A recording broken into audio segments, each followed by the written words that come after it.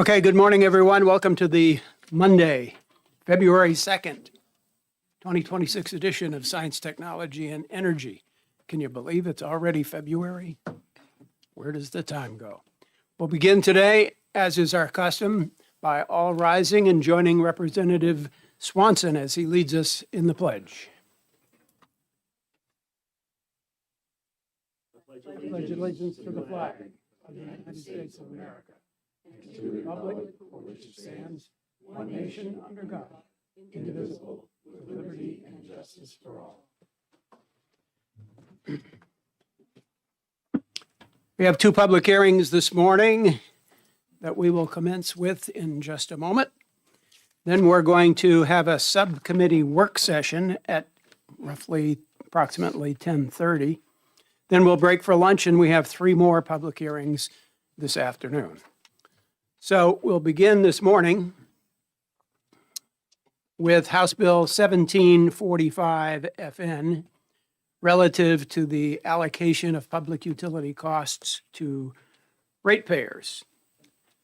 And even though I do not have a pink card, I will call on Representative Thomas to introduce this legislation.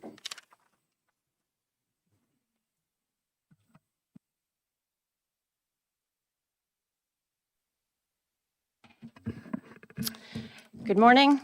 I am Representative Wendy Thomas, and I represent the town of Merrimack. And I'm here to introduce House Bill 1745, which is a common sense bill that puts New Hampshire residents first by strengthening oversight and accountability in decisions that directly affect the public.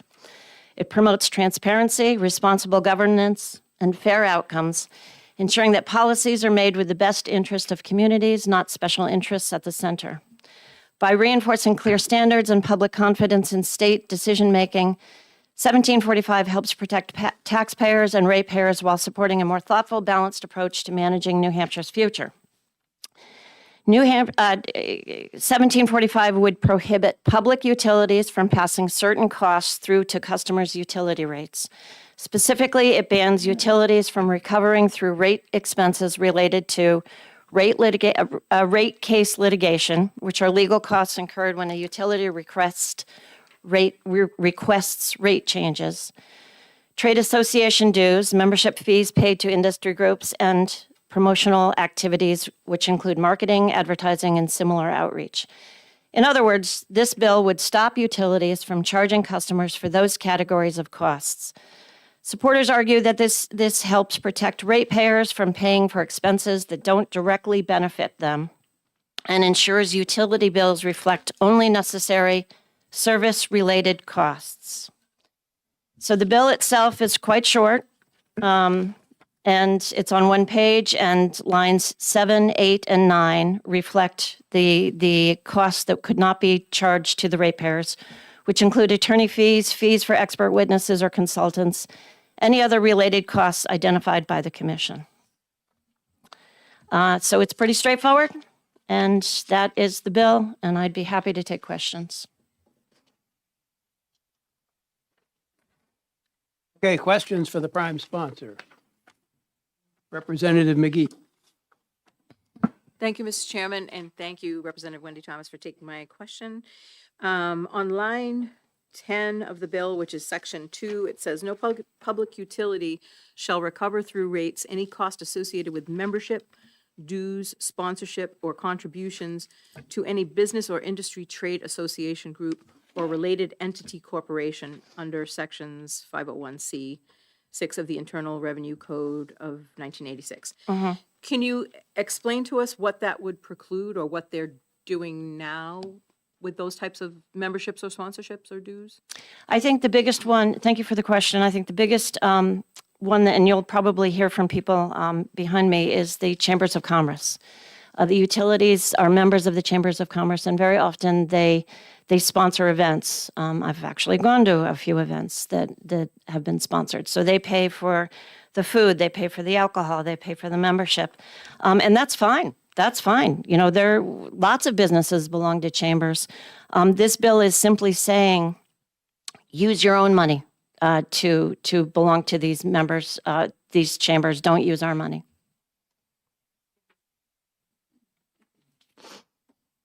Other questions? Representative Harrington. Thank you, Mr. Chairman. Thank you for taking my question. I'm a little confused on this. It sounds as if these costs are presently being passed on to ratepayers. So therefore, the commission must have ruled that these costs are prudent. And if they're prudent, then there's a federal Supreme Court ruling that says the utilities are entitled to get their costs for prudently incurred costs. So it seems to be confused here. What they're saying is the PUC's been wrong all these years in ruling that these costs were prudent because they have been collected? Or are you saying that we're going to go against the Supreme Court decision? I'm a little confused. Thank you for the question. While utilities are constitutionally entitled to a reasonable return on assets, as noted by the Seattle University School of Law, this does not mean they are entitled to recover all costs, particularly those deemed unnecessary, imprudent, or unrelated to service. And I think that these costs fall under those categories. What? Follow up. So then what you're saying is that all these years, the PUC has been making a mistake and that they weren't following the prudency standard and they've been awarding money to the utilities far and above what they were entitled to. One could argue that, yes. Representative Kaplan. Mr. Chair, and thank you, Representative Wendy Thomas, for coming and representing the bill.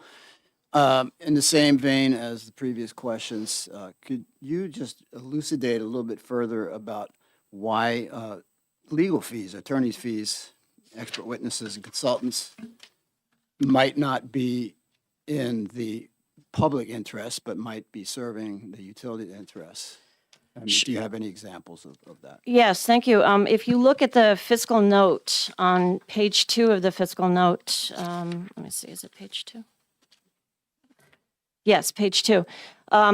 It gives an example. As an example, the most recent Eversource rate case incurred approximately $2 million in outside legal and consultant costs. Because the state accounts for approximately 1% of total electricity sales, the state would realize savings of roughly $20,000. So it is, for me, to pay a company to hire lawyers to fight for a higher rate increase that I would have to pay doesn't seem right. Thank you. Thank you. That does make sense. Thank you. Follow up? Do you need a follow up? Okay, additional questions. Seeing none, thank you for introducing this legislation. Next, we'll hear from Michael Licata of Eversource.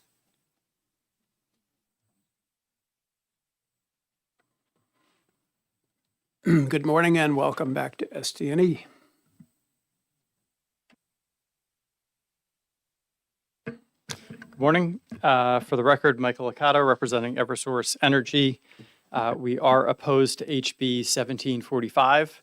Our view is that this legislation would prohibit utilities from recovering prudently incurred expenses, which would represent an unconstitutional taking. As was referenced previously, in 1944, the United States Supreme Court in Federal Power versus Hope Natural Gas found that utilities are entitled to recover the cost of their prudently incurred expenses. I'll note that this bill does appear to be part of a larger national effort that's being pushed by several special interest groups to garner headlines and drive litigation between utilities and states. Regulated utilities are required to petition the Public Utilities Commission for changes in rates and a number of other issues. Utilities are also mandatory parties to the many PUC investigations that are often undertaken. Just some examples of these: administration and review of energy efficiency programs, changes to net metering tariffs, and most recently, the PUC announced they'll be opening 2 investigations, one on alternative rate structures and the other on rate design and affordability issues. Utilities are required to participate fully in those proceedings. That often requires legal representation and at times the engagement of technical consultants and other expert witnesses, including Eversource's own employees. Utility legal and consultant expenses are fully subjected to PUC review under the 1900 rules. and must be approved before a utility can recover those costs. Other parties can challenge those charges and costs before an adjudicative proceeding at the Public Utilities Commission. Clearly, utilities are not just given a blank check. The fiscal note mentions that the cost, points out as an example, the cost of Eversource's most recent rate case. We agree, rate cases are expensive and administratively burdensome. This is actually one of the reasons that we proposed and the Public Utilities Commission approved performance-based rate-making structure. Included in that performance-based rate-making structure is a 4-year stay-out. Under existing New Hampshire law, utilities can petition for changes in rates every 2 years. One of the values of this proposal that the PUC adopted is that we will not come back in for a change in rates until after 4 years at a minimum, with a full prudency review at the end of that term. It's important to note that utilities can't control how other parties conduct these cases, and that can very much drive costs. Again, using our most recent rate case as an example, we worked very hard to try to come to a settlement agreement with the parties. However, the parties were unwilling to do so, which is certainly their right. However, that decision turned what would have been 1 day of review of a settlement agreement at hearing before the Public Utilities Commission to 12 days of fully litigated hearings. That drives cost. That is outside of the utility's control. By passing this bill, essentially the legislature would be creating a regulatory structure by which parties could strategically decide to delay and obstruct these hearings to drive up the cost on utilities, whereby the utility would be forced to make certain decisions purely for financial reasons, basically make it too expensive for the utility to proceed. We see this often, as the committee is well aware, in siting cases where various third-party groups engage in those cases simply to drive up the cost and run out the clock on the utility or the developer.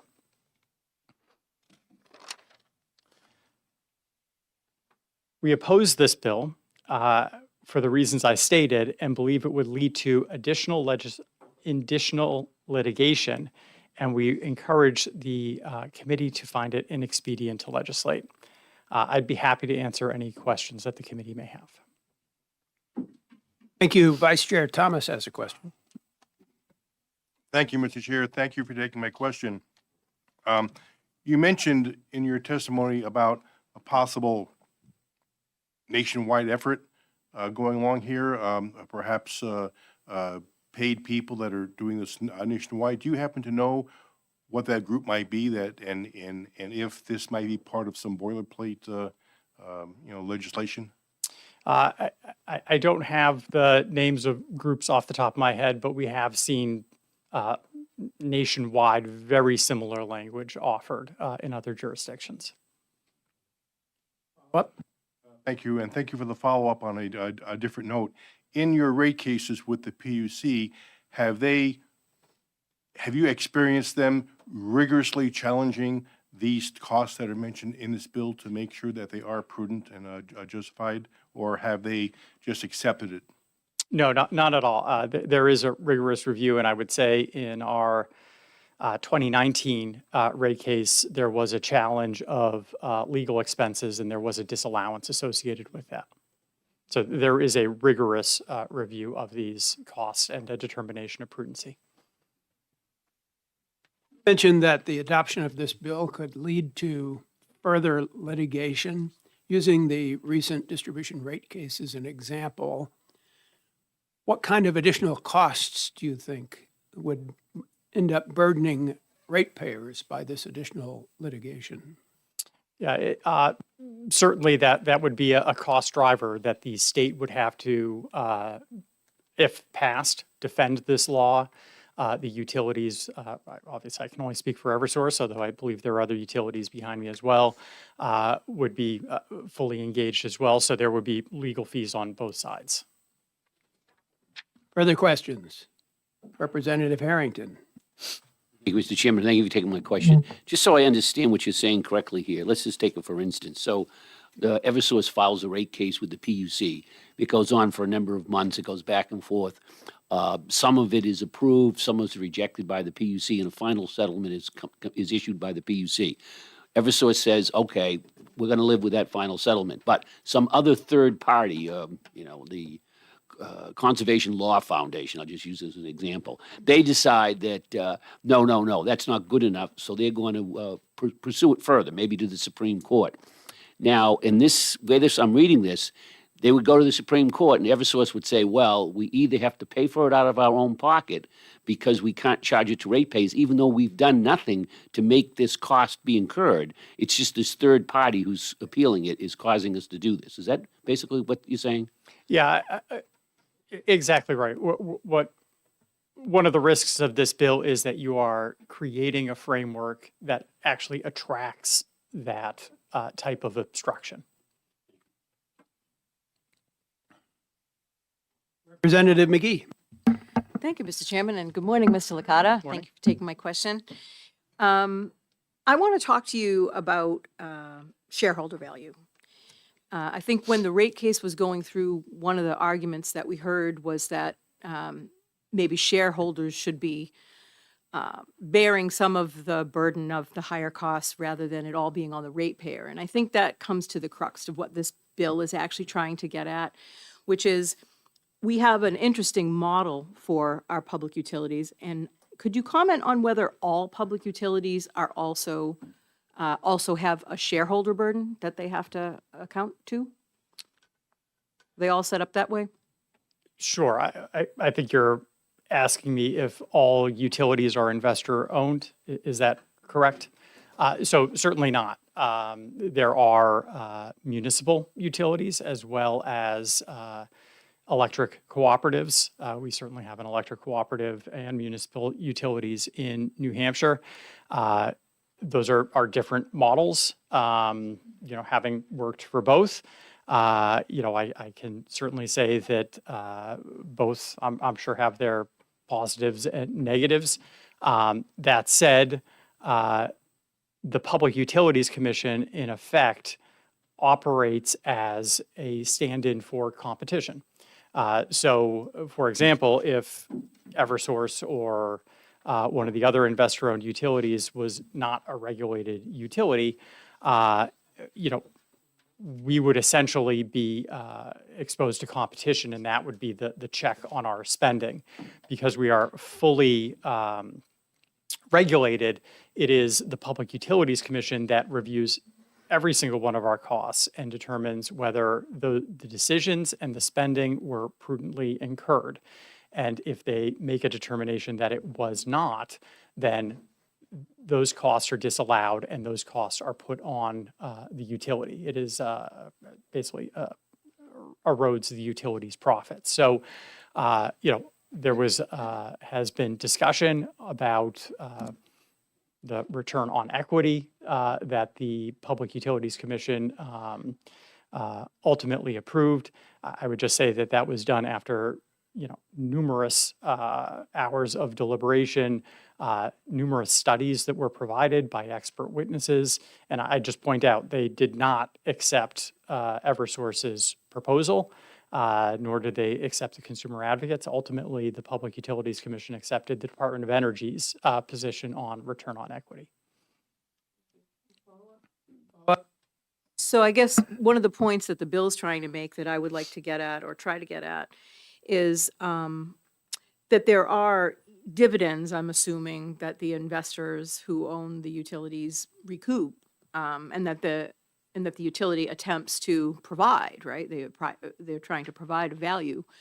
And so are there items like trade dues or public relations or even lobbying activities that would be seen as not extraneous to the business, but basically, an option of you're trying to help the shareholders realize their potential rather than helping the ratepayers? In other words, I think what the bill is trying to get at is that there may be some discretionary outlays that should not be recoverable from the ratepayers. That's the niche that we're trying to get to, is are all of these costs actually prudently incurred?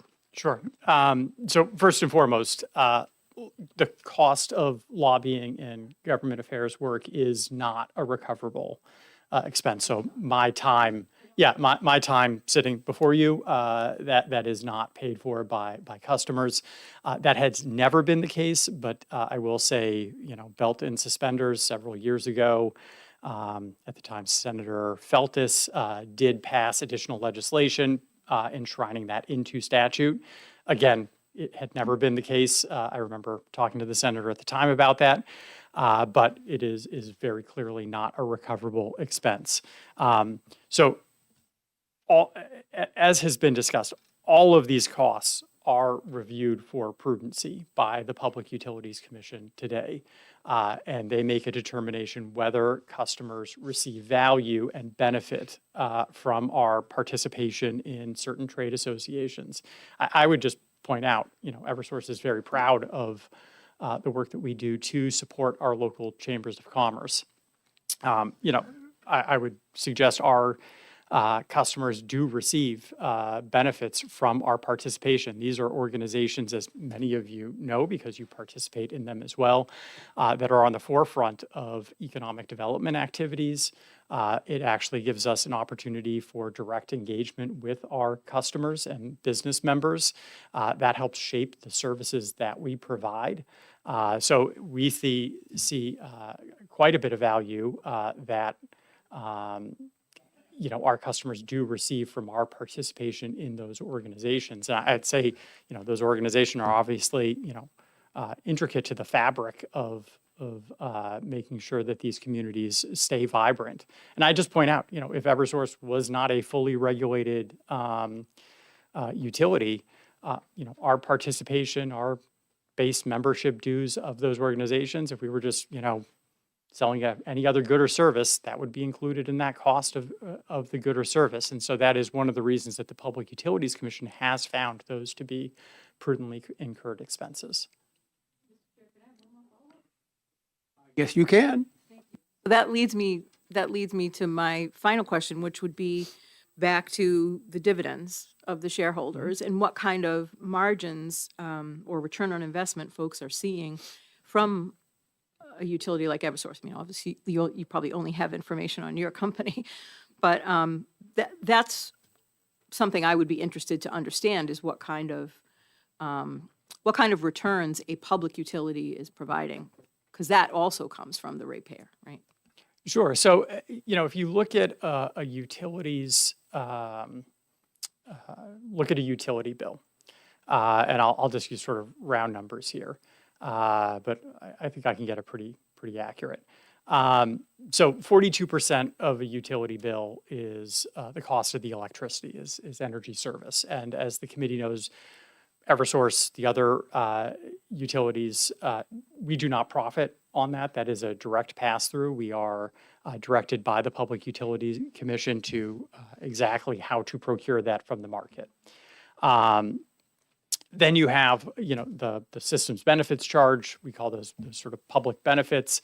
Again, that's for EAP and program administration. If you look at then transmission spending, that's regulated by FERC. I believe that's around 16% of a customer's bill. And then the remainder is the delivery charge. And that's really what we're talking about here. So if you take the delivery charge, which is pays for the small poles and wires that run street side and bring power from substations to customers, 50% of that is expenses, 50% of that is capital. The distribution charge, sorry, I believe we're talking about around 30-ish%. I apologize, I don't have it right at my fingertips. So 50% of that is expenses, 50% of that is capital. We are only allowed to earn up to a rate of return on our capital investments. That 50% is further divided between 50% we have to borrow. We don't earn up to our rate of return on that. The remainder is what's known as equity.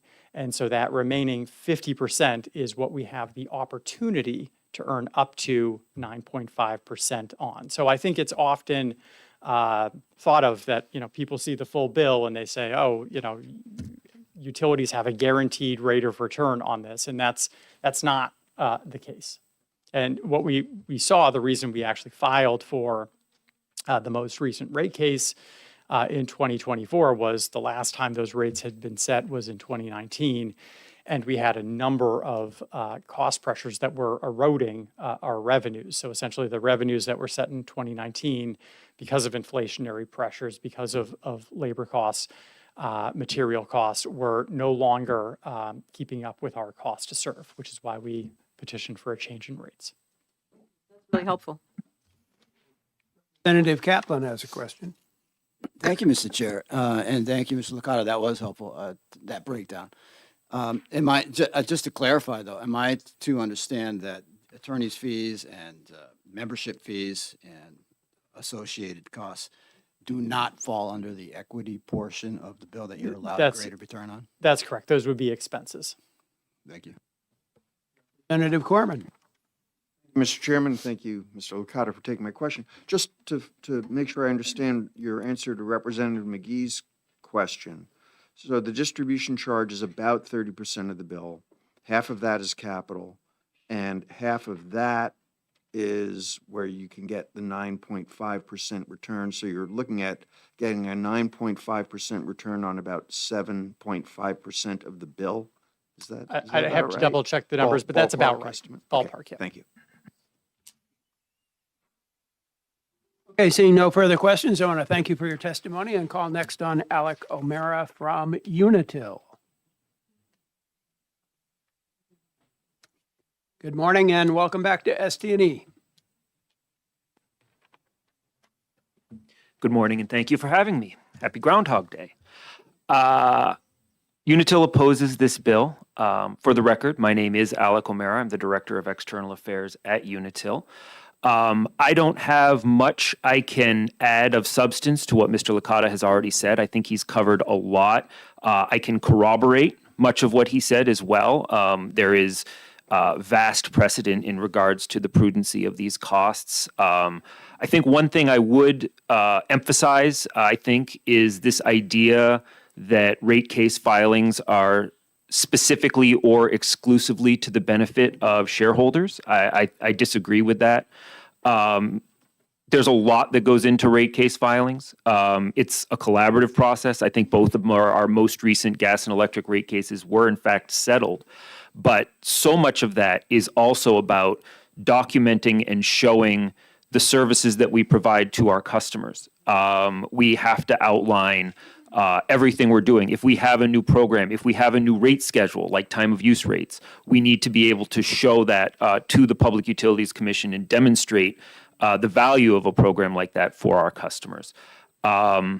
If we're going to design a new program or we have a capital project that we want to do, first and foremost, we must demonstrate to the Public Utilities Commission the value of that for our customers. So rate making as a whole and a rate case process as a whole, certainly there is an element of it that involves rate of return, but that piece as well is demonstrating you need to be able to show that piece because that is how a utility raises the capital it needs to be able to do the things that involve maintaining the system and ensuring it's safe and reliable. So I don't see the value in separating that piece out exclusively. There's a lot of pieces within every single rate filing. Certainly, it's an unpopular process, but I don't think you can say it's unnecessary. I'll also talk a little bit about chambers, just because we are involved with our local chambers of commerce. Any business that was within our service region is a customer of ours. And fundamentally, as a utility, we believe in providing service to our customers, and that includes being a resource for them in a lot of ways. A healthy economy with healthy businesses within our service region benefits all of our customers because you have that economic base that helps ensure the rates remain where they are, because commercial entities are a substantial part of the overall rate base in terms of all of our regions. So we want to be there. We want to be a part of our local chambers. We want to support our local businesses because healthy businesses support all customers when it comes to utilities. That's really all I have to say. I think we've covered a lot of this already. I'm happy to answer any questions, but I think my primary message is that everything you just heard is accurate. Okay, thank you. Appreciate your testimony. Questions for Mr. O'Meara? Well, seeing none, well, thank you very much. And since I have no more pink cards, we're going to close the public hearing on House Bill 1745 FN. And it being 9:33, we will open a public hearing on House Bill 1775 FN relative to utility ownership of natural gas and nuclear power generation facilities. And I will call on Representative Bernardi, the prime sponsor of this legislation, to introduce it to us. And he will bring back, when he comes back to his normal seat, a pink card, correct? Correct. Thank you.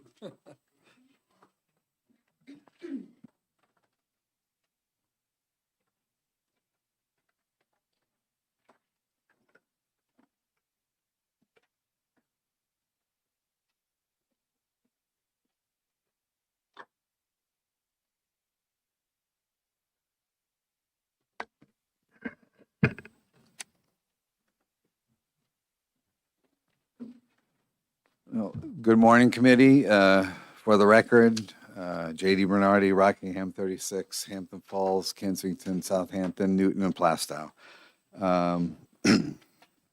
My objective this morning is to introduce House Bill 1775, and I will start just by noting there is a typo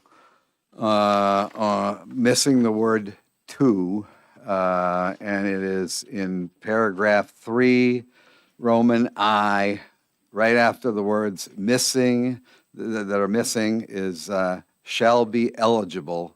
The word "to" is missing. I don't have the lines. I have my bill printed from home. The word "to" is missing after the word "eligible."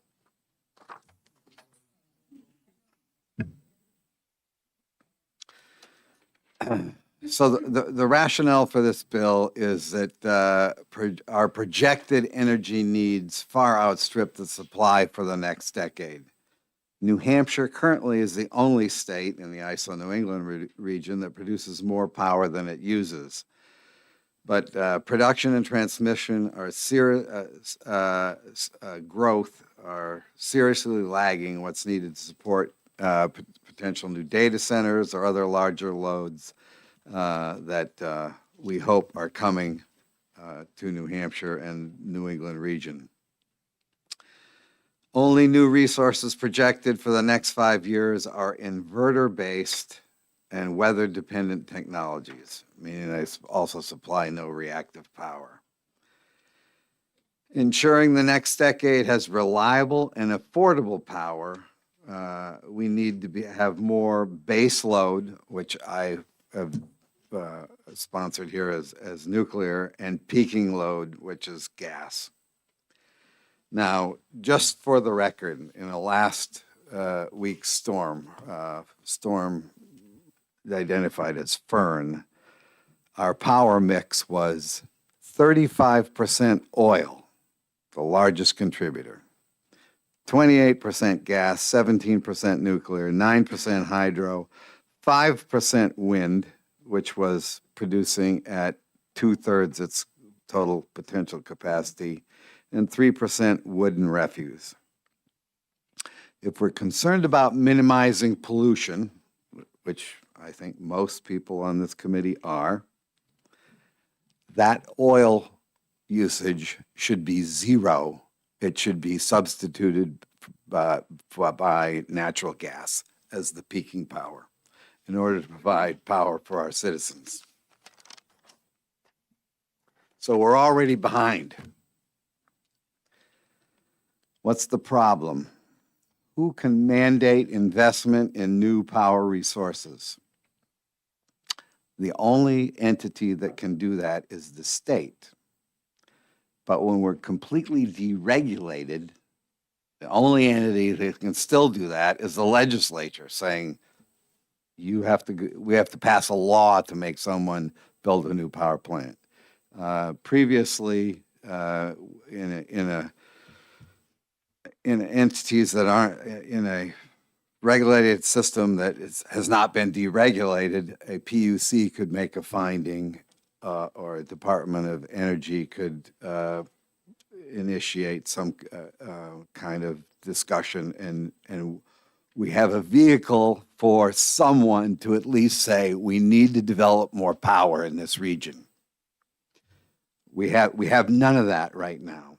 We are totally relying on people to say, well, I think I just might want to build something, and that's it.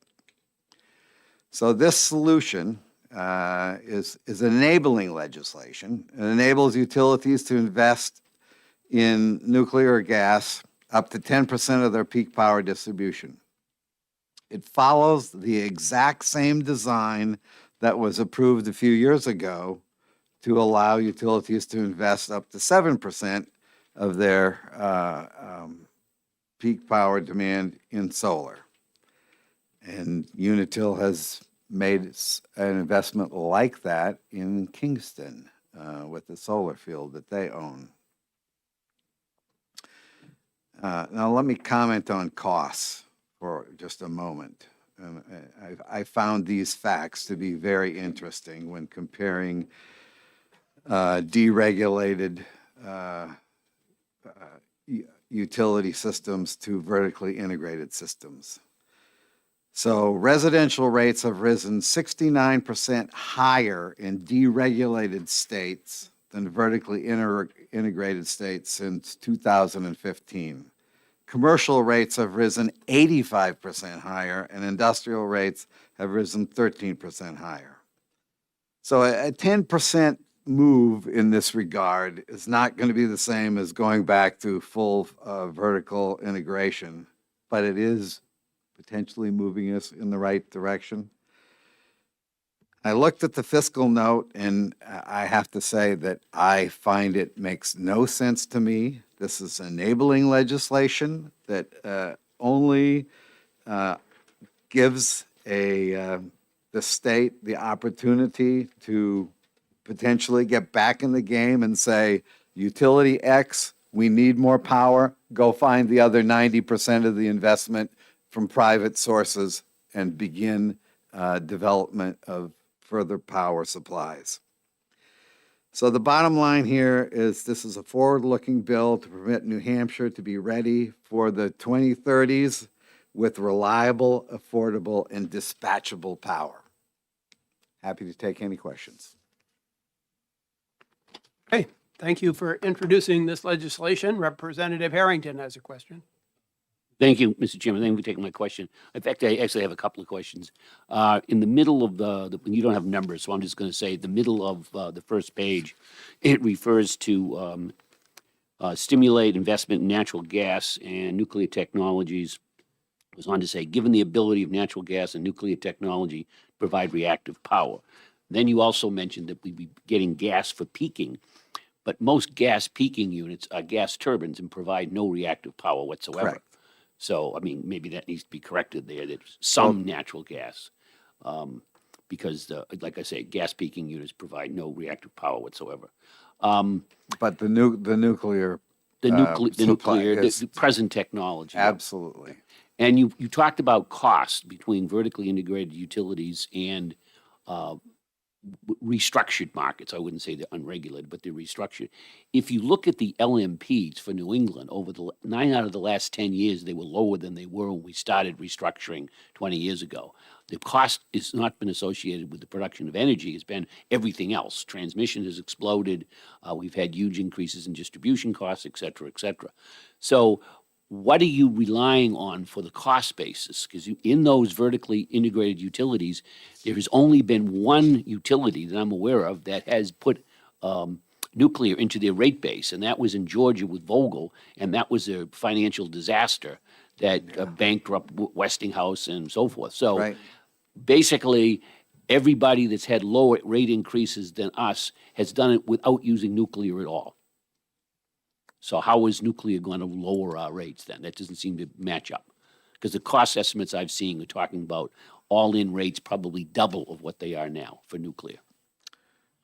So I don't find the Vogel experience to be really relevant to what we can expect in the future. The Vogel was a first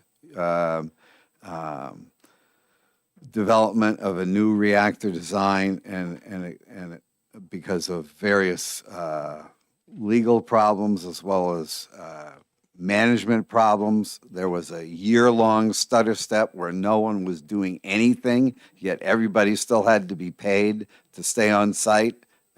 So that was more of a management problem than anything else.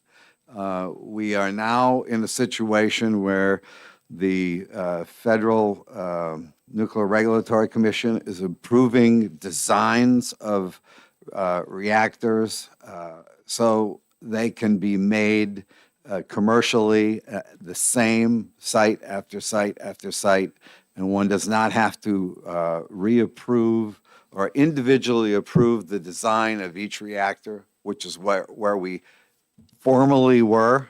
Every nuclear reactor out there has its entire design approved as part of the process. So in the concept of nuclear going forward, we'll have standard design that's already been approved by the agency. So then what one is looking at is the site appropriate for the placement of the reactor, and is the construction and its final build out in line with that design. So the cost should be substantially reduced, particularly as these come online. Now, NuScale is the first design that has been approved universally by the Nuclear Regulatory Commission, and Tennessee Valley Authority bought 12 of those units a week after it was approved. Follow-up? Follow-up, yeah. Just a bit of a change on this. The head of the Nuclear Energy Institute has stated recently that in order for new nuclear plants to be built in the United States, there's going to have to be risk sharing involved.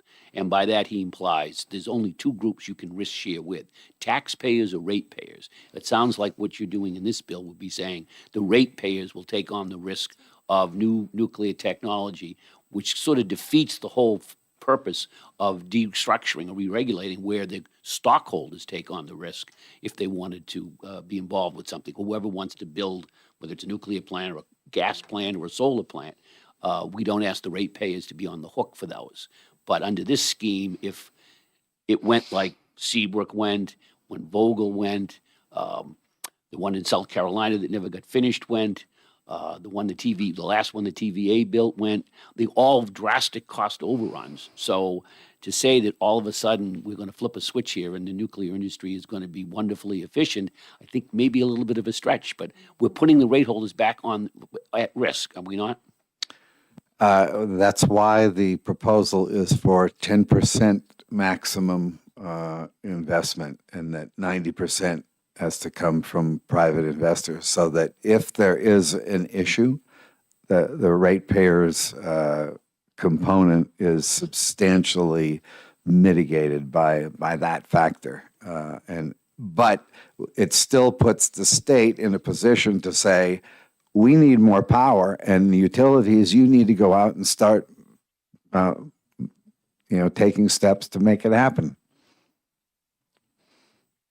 I have a question for you. The 10% number that you just mentioned, is that per utility or is that for the total Per utility, investor-owned utility investment? per utility. It's per utility? Okay, Yes. thank you.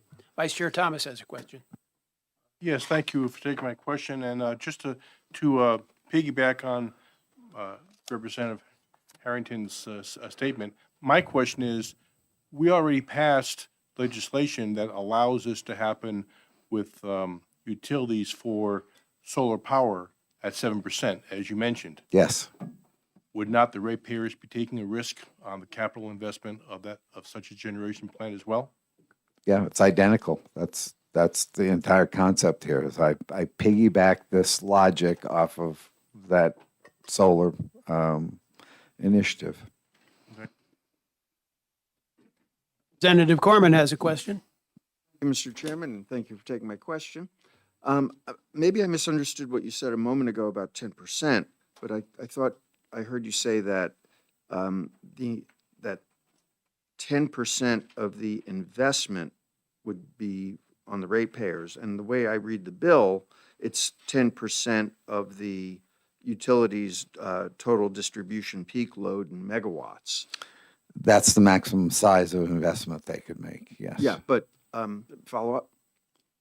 Let's follow up. Yeah, so it would still be that 10% of the load, that's still something that the utility is paying for, and therefore the ratepayers are on the hook for that. Is that correct?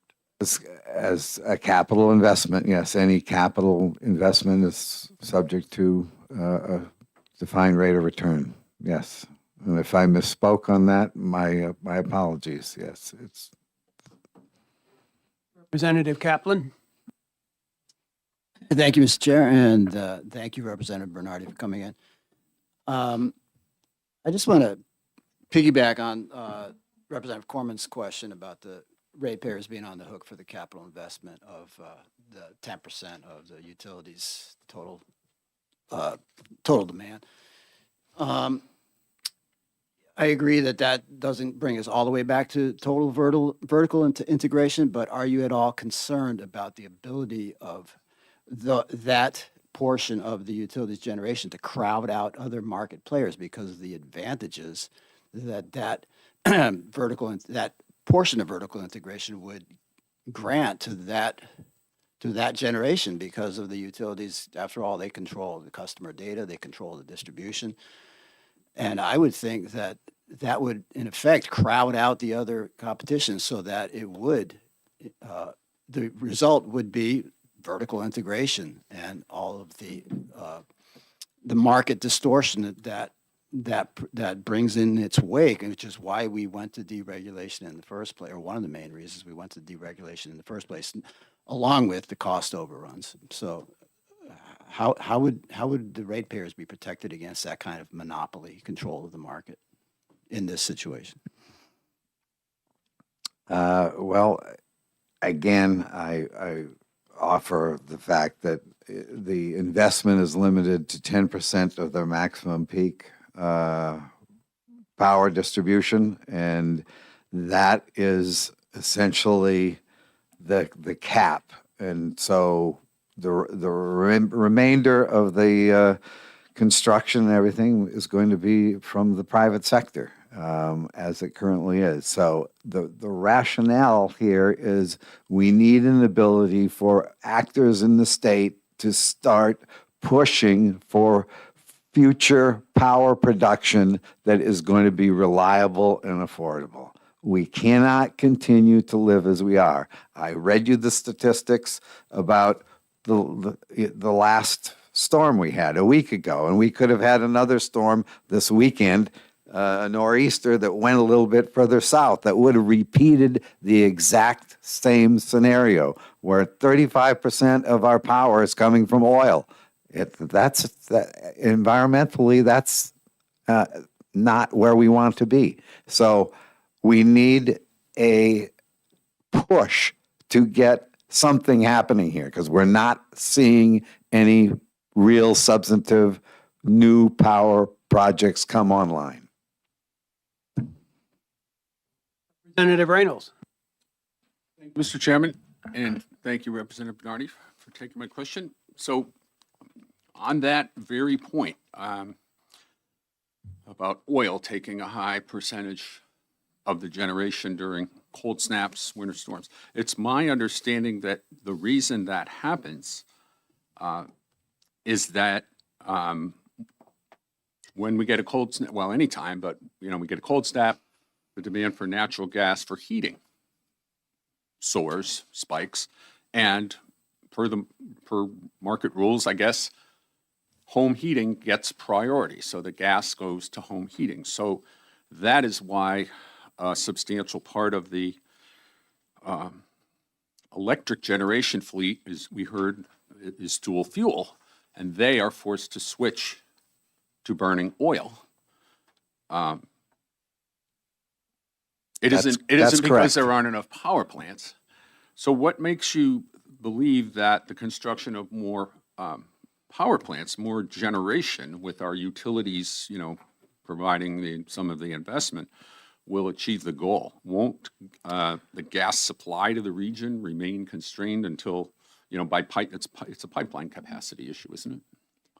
It is a pipeline capacity, and part of building new gas plants is going to be getting a defined supply system, which means that whoever is behind that's going to have to be pushing the movement to get more pipeline gas into New Hampshire.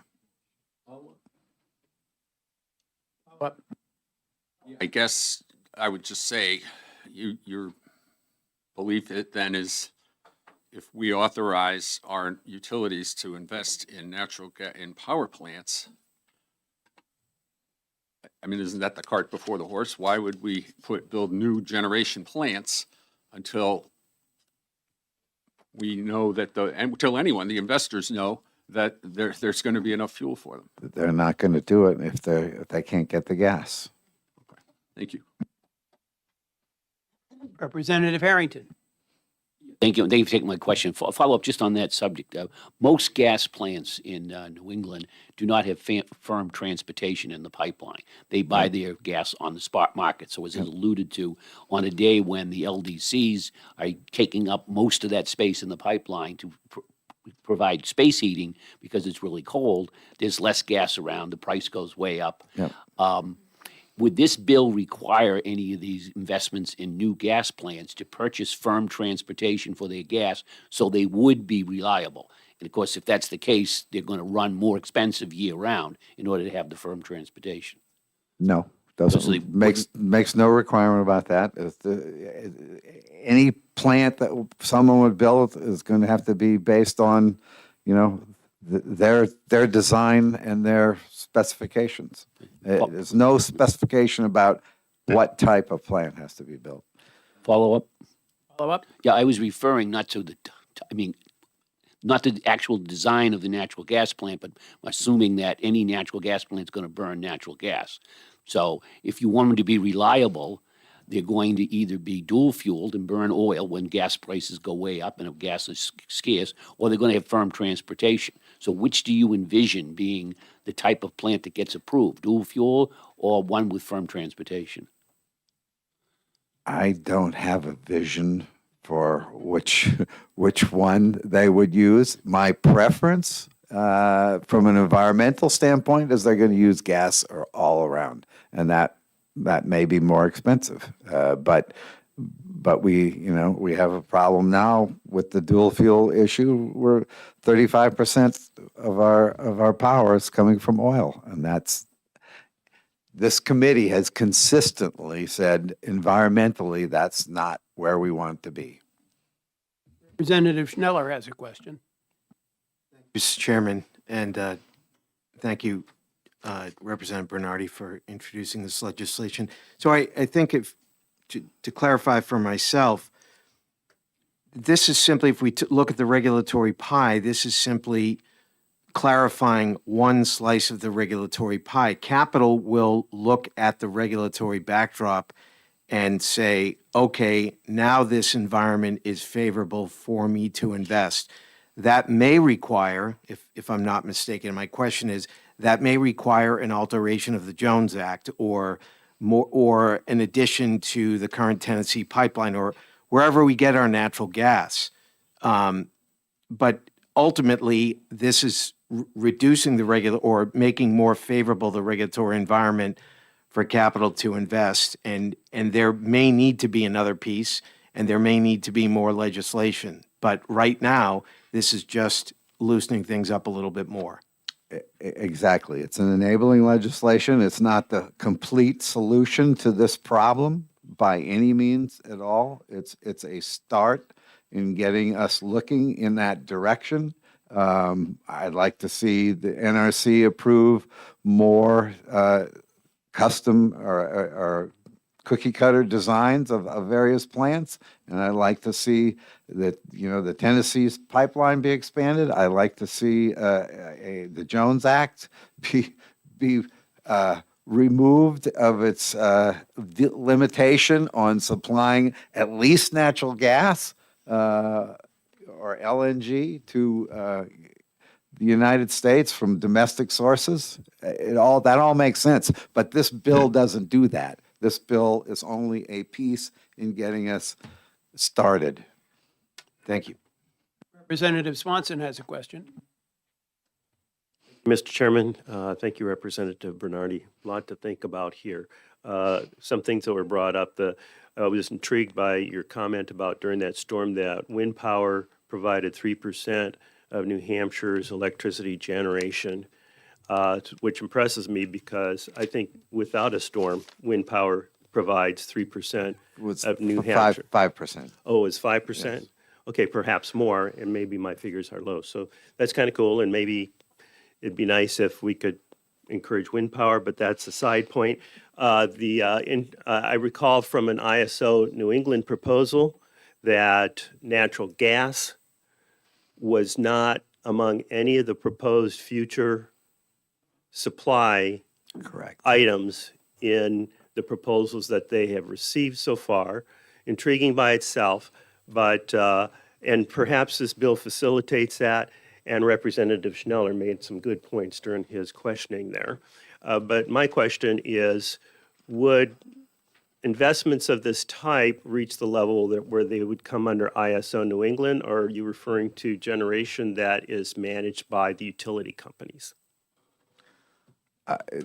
This bill is enabling for utility companies to own a portion of gas or nuclear generation. Any generator that provides power in ISO New England region its dispatch is subject to ISO New England. Doesn't matter where they're located. So, they would be, any new plant would be under, if it's over 5 megawatts, it's going to be dispatched by ISO New England. Okay, thank you, Representative. Representative Kaplan. Yeah, thanks for the question. I agree that, there's a constraint on meeting our demand and that we need to do something. I just am very concerned about the state putting its thumb on the scale of the market. I mean, I think, you're right that we need to do something, but we ought to be very concerned about market distortion. And when we have the state putting its thumb on the scale, in a sense, that's what this legislation is saying, we know what the market needs. It could be short-sighted, and we've run into that problem in the past, and we paid for it dearly. And I'm thinking of Seabrook and the stranded costs there that we're still paying for. So I'm just wondering why you just looked no further than natural gas and nuclear. What about other, it seems like this is looking at the market as it stands today and saying, we know how to fix it. We're going to fix it this way. We're going to let the utilities own generation resources. But why just natural gas and nuclear if you're going to go down that road? What about geothermal? What about, other potential technologies that are coming along? I agree. The thumb on the scale issue is a concern, which is why I limited this to the 10% of peak capacity. The existing technologies that we have and know work are nuclear and gas. This committee visited a potential fusion site. I love to see that move forward. But we already have a 7% nod to solar, so I didn't add any further in that area. I just added more baseline and peaking load from traditional sources. The bill, obviously, if it passes, could always be amended to add other production sources as appropriate. It's just enabling for, I guess, well-known sources at the time. We have other people who would like to testify, so I want to thank you, Representative, for introducing this legislation.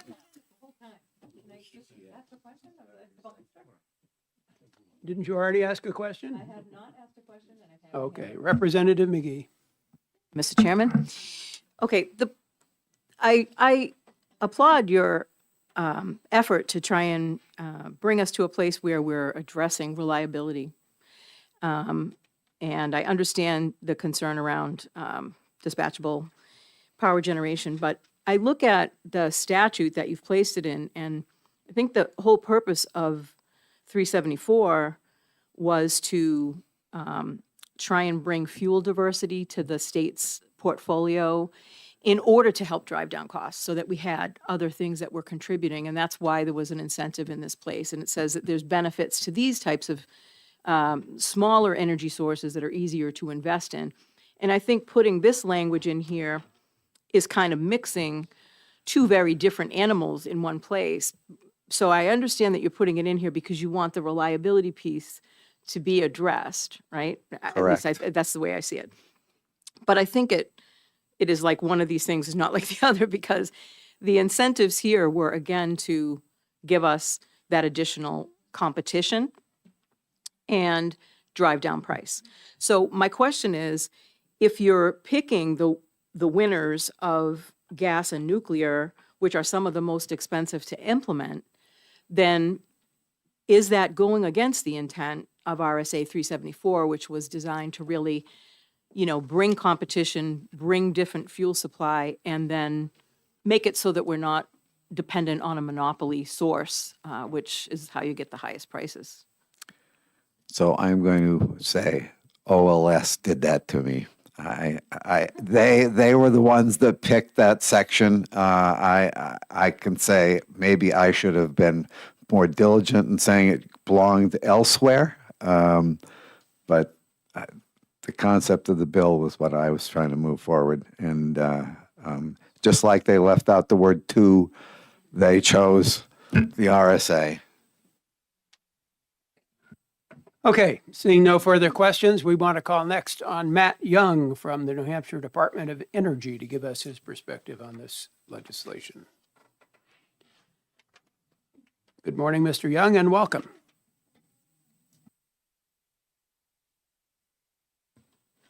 Good morning, Mr. Chairman and members of the committee. For the record, Matt Young, I work for the New Hampshire Department of Energy. The department is neutral on the bill. I do just have a few comments that I provide. The first is really just a technical thing that we noticed on the first page of the bill, specifically line 19. There's talk that utility may invest in or own natural gas or nuclear energy resources located on or interconnected to the local distribution system. The language "located on" or "interconnected to" just seemed a little ambiguous to the department. So I just wanted to flag that. We'd be happy to work with the sponsors at the committee if this legislation were to move forward. The next, I guess, comments that I'll turn to really kind of were illustrated, I think, by the great conversation that was just had before I came up here. As everybody knows, as we are in the currently in a restructured marketplace, continuing to move more into this direction of, I guess, re-regulation will have consequences, some of which may be unintended, and I think it may require just looking into what those consequences might be a little further. And I would note that the department is currently reviewing as part of HB 690 from last session. That is the department's investigation into the state's participation in ISO New England. Part of that investigation is also looking at alternative regulatory structures that would provide affordable and reliable power. So looking at re-regulating things like that to promote generation would likely be part of that investigation. And along accompanying that may come recommendations for the legislature, things like that. So I just wanted to flag that as well for the legislators here today. And I think with that, I'm happy to answer any questions. Okay, thank you. Questions for Mr. Young and the department? Representative Corman. Mr. Chairman, thank you, Mr. Young, for taking my question. You alluded to unintended consequences. Did you have any particular scenarios in mind? Nothing specific. I think a lot of what was talked about today, the department is technology neutral, kind of market based.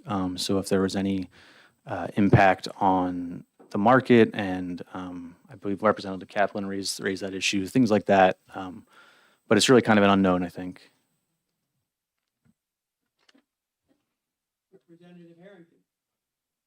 Thank you, and thank you for taking my question. Getting back to the gas, this talks a lot about reliability here, and I'm trying to match up reliability with the availability of gas. So if a plant was to be built and didn't have firm gas, it would more than likely be probably dual fuel and would be burning oil. And I know most people might not be aware that FERC last week waived all emission requirements for 2 weeks in New England, meaning you could, whatever you have for generation, you could run regardless of any emission rules, the Clean Air Act, et cetera, in order to make sure there was enough power. So wouldn't we be back in that situation if we built gas and didn't require it to have firm transportation? And if we did, then you're talking about paying a higher price year round, because the price in July is not going to be dirt cheap like it is if you buy it on the spot market. I think those are fair assumptions to make. Chair Thomas. Thank you, Mr. Chairman. Thank you for taking my question. Just going back to your previous comment about unintended consequences involving this bill.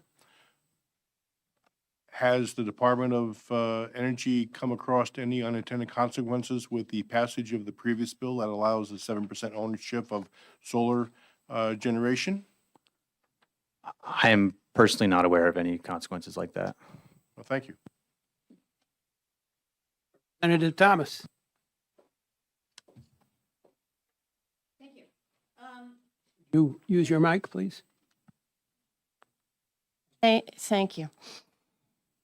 So you just testified that the Department of Energy is investigating the ISO New England for that report that was determined at the last year with alternative regulation. In your opinion, would this bill be putting the cart before the horse? Could you explain that a So, little? so the bill, the report for the ISO New England report that you were talking about is not done yet. You're still working on it. That's correct. And you testified that there was some concern about regulating and unregulating or deregulating, and the results of the report could negate some of this or something. So in your opinion, would this bill, if we pass this bill, would we be passing, or is it the cart before the horse? So I think this answers the question. The department, in its investigation pursuant to the legislation passed by the legislature, will be looking at alternative regulatory structures. So it could, I don't want to say it would negate anything in particular, but we will be looking at all regulatory structures that could help lower costs while providing reliable power for the state. Follow up. Follow up. And would that report include some comment about nuclear and as it applies to this proposed bill? I think all I can say at this point is that it could. Thank you. Representative Reynolds. Mr. Chairman, thanks for being here, Matt. Putting aside the question of the fuel used for generation during, the last week, the storm, if it was, 30% plus oil or whatever. I'm not aware, are you aware, was there any actual shortage of generation? Were there any brownouts or rolling blackouts or any, did the region experience any shortage of energy supply, electricity supply? Not that I'm aware of, but I'd have to take that back to double check. Okay, seeing no further questions, I want to thank the department for being here today to testify and call next on the Honorable Clifton Below, representing Community Power Coalition of New Hampshire. Good morning and welcome back to SDNE.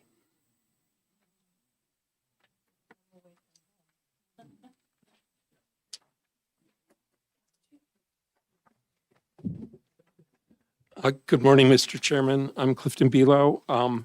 I chair the Regulatory and Legislative Affairs Committee of the Community Power Coalition of New Hampshire. And I just want to say a word about that. We develop our legislative positions pursuant to a charter that's approved by our membership, which is comprised of more than 60 New Hampshire municipalities and counties. And in turn, the committee develops a legislative platform which is approved by our board of directors, which is comprised of 20 directors who are all from different member communities. And part of that platform is to protect competitive power generation markets. And I want to, speak to that in the context of this bill, because what this bill does is kind of gets us back into potential significant scale utility development and ownership of generation, which I think is it's contrary to the policies we've had for 30 years, but is also contrary to 374G, which is really about using generation distributed energy resources to minimize distribution and transmission costs. And it's limited to systems under 5 megawatts, whereas this policy is not so limited. I provided a couple of handouts. The one with the tables is just a bit of information from the Energy Information Administration, from a common website that looks at how we stand in 2024 versus 1994. In 1994, I was serving on this committee, and it was exactly 30 years ago this month that this committee was working on finalizing our first in the nation electric utility industry restructuring statute 374F, which we passed, I think, in March on the floor of 1994. Today, in terms of average residential costs, that's the first page of the tables, we rank 18th in the nation in terms of average monthly dollar bill. We rank 9th in 2024 in the costs per kilowatt hour for residential customers. And that, because we rank 41st in the top 10 in terms of the lowest energy use per residence, that resulted us in ranking number 18. If you turn to the next two pages, you see where we stood in 1994, which was, when you looked at all sectors, we had the highest rates in the nation, bar none, higher than Hawaii, Alaska, and New York. We ranked second in the residential rate, third in commercial, and highest in the nation in the industrial rate per kilowatt hour. In 2024, just comparing against all sectors, we now rank seventh, but ninth in the residential rate per customer. The significance of that is in 30 years ago, we found ourselves in a situation where it became apparent that a series of bad decisions, starting with the regulated monopoly Public Service Company of New Hampshire, which got way overextended in a single project where they sought to more than double their generation, and went through bankruptcy and was on a rate path that brought us to the highest average rates in the nation. At the same time, you could look at the Public Utilities Commission and failures in the regulatory scheme, and also at the legislature for legislative policies that helped get us into that situation of highest in the nation. At the same time, the federal government was moving very actively to reduce regulation where it could and open up competitive markets where it made sense. And power generation is one of those. They had deregulated natural gas so that you could buy competitive supply, at least at the industrial level. And that drove new technologies which were lowering the cost of generation. And the second handout really looks at what has happened over this past period of time with competitive and monopoly states. And the concern about this bill is that it's sort of like being half pregnant. It's trying to put us in a situation where we're in between a vertically integrated monopoly and a restructured state with competitive markets for power supply. And it puts... Just a second. Yes. Some of us don't have your second handout. This one, oops, for some reason, I held on to too many of them. Sorry. Thank you.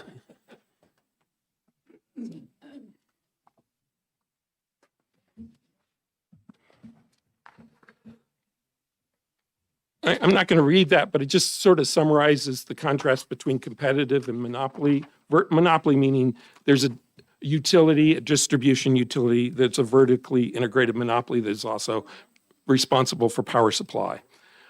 And the next page of that just shows where those jurisdictions are.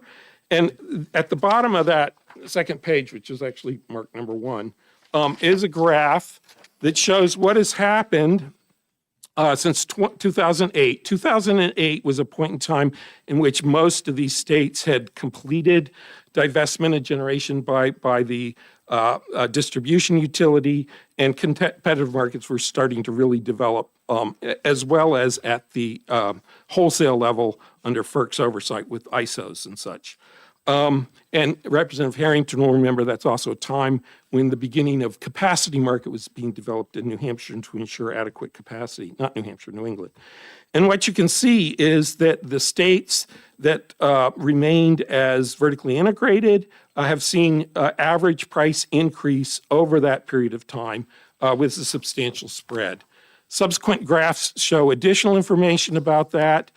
You can see at the top of the next page that in general, industrial customers have had the most benefit from competition, and residential less so, but even residential customers have seen significant lower price increases on average than in monopoly states from 2008 to 2024. There's some additional explanation about that, which I think you might find interesting. I'll skip over that. And then there's a few more tables here that show residential price change by state. And you can see that New Hampshire's just above the median there. Vermont, I marked Vermont on these because it is the one New England state that did not restructure. And you can see that they have a history of greater increases than New Hampshire. And the next several graphs also show that for commercial, industrial, and all sector. And in all cases, New Hampshire's fared better than Vermont in terms of the percentage increase. The very last graph I really want to call your attention to, which is the potency ratio, which looks at the generation output from generators that are in the competitive wholesale market that are where the risk is assumed by stockholders instead of ratepayers, as a ratio with the change in consumption over time from 1997, which was really the start of restructuring, to 2023. And what you see is that the competitive wholesale markets have seen a greater increase in generation output relative to consumption than in the vertically integrated monopoly states, and significantly so. So the context of this is really that, the problem is the electric utilities are free right now to do this kind of investment, but not under their monopoly function of a distribution utility. And part of the problem that we foresee, an unintended consequence, is the bill does not prescribe who the costs are to be recovered from. So in Unitil's case, with a 4.9 megawatt single axis tracker, which they determined had higher value in terms of minimizing distribution and transmission costs because of its production profile, better matched consumption, and was more coincident with system peaks later on in the afternoon and early evening in the summertime. Initially, they went into the PUC and had a fairly strong positive benefit to cost ratio. However, when they finally got it into rate base after being approved to invest it, it is just barely projecting a positive benefit to cost ratio. It's like 1.0 something. It's a very small projection. And if it ends up falling short so that it ends up costing more than benefits, it's now going to be part of their rate base, their distribution rate base, not for default service supply. A lot of groups supported that. I actually weren't in that docket, but it looked like a reasonable exercise under 374G. But the design of it was such that both the benefits and costs were to be essentially socialized to all customers, whether they're on competitive supply or not. And following that model, this bill may do the same thing. And where we found ourselves 30 years ago was as a series of policy mistakes, investment decisions that involved the utility, the regulators, and the legislature. And, that's a whole nother discussion. I could spend a couple of hours explaining that history, but it's not one I want to see repeated. And I would just urge you to move very cautiously and find this bill perhaps either inexpedient to legislate or sent to interim study. I have a question. You said, and I may have misheard you, but I wrote it down here, that you said the bill does not prescribe from whom the costs would be recovered. But on page 2, starting at line 3, it says, prior to authorizing utilities recover of investments made in natural gas or nuclear, et cetera, doesn't that imply that the costs would be recovered from in rates? Yes, in rates. It does say in rates, but it doesn't say whether it's rates for distribution services or rates for default service supply. So that was my, I probably abbreviated my comment and didn't fully explain it, but that's the point. And the fact that that's a possibility undermines the competitive markets and discourages private investment in generation, because it looks like New Hampshire's now said we've potentially favor the monopoly distribution utility getting into a competitive business and using its position as a regulated monopoly to be able to recover costs from all ratepayers, particularly if it turns out not to be a good deal in 5 or 10 years. And they say, oh, we've lost our customers because they've moved to other suppliers that have lower costs. Now we need to recover this through a stranded cost recovery charge. And the whole idea is once and done with stranded cost. We shouldn't be creating the possibility of new stranded cost. Related to that, I think I heard you say that this could discourage investment in private projects. I'll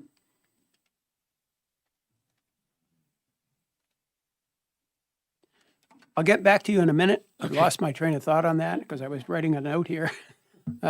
So I'll ask Representative Harrington to pick up this. Thank you, Mr. Chairman. Thank you for taking my question. Clifton, I want you to put your old PUC hat back on for a few minutes here and walk us through something. just let's put aside whether which rate it's going to be applied to, whether it's distribution or default service rates.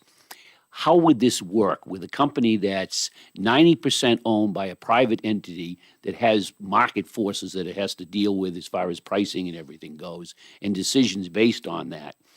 And then 10% is owned by the utility. So regardless of what the utility thinks is the proper way to go forward, they're obviously going to be overridden by the people who own 90%. So aren't they basically coming to the utility and saying, you have to approve my cost associated with this because the other 90% said this is what we were supposed to do. And it was a mistake. They did the wrong thing, but too bad you ratepayers have to pay me back. Is that where we're heading? Potentially, yes. There have certainly been cases of that where minority owners in a project where the majority made the decision and the minority didn't like it, and their only choice was to try to sell off their interest or be stuck with the cost. Although I'm not sure I read the bill with that. It certainly allows that possibility of being just a minority participant in a project. But I would note, I don't have the latest data, but it is possible that for Liberty Utilities, that they're probably very close to 90% of their entire customer base being on competitive supply at this point. They have very small default service remaining load. And that's happened in just a few short years. So it is possible that in the future, other utilities, what they're providing for default service may shrink to a smaller amount than a cost like this that may be entered into at one point in time, but before it's fully amortized, which is going to be 20 years out or so, it is fully recovered. Follow up. Yeah, so basically what you're saying is that the utility could invest some amount into a nuclear power plant, and presumably that would be in the default service rate because it's energy supply. And that amount of people, if let's say that cost was overrun, it went up like all nuclear plants built in the United States have done. So now a few years later, people are looking at this and saying, I don't want default service. I'm going to go to a competitive supplier. And that rate, that base gets smaller and smaller. So the cost per default service customer is going to go up and up. Isn't that correct? I think that's correct. And I would just note that for perhaps over a decade, on the order of 90% of large commercial and industrial customers have been on competitive supply because they have interval metering in most cases, and competitive suppliers have been able to offer them a better deal and more value-added services. I do remember my question now. You said that allowing this kind of private or utility investment in private projects could discourage those projects. Would it also create regulatory problems for those projects to have utilities being part of the investment team as well as private sources?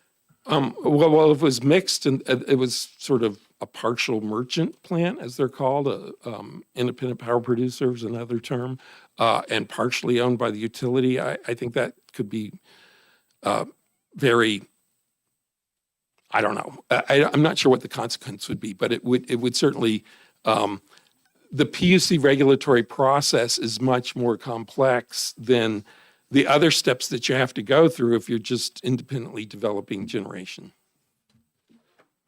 Okay, thanks. Next question, Representative Thomas. Thank you for being here. This is, I'm referring to the two graphs, and it says page 1, but it's actually the back of the first page. Right. So 3 parts to this question. Number 1 is you point out hybrid states, and yet hybrid states are not reflected on the graph underneath. And so I'm assuming they would be between the two, but I want you to confirm that. Number 2 is what are the benefits or problems of hybrid states? And number 3 is would this bill make New Hampshire a hybrid state? I can't answer your first question. I do believe each one of these graphs comes with more explanation, like the ones that I provided for some of them. So I've provided the link. You can go and read more of the detail behind it. I think that's probably a mixed bag. I think the hybrid really refers to customer choice, not who owns generation. In the hybrid states, some number of customers can choose a competitive supplier, but not most customers. That's, I think, the difference. Representative Reynolds. I want you to know, I've written down my questions in advance here.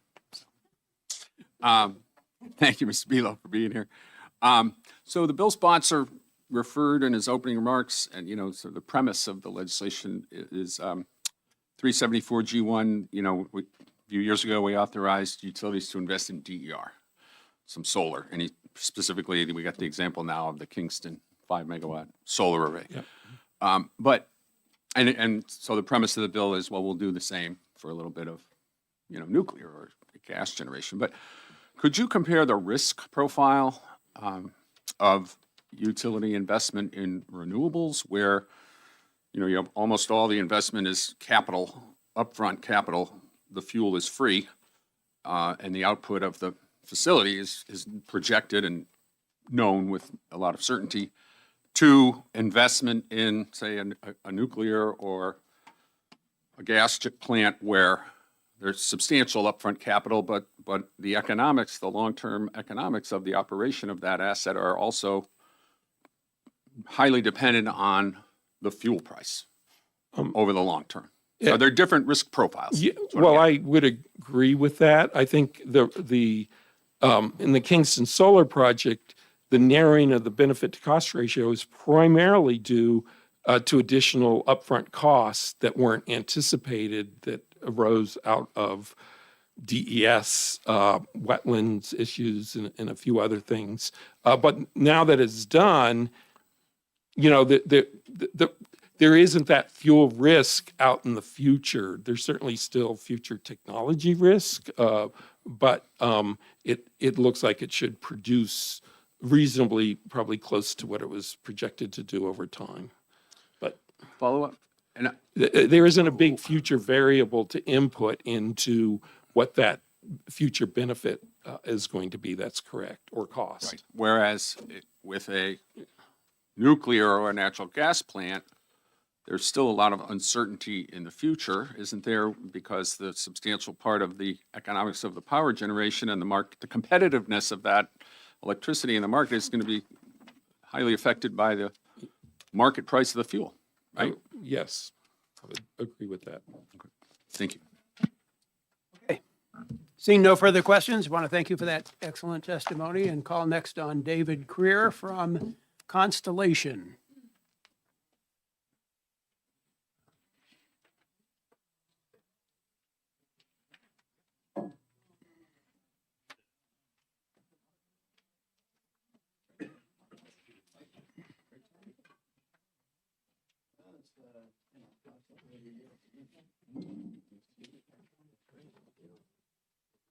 Morning, welcome to ST&E.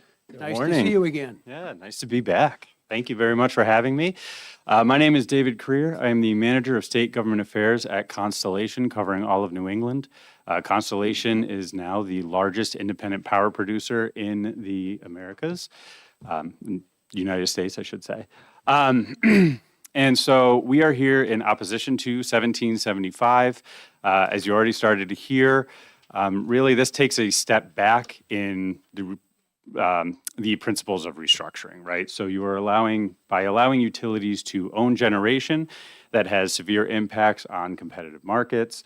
And generally speaking, those states that are monopoly states have not done so well over time compared to those states which have restructured markets like New Hampshire. Even though this bill is limited to 10%, you have to remember how much it actually costs to create to build a new generation facility. So you are going to put a lot of costs on the backs of ratepayers for very little megawatt hours, really. And not only that, but then the utilities, if they were to build generation, they would still have to go through the same process that we have to go through the SEC and citing, all of that process is still the same. They wouldn't be able to build any more, any faster than an independent generator would be able to get built in the state as well. No, I think, I mean, you've already started hearing that, so I won't belabor the time. I'm sure there's other people who would also like to speak, but I'm happy to take any questions. Excellent, thank you. Representative McGee has a question. Thank you, Mr. Chairman, and thank you, Mr. Creer, for being here. Absolutely. As you were speaking, it struck me that perhaps rather than taking on the risk and assuming and taking us backwards in terms of the structuring that would emphasize monopolies in the market, our long-term PPAs that we've enabled might allow utilities to engage in purchasing power that's coming on the system without having to actually participate in owning, operating, or initiating generation themselves. Do you have any thoughts on that? So that is a tricky one. PPAs sometimes can be okay, sometimes not, depending on how they're structured. Obviously, they still have that same potential to impact competitive markets, right? So if you're absorbing all of your energy needs through PPAs, that's taking them out of the competitive market. Those are megawatt hours that cannot be sold. So it depends on how they're structured. Representative Corman has a question. Thank you, Mr. Chairman, and thank you for taking my question. I got the sense from the sponsor's testimony that the real concern is, will the energy be available at all? So are we looking at a choice of expensive energy versus not even having the energy? Or would the competitive market actually fill the void? That is a very fair question. And the competitive markets are specifically designed so that if there is a need, that means that there are market forces making that energy the right pricing signals for independent builders to come in and build. I mean, I think even the sponsor mentioned New Hampshire is already a net exporter of energy. So the pricing signals aren't really there to be building. And again, we have someone else coming up to speak from the Power Generators Association. She has a lot more data about, the needs for the capacity in New England than I will. But that is a very fair point. And I think here we are, one, you're going to increase rates for everyone as they have to pay for all of the risk for that generation is put on their backs.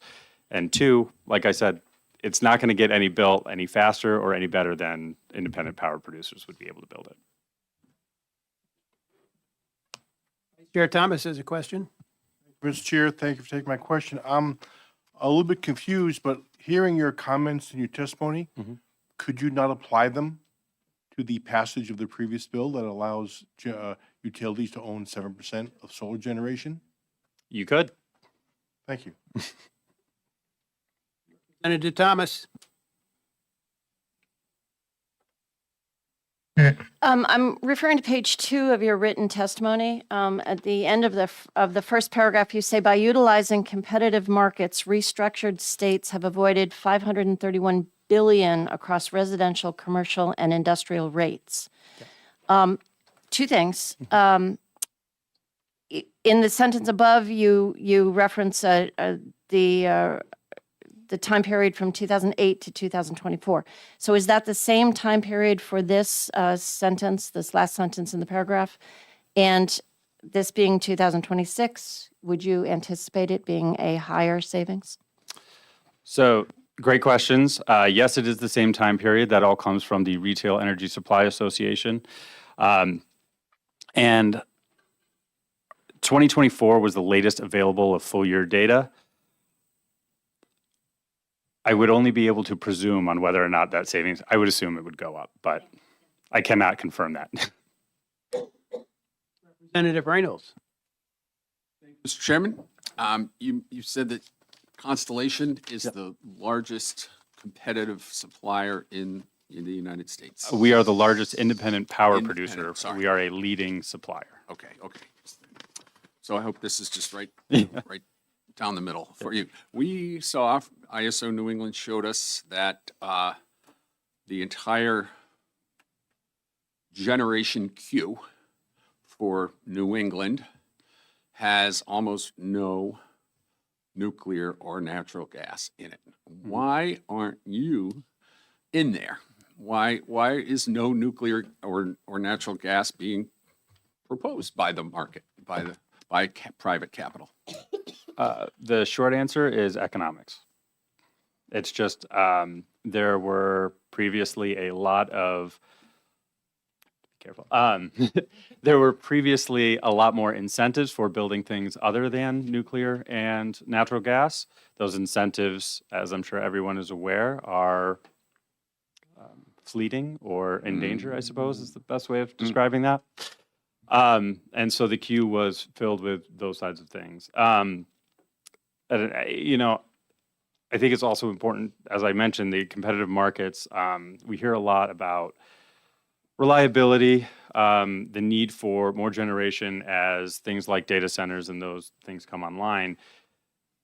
Our projected increase in demand is not quite as bad as other areas of the country. And so we aren't as much of in an emergency state to hit those demand needs as other states. So the economics just don't play out, is the short. Okay, seeing no more questions, we want to thank you for being here and call next on Molly Connors, rather, from the NEPGA.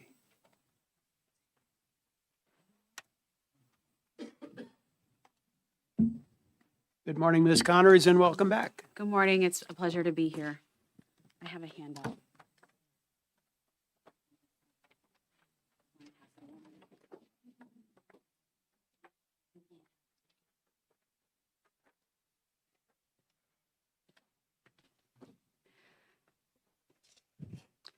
Good morning. It's a pleasure to be back here on this relatively balmy morning in New England. For the record, my name is Molly Connors. I'm with the New England Power Generators Association. I see a lot of familiar faces, but a couple of new ones are relatively new. We represent the majority of the non-utility owned power plants in the region, and I'm here in opposition, for the record, on 1775. But I want to start by saying we really do applaud this bill's focus on attracting new additional power generating facilities to the region. Our concern is that the way that it is looking to direct investments will inadvertently exacerbate the challenge that it's trying to solve. So first off, for context, I think it's important to note that in New Hampshire, and most of New England for that matter, there are no significant utility-owned power generating facilities. The power generation industry operates in a high-risk and volatile market. The companies that own power generating facilities are experts in these specific technologies and in the business models. Importantly, not only do these companies operate the existing facilities in New England, but they are developers in this region as well. And my members are largely responsible for the significant investment in power generation in this region in the last 14 years. In contrast, our utilities are experts in the safe and reliable transmission of electricity. My members are experts in generating it. The utilities are experts in safely transporting it and getting it reliably to customers. House Bill 1775 would inadvertently, I think, undermine the wholesale markets that have driven nearly 10,000 megawatts of generation, new generation being built in this region in the last 14 years. I also want to say that, and I think my colleague, Mr. Krier, also mentioned this, 1775 will not speed construction for power plants. It will not lower the cost for power plants. In fact, it will do the opposite. Utilities face the same real-world bottlenecks as developers of any other type. Allowing the rate basing of generation does not fix permitting. Allowing utilities to own power plants does not fix siting. It does not fix interconnection. It does not speed up supply chain delays. What it does is it shifts the risk of those challenges from shareholders and private investors onto consumers. And it's really worth noting that utilities require rates of return on their investments. That is the agreement that utilities have. So all things equal, a power plant built by one of my members will not have the same advantages as one built by a utility.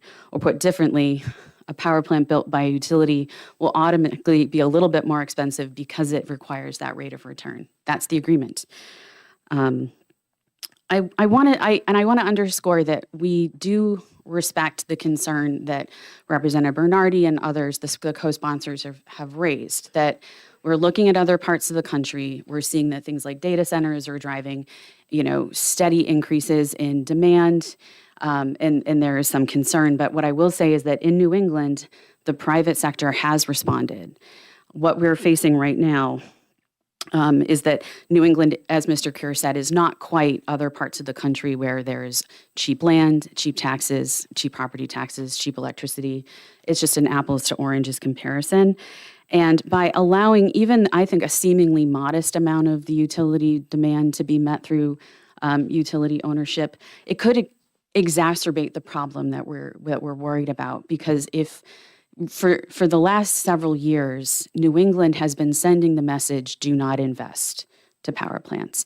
And it's come in a variety of forms. One is everyone knows it's incredibly challenging to build anything in New England.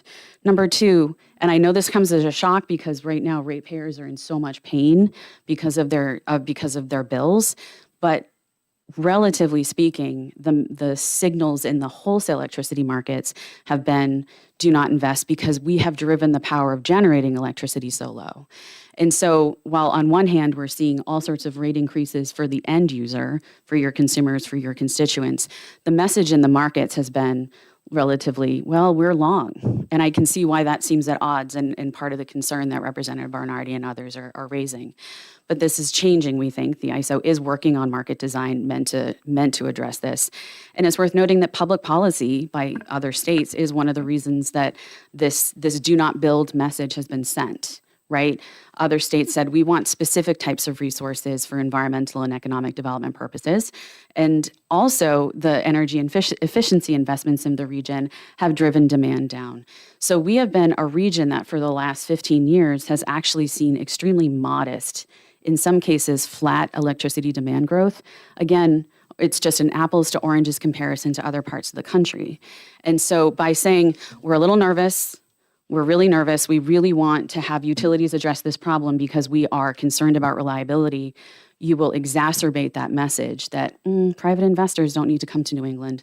They're going to let the utilities do it. And we all know that you can't compete with a monopoly.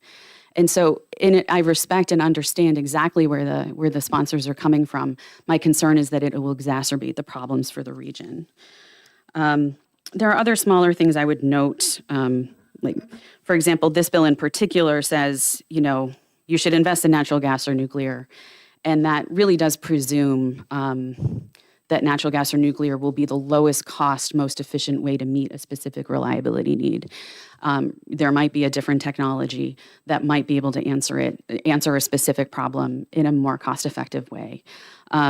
A really great example is in the handout that I sent, that I passed around. It talks about the fate of 2 power plants. Now, this is actually a material from maybe 5 or 6 years ago. Both of these power plants have since are in the process of being repurposed. But there is a very good reason why this legislature decided to restructure its wholesale electricity markets. There's a reason that New Hampshire said we do not want utilities in the business of owning and operating generation, and it's because in part of these big bets that seemed at the time to be really sensible decisions. Investing what turned out to be almost $500 million in a coal plant at the time seemed like a prudent move. It was approved by the Public Utilities Commission. And then we saw developments in horizontal drilling, fracking. Natural gas came into the market and it drove prices so far down that investments in coal were now above market and very unsustainable in terms of economic viability. And so, I would highlight that on principle, we don't love this bill. Obviously, I'm here to testify against it, but there are smaller things in there that are worth, there are details in there that are worth, I think, addressing. And so in conclusion, I do want to say, you know, there are times when it's inevitable. Policymakers, utilities, regulators, they do get it wrong. And the question for you is, who is responsible for paying for those mistakes? And 1775 is a step in a direction to new avenues of risk for consumers who are already paying through the nose, I know, for electricity. I'm one of them. Everyone in this room is one of them. And you know, I think now is not the time to turn the clock back in terms of restructuring. I appreciate the concerns that are being raised. I would say that right now is not the time to sort of break glass in case of emergency. Happy to answer any questions. Thank you for your time. But does the New England Power Generators Association have an answer to the question of where future generation will come from? Well, I would say the biggest variable that is the one that Representative Bernardi raised in his testimony is what is the demand going to be?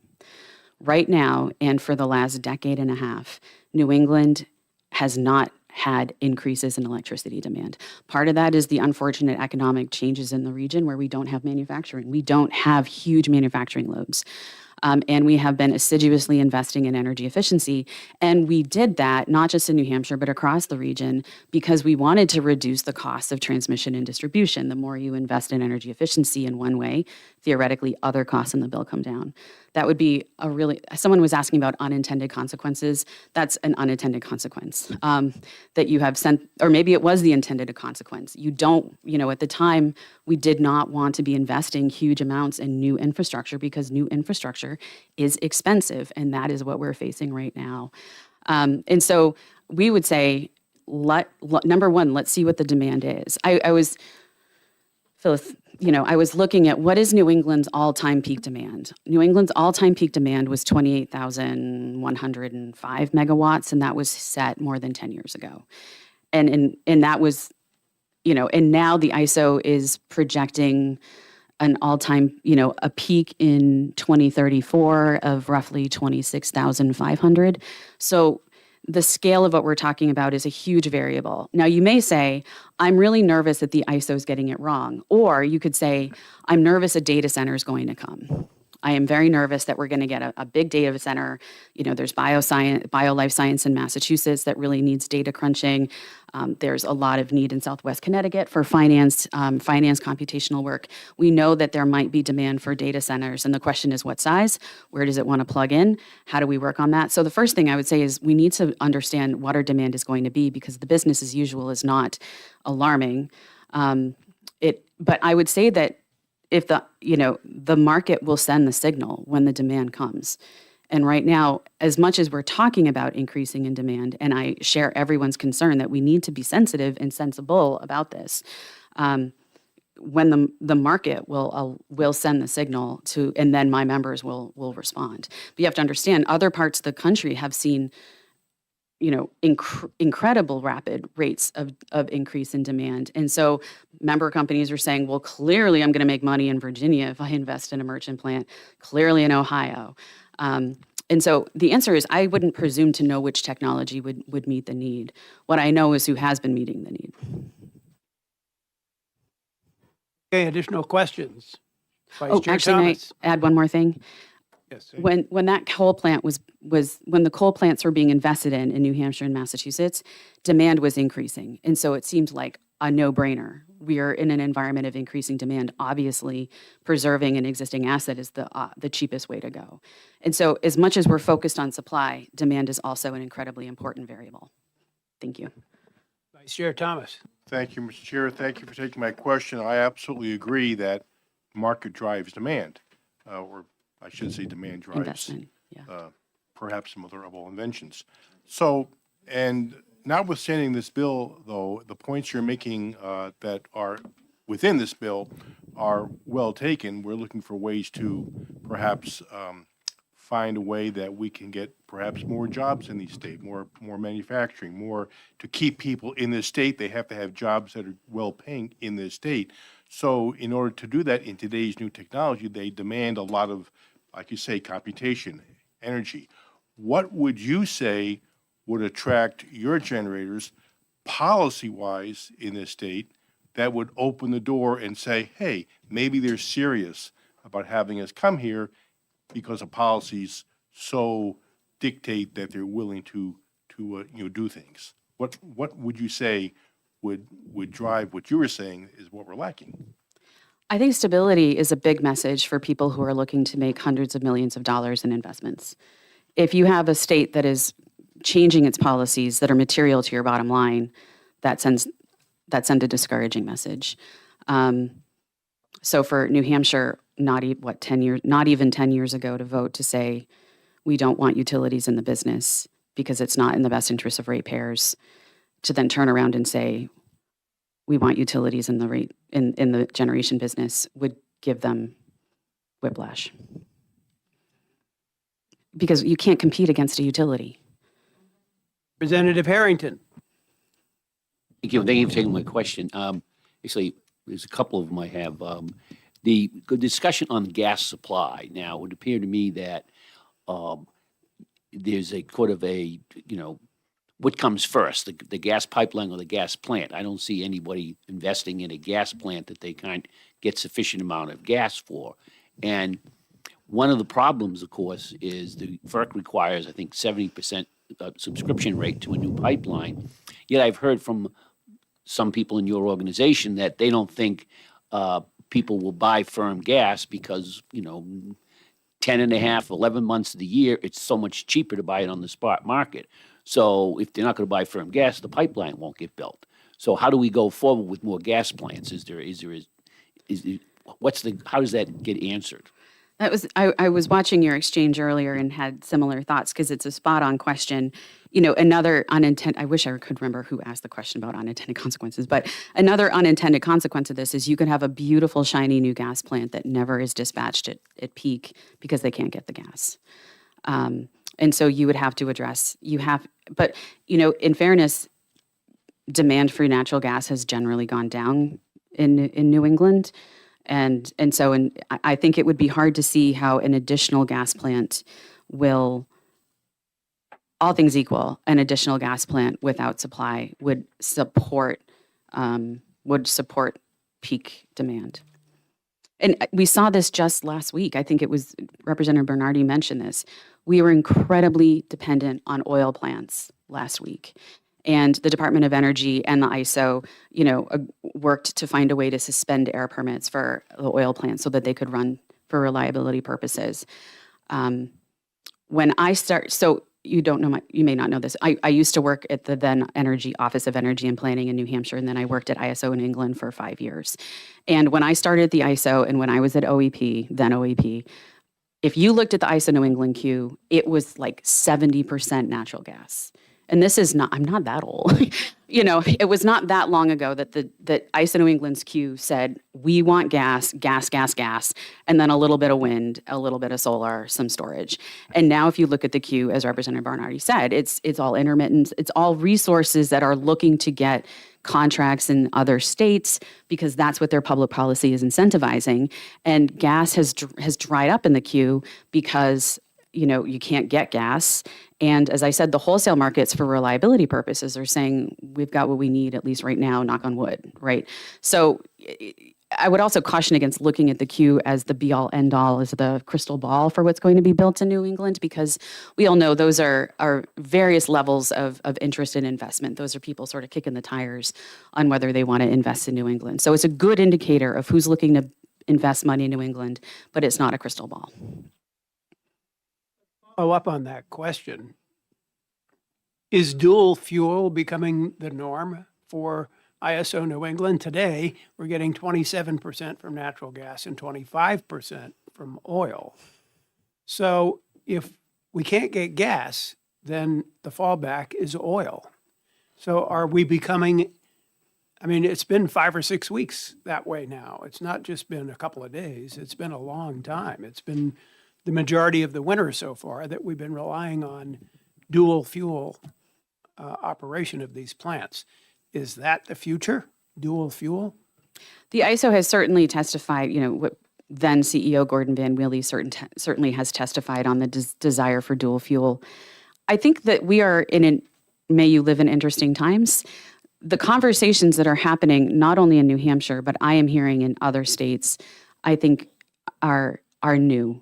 in all my, in the 15 plus years I've been in energy, the conversation was not about this, about what realities do we face. And so I think I think the region is starting to ask those hard questions. I think there was the anticipation that that the policy preferred resources like offshore wind, like solar, would be sufficiently helpful in the kinds of weather that we recently had. And I think, we're seeing but that federal policies have interfered and other things have interfered with offshore wind coming online in the scale that we thought. And so these are variables that I think the region wasn't anticipating. And so we're now asking ourselves, how can we ensure that the merchant generation comes online? Representative Kaplan has a question. Thank you, Mr. Chair, and this is a qualifying question. Ms. Connors, thanks for coming in. You just mentioned unintended consequences in terms of the peak load that we're seeing in the last 5 or 6 weeks, as the chair just alluded to. One of the unintended consequences might be the disruption of the planning process in terms of offshore wind. And was that offshore wind intended to meet some of the winter peak demand that we're seeing? It was, yes. And we've seen that construction in most cases is halted. Okay, seeing no further questions, I want to thank you, Ms. Connors, and we'll call next on Michael Licata from Eversource to give us his perspective on this legislation.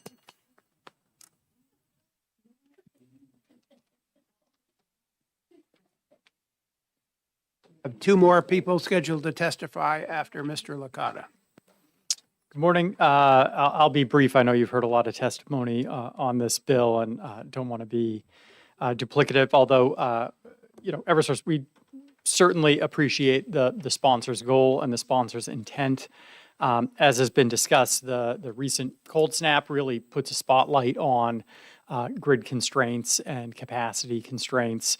As the chair had noted, today, right now, 25% of demand is being met through oil generators. Those are kind of finite resources that require refilling.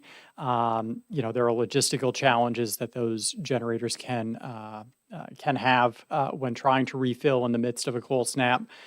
Certainly the challenges with natural gas capacity in the region is well known to the committee, which is why we think that there is some value in enabling legislation.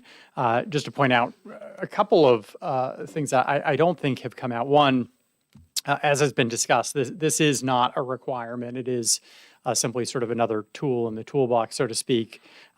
If it were a mandate, I think Eversource would have a different view on this.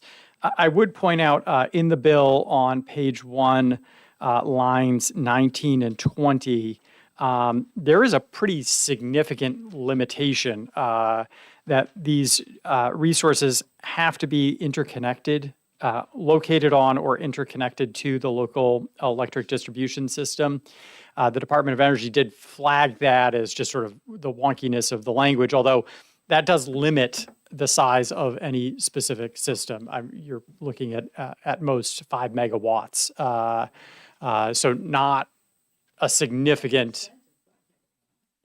Well, no. So I think as has been discussed, the 10%. Please let him finish, Representative McGee, and wait till you're recognized before you ask the question. Sure, but I think that's a good point. So the 10% limitation is overall distribution load.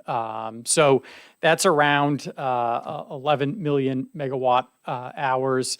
And so that's divided among each utility. So a utility could invest in a single 5 megawatt facility 100%, although the bill does contemplate investments, as Unitil did with the Kingston solar project. And I know Mr. O'Meara is here as well and can obviously speak to that. I will say Eversource did investigate a few sites for potential solar facilities to utilize this statute. Unfortunately, uncertainty at the federal level caused us to pull back on those potential investments. So all that just to say, as has been discussed, the ISO is projecting some pretty significant load growth over the next several years, load increasing regionally by 1.8% annually, and by 2045, a doubling of the wintertime peak load. That's pretty significant at a time, as we all just discussed, natural gas is currently constrained. So again, appreciate the intention and the rationale around trying to address some of these capacity issues. Just to be very clear, I think I testified on a similar bill or different bill last year, but Eversource doesn't have any plans for, to get back into the generation business. But again, it's a helpful conversation and enabling legislation. And with that, I'd be happy to answer questions. Representative McGee has a question. Thank you, Mr. Chairman. Thank you, Mr. Licata. Nice to see you again. My question is to the point that was made by the New England Power Generators Association about how generation competitors can't really compete with monopoly utilities. I wonder if you could speak to that in terms of the market design and how things are working now versus how they would be working if you guys got back into owning generation. Sure. So, as the committee is aware, we don't own generation. We don't engage in generation. I think the intention of 374G was to allow for small distributed energy resources, utility investment. I don't see that this changes that significantly because of that limitation that I talked about before. You're still talking about quite small in the grand scheme of things, facilities. I mean, I'll just be frank and honest. I don't know the economics of a 5 megawatt natural gas generator. I think you're talking more about a turbine in a parking lot at that scale. Certainly, I know there's been a lot of interest and discussion around small modular nuclear. Again, 5 megawatts is pretty small. So it's, what the broader market impacts would be on just sort of allowing more of those resources and different types of them. I think it's a fair question. But again, I think there's some pretty significant limitations on that in the bill. Representative Thomas.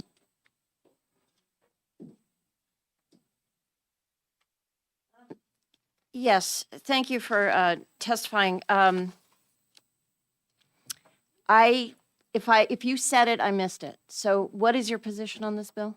We're supportive. Okay, thank you. Representative Schneller has a question. Thank you, Mr. Chairman. Thank you, Mr. Licata, for coming before us again.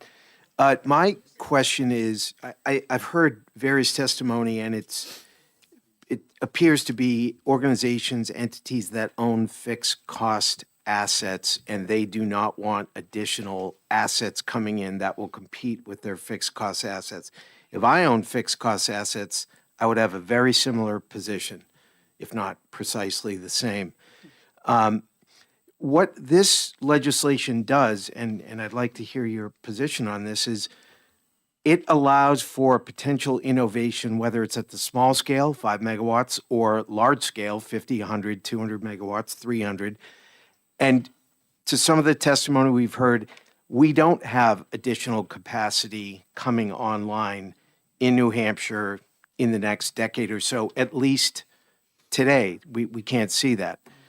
And that has constrained businesses from locating in this state. We've heard that from many businesses, including the biotech industry and others.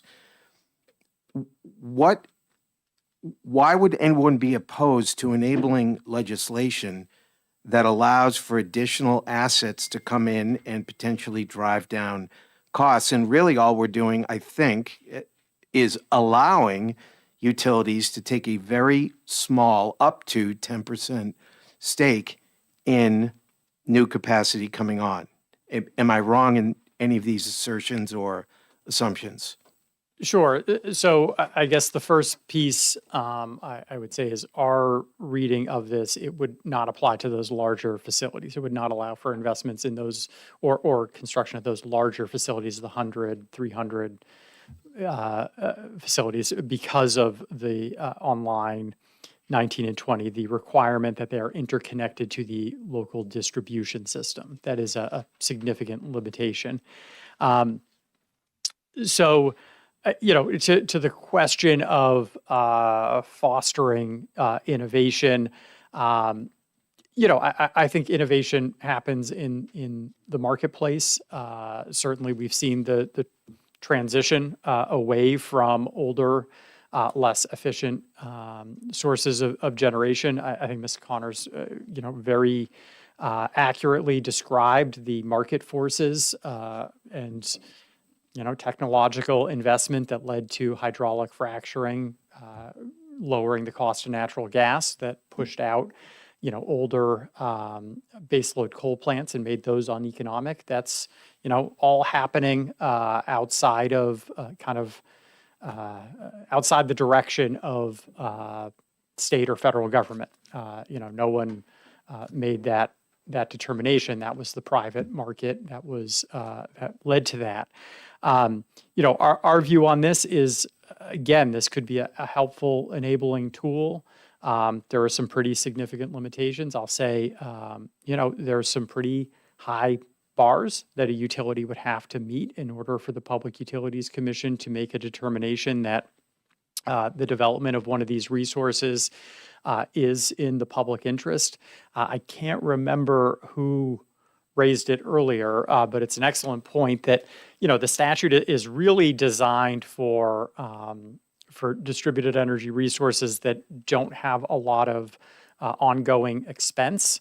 It's more, if you think about solar, there's an upfront capital investment. There's not a lot of ongoing expenses associated with that. It doesn't have to be manned. There's not additional fuel cost associated with it. So it would be interesting if a utility were to propose, one of these projects, either natural gas or nuclear. There would be a lot of analysis that would have to go into making sure that is, to the point of previous testifiers, the cost benefit pencils out. Representative Reynolds has a question. Mr. Chairman, I'm going to refer to it in my question, so I just want to first mention and give a shout out to and thank you to Clifton Belo, who handed out one of his handouts, giving us data comparing electricity costs and other things across all 50 states. I think there's some really great insight here. So it allows us to look at the average residential household electricity consumption in New Hampshire and compared to the states surrounding us, Maine, Vermont, and Massachusetts. Now, you operate the energy efficiency programs, of course, in Massachusetts, not in Maine, not in Vermont. But when we look at those numbers, we see that Maine's average residential household electricity consumption is 12% lower than New Hampshire's. Vermont's is 9% lower, and Massachusetts, where you run the energy efficiency programs, virtually identical to Maine, 9% lower than New Hampshire's. So rather than looking only at the supply side of electricity supply, is there room for improvement in New Hampshire's on the demand side? You guys operate the energy efficiency programs in both states. Could you comment on that? Sure. I think in all those states, it's fair to say that they have much more aggressive energy efficiency goals than we do in New Hampshire, and much more significant budgets associated with those goals. You recall now, a few years back. I'm struggling with the exact date and the bill number, but in response to a Public Utilities Commission order, the actual spending of the New Hampshire Saves Programs Assistance Benefit Charge was set into statute. And so that was done to preserve the programs, which at the time were facing some pretty serious regulatory issues after a Public Utilities Commission order. So, I mean, apologize, a long way of saying other states spend a lot more on energy efficiency, and that does lead to less consumption, but they're also spending a lot more on energy efficiency. Actually, a rather stunning statistic, because you said that Massachusetts is 9% lower than New Hampshire, but they spend $450 billion on energy efficiency, whereas we spend, or is it 450 million? I'd have to get the Whereas we the spend numbers. 120 million tops. So that's a lot of extra money to get just 9% additional savings. Yeah, that would be great to have, admittedly. Representative Harrington has a question. Mr. Chairman, and thank you for taking my question. Getting back to this infamous line 19 here, I'm just trying to get a handle on this, where it says located on or interconnected to. So let's start with, you would put out a number of 11 million megawatt hours. What does that represent? That's total distribution load for the state of New Hampshire. Sorry, the 11 million is 10% of the total distribution load for the state of New Hampshire. Okay, so that's, okay. So that would be the total distribution load. That's already taking the 90% out, basically, then. It's only 10% of the total. Correct. Okay. So on that figure, you're talking about a fairly substantial amount of megawatt hours. I would guess, I think it's like 100 and something, would be the amount you could take. But because of this line 19, I'm trying to get a handle on this. You say that because it's located or connected to the local distribution system, what would that put the practical limit on the amount that a single source could have? Yeah, so because of that limitation, no single facility could be essentially larger than 5 megawatts So it would be 5 megawatt cap on a single on a facility. single facility. So But if, the for the example, total cumulative facilities altogether could, of all the utilities, Right. could achieve that 11 if they had a million. whole mess of these 5 megawatt Correct. things, you're talking about quite a few investments then, Yes. various investments, like 20 or 30 or something, spread out across the state. But would that then, that would apply then because it's a physical cap? So even if more than one utility decided we want to invest in this new natural gas plant, the maximum that utilities combined could do would be 5 megawatts? So the technical limitation that it has to be interconnected to a local distributions system does not allow for, there's some variability in there, but 5 megawatts is a pretty good number that a single facility with a single interconnection point on a distribution system could not exceed that. Okay, thank you. Representative Kaplan. Mr. Chair, and thank you, Mr. Licata. I'm just trying to parse your support for this bill, because in response to some of the questions as to whether this bill would drive innovation and lower costs, you referred to the current market structure as having significant advantages, right?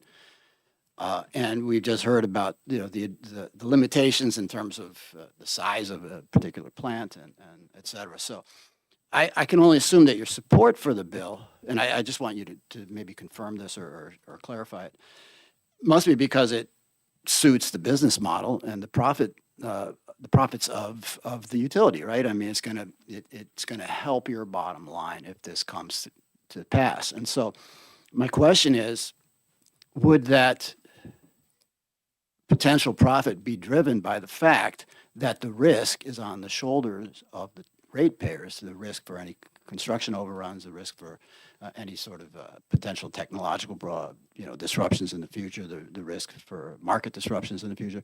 Are all those risks being borne by the ratepayers? So therefore, it's a pretty sweet deal for the utility.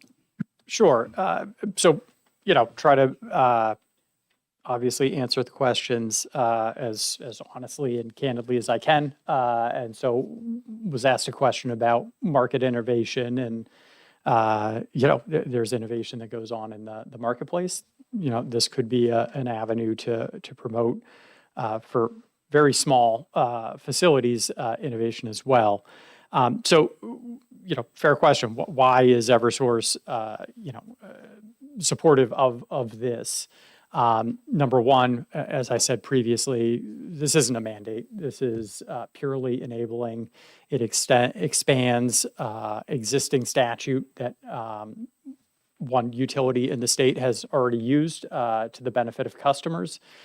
So we see that having, again, another tool, maybe providing a little bit of flexibility could be helpful.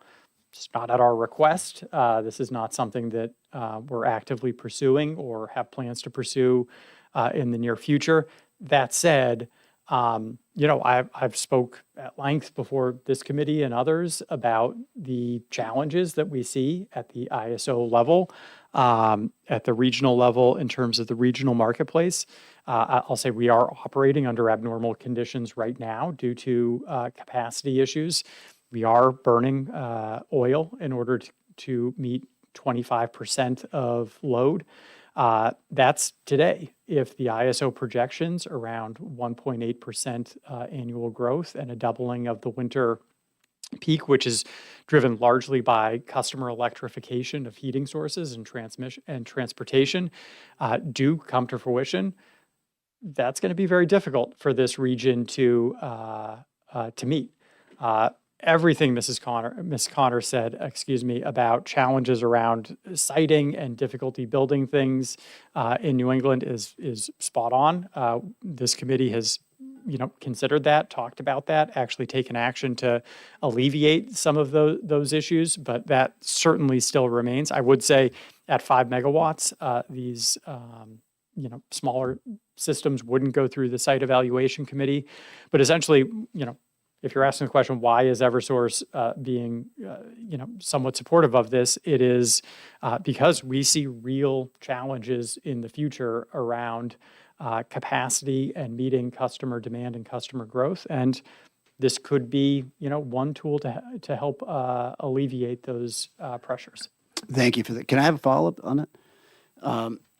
Getting kind of late. We have two more Okay, people just to one follow-up, because make it quick, please. I have trouble with your support for this bill, and Also, you remember, claim this that- is not a debate. You're just here Okay, to ask I'm questions. just going to get to right? it, though. You claim that, you're supportive of this bill because it's going to meet the challenges that we have in terms of demand in the future, yet you have not supported bills that were set out to do the exact same thing, that would have been a tool in your tool chest to meet future demand, yet you didn't support that measure, but you do support this measure, so that, I tend to question that this is not going to help your This your sounds bottom like line. a debate to me. It doesn't Okay, sound so like a question. will this, so I'm will gonna- this bill be based on the profit motive of the utility or not?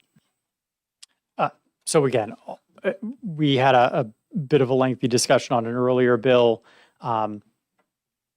Ultimately, these would be fully regulated investments, as has been in the past.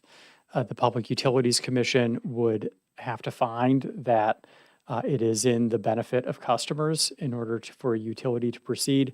I mentioned two potential developments that we actually pulled back on because of changes to federal tax code would probably make those uneconomic. And so we did not move forward with them because of that, because we did not believe we would be able to, at that point in time, meet the threshold that it would pencil out for customers. So, as we previously talked about, our ability to earn profits is capped by the Public Utilities Commission and regulated by the Public Utilities Commission. Certainly the market, it's the marketplace that regulates how much they can sell a profit for. You don't have the same level of insight and transparency into what they're earning, but they take risk. So there is a balance and a trade-off. And when we looked at this, it felt like a tool in the toolbox, was not a mandate, not a requirement, and could provide some value and some flexibility in the future. Okay, seeing no more questions, I want to thank you, Mr. Licata, for your, did you have another question? Is it absolutely necessary? Mr. O'Meara from the Utentil will be up next. He could maybe answer it.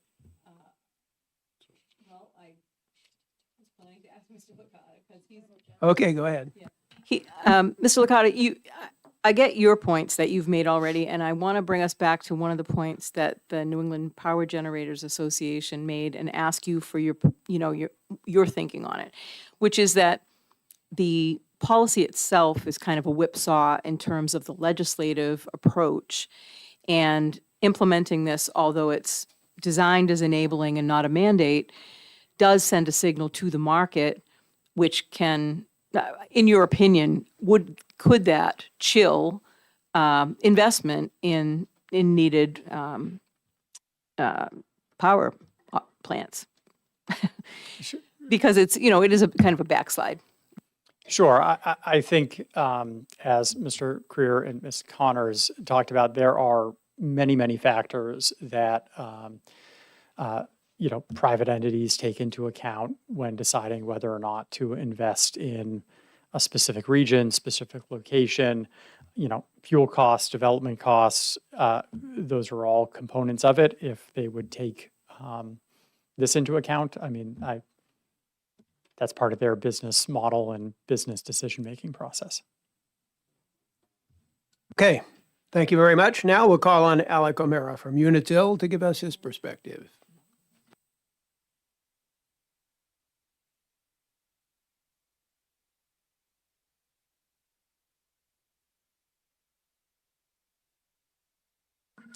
Good morning. For the record, my name is Alec O'Meara. I am the Director of External Affairs at Unitil. We have no position on this bill. That's primarily because we don't have any specific projects that we're currently working on. We felt that was an important point of emphasis to make today, just to be very, very clear on that. That said, I could have just as easily have said we are supportive of this bill because it is enabling legislation. As has been discussed here, we were able to take advantage of 374G with the solar array that we built in Kingston, New Hampshire that came online earlier this year. That is a 5 megawatt array, 4.9 megawatt array. For perspective, so folks can have maybe in their heads what this could mean specifically for Unitil, 6% of load under the existing statute for distributed energy resources would represent about 18 megawatts within Unitil's service territory. So a 10% cap would be something in the neighborhood of 5 to 6 Kingstons for us. So that's the relative scale we're talking about in terms of the potential opportunity. I'd say broadly speaking, Unitil has demonstrated that we are open to exploring these kinds of projects, specifically when we can demonstrate there is a cost benefit for our customers as part of that. I think that one of our primary focuses with this particular bill, as it's being discussed and looked at, as options are looked at with this bill, I think our focus is primarily we want to make sure that while this particular statute is open, we want to preserve and make sure that we will continue to have any opportunities we could to build additional facilities like the one in Kingston going forward. So that's our primary focus here. Happy to answer any questions you might have. Representative Kaplan. Thank you, Mr. Chair. And I just would like you, Mr. O'Meara, if you could, to compare the cost of construction of a Kingston-sized solar plant to a similarly sized natural gas turbine plant or a nuclear plant. What would the cost differential be there for Unitil? That's fair. I am unsure as to what we would be looking at in terms of costs relative to a natural gas or nuclear facility. I think some of the things that have been raised today are fair. The idea of operation and maintenance costs would be potentially different if we're looking at a gas or nuclear facility compared to a solar array. One thing that is unique to our region, we are also a natural gas utility in the state, so we very well may have access to firm gas supply as part of being able to do something if we were able to find a Goldilocks location that was right next to both electric and natural gas facilities that we already have in existence. So that could potentially be an opportunity for us. I think looking at this, again, the relative size of our region, it's funny, comparing us to some of the larger generators that have been out here. You know, Unitil really is the small local business if we're looking at it from that perspective, which is kind of funny in that regard. Anyway, there may be opportunities. I've heard a lot of healthy conversations within our engineering folks about what this may look at, something that is similar to a Kingston facility, but also fuel neutral. Fuel cells, I've heard. It's an interesting space for us to look at. But the bottom line that I would want to really emphasize is we would not want to bring something forward unless we could demonstrate that benefit for our customers. Representative Reynolds. Thank you, Mr. Chairman. Thanks, Alex, for being here. You heard my question to your predecessor, your colleague, Mr. Licata, about energy efficiency programs. And of course, Unitil, you actually do operate energy efficiency programs in New Hampshire as well as Massachusetts and Maine, where, as I mentioned earlier, average household residential energy consumption is 9% lower and 12% lower than in New Hampshire. But I'm not going to ask you about whether we, New Hampshire could benefit from more investment in energy efficiency. That seems obvious. But my question to you, simple one, do the energy efficiency programs that you run in Massachusetts and in Maine face the same kind of rigorous scrutiny for cost effectiveness that the New Hampshire SAVES program faces?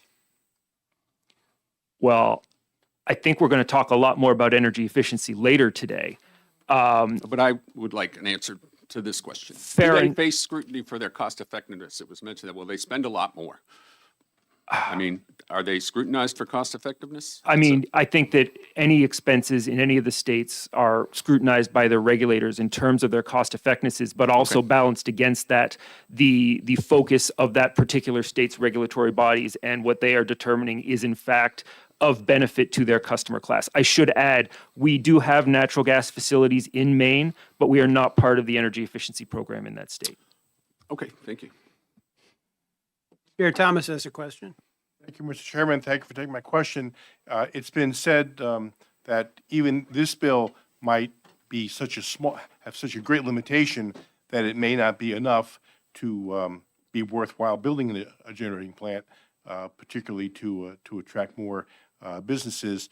So my question is, if we do nothing with getting more baseline generation into this state, will we be able to attract data centers, large-scale manufacturing, and more development that would require more power? I think in previous statements, I have said the idea and the need for additional generation for all of New England is there. I think that's a fair thing to want. And I think the purpose of this legislation to try and attract and create additional generation, we understand and we support the intent of that. I will, as a distribution utility, defer to folks like ISO New England in terms of the overall need for what we need for capacity in New England and forecasting going forward. Okay, seeing no further questions, I want to thank you for your testimony and call on Nick Krakoff of the Conservation Law Foundation to give us the last word on this proposed legislation.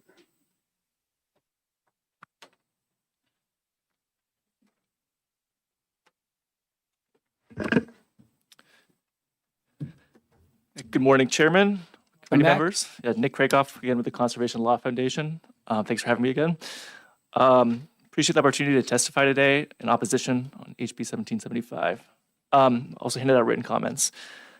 I really do share the bill's sponsors' interest in improving energy affordability in the state. But I think allowing utility ownership of generation facilities up to 10% of a utility's peak load is a large departure from the state's utility restructuring law. The overall purpose of that law was to reduce costs for consumers by harnessing competitive markets. Pursuant to that law, utilities sold off most of their generation assets, as we know. I mean, there are currently only narrow exceptions to that in RSA 374G, which, as some other folks have said, allow ownership of facilities up to 5 megawatts and not more than 6% of a utility's cumulative peak load. I do want to address something that we heard earlier from Mr. Licata about his interpretation of that limitation in the bill related to interconnection to the local distribution system, which he interprets as limiting it to 5 megawatt facilities or less. Yeah, I'm not necessarily sure that was the intention of the law. I mean, you'd have to ask the sponsor, but I mean, it does seem like an indirect way to draft a limitation into the law, considering some of the other language in there that's much more direct. I would say that if you look at it solely based on the 10% of a utility's peak load language, for Eversource as the biggest utility in the state, that would probably authorize them to construct a facility up to around 200 megawatts. So, again, I'm not really sure sort of how we're supposed to interpret it or what the intention is there, but 200 megawatts would be much larger, obviously, than a 5 megawatt facility. That's the current limitation in the law for solar facilities. My main opposition to the law is based on the fact that a utility would likely seek to add the cost of such a facility to its rate base and recover those costs from ratepayers, which could create substantial risk for ratepayers in the event of cost overruns or other unforeseen circumstances. I'm not categorically opposed to nuclear. I think it may make sense in certain instances for the state. But HB 1775, it could create substantial risk for ratepayers if the utilities attempt to build and operate advanced nuclear facilities, given that the first advanced nuclear facilities have faced considerable cost overruns and have been more expensive on a per kilowatt basis than most other sources of energy. So, I mean, I think trying to rate base those costs just, opens up a whole can of worms, in terms of cost to ratepayers that we don't want to go down. So, I think, nuclear maybe could play a role. It's probably much better for the private sector to pay for that. Really, for those reasons, I urge you to ITL the bill. Happy to take any questions. Thank you.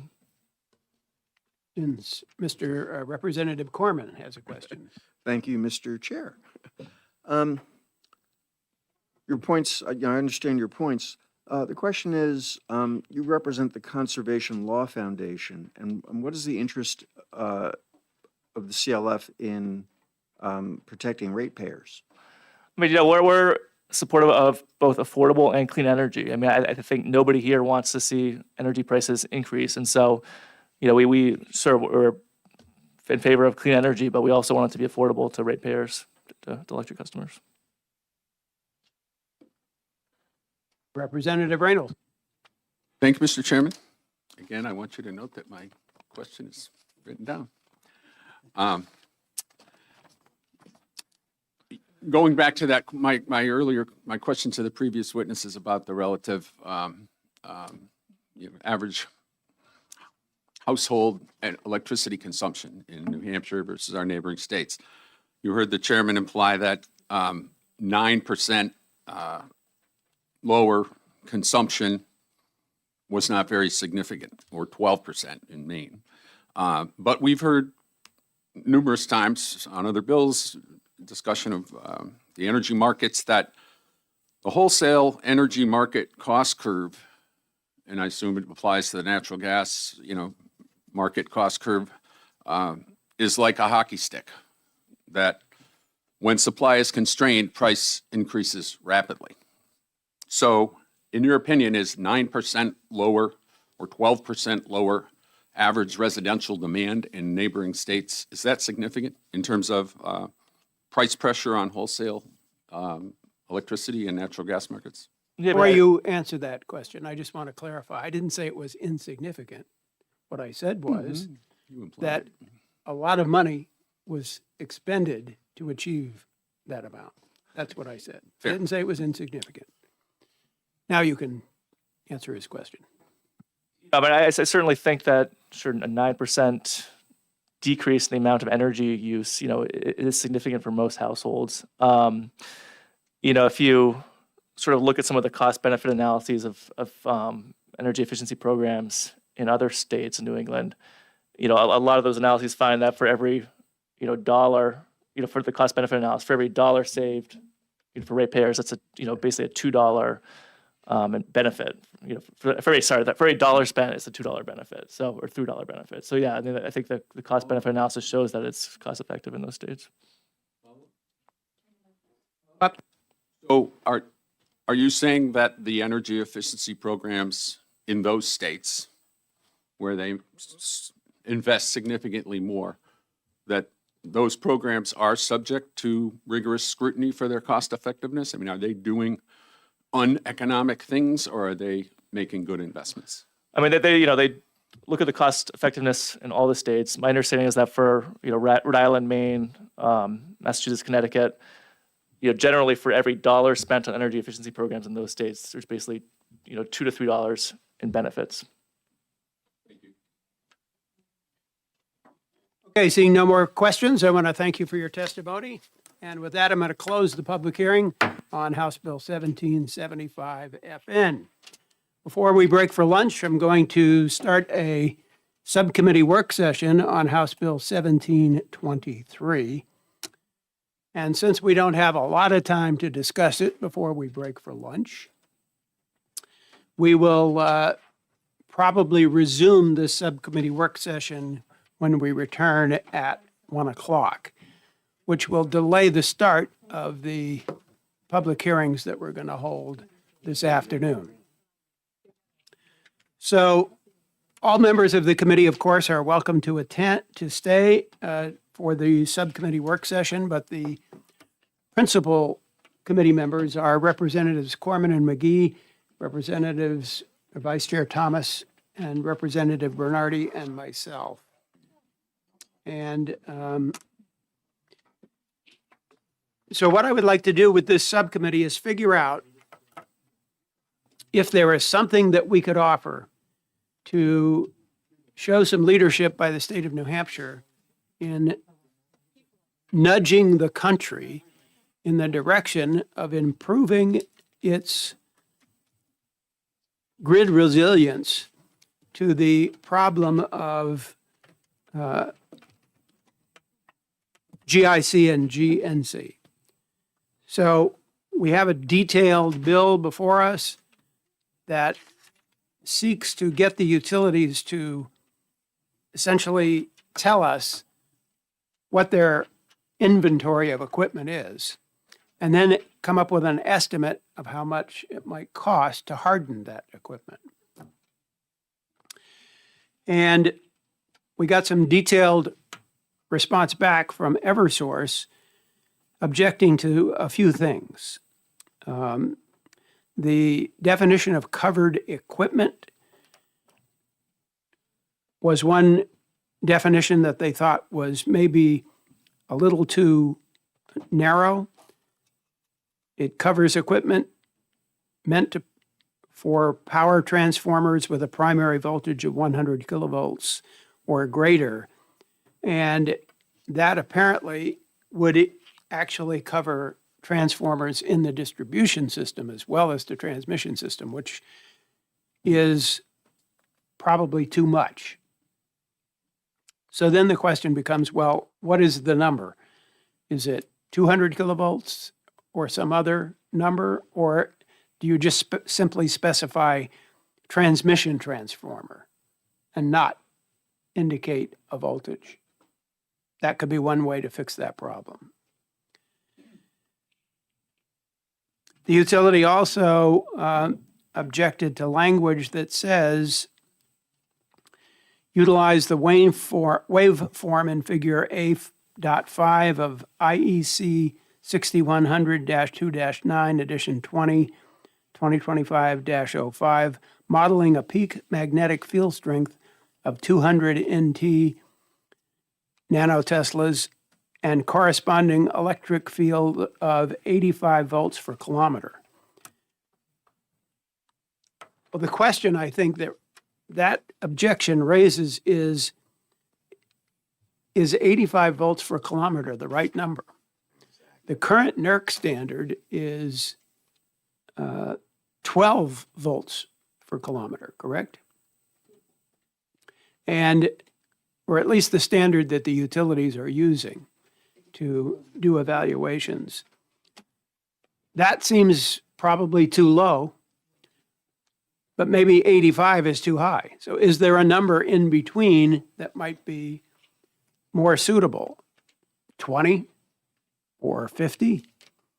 I think that's a question that we maybe ought to try to figure out and see if maybe we could suggest a different level than what's in the current NERC standard, but not something that is so large that it can't be implemented. Representative Gorman. Thank you. Yeah, I mean, sounds like the right number is somewhere in between. Among the subcommittee, we do not have the expertise to determine that number. So how shall we determine it? Yeah, we're going to have to rely on some outside help, obviously, to come up with this number. So I'm fortunate in that one of the constituents in my district, a man named John Simonelli, was an engineer both at Eversource many, many, many years ago, but for the past 15 or 20 years was an engineering director at ISO New England. And one of his jobs was to pay attention to this stuff. So I've reached out to Mr. Simonelli, and I'm hoping that we can get some participation from him in helping us determine the best way to get the answer to that question. Unfortunately, he's currently living down in North Carolina. He has two homes, one in Epping and one in North Carolina. He's down there right now, which is probably proves that he's a smart guy because he's getting away from all the cold up here. But it makes it harder to communicate with him. But I'm hopeful that we'll get some information from him. Representative Mattson, did you have something? Well, I've been talking with the expert witness that we had testify on the bill, and he did give us some answers in response to these objections from Eversource, and I just handed out the answers to what he just gave me this morning. The intent of this bill is to utilize the model already created to comply with NERC TPL 007 and run the model utilizing the real threat level of 85 VKM, which is the accepted international standard for E3 hemp. It goes on to say that the objective is to understand the magnitude of a GIC that will flood into our power grid through the neutral to ground connections of these high voltage transformers during both solar storms and high nuclear hemp, recognizing that if we understand and can mitigate the effects of the worst case scenario from nuclear hemp, then we can mitigate the most extreme space weather events in our Earth's history, such as the Miyake events. NERC standard utilizes the electric field strengths of volts per kilometer. The kilometer field strength directly correlates with the magnitude of a GIC. It's fairly straightforward to model. If 1 kilovolt results in 100 amps of GIC at a specific location, then 2 would result in 200 amps at the same location. In order to simplify, we can agree to amend the language in the bill to replace the IEC peak magnified field strength of 20,000 NT with IEC peak electric field strengths of 85 VK, utilizing the IEC 61,000 to 2-2-9 edition 2.0 2025 to 05 standard late time hemp waveform figure in figure 9. You guys can read that at your leisure and understand that this is not something, 2 km is not going to help protect the grid, and neither is 20. It has to be enough to protect the whole thing. Thank you. All right, that seems to be an open question, so we'll have to see if we can find some answers to that question. I know there's not much time left before we break for lunch, but does Eversource want to chime in at all on any of this before we do that? To let us know, I guess what we really need to know is, can you guys work with us on this or not? Or is this too complicated, too jurisdictionally vague? what's your position on this? Sure. Thanks for the opportunity to come up and, Representative Mattson had asked for something in writing around the concerns. I will say everything we raised is consistent with, what we testified to. So I think there are kind of a couple of, so first and foremost, I mean, we want to be constructive and helpful to the committee.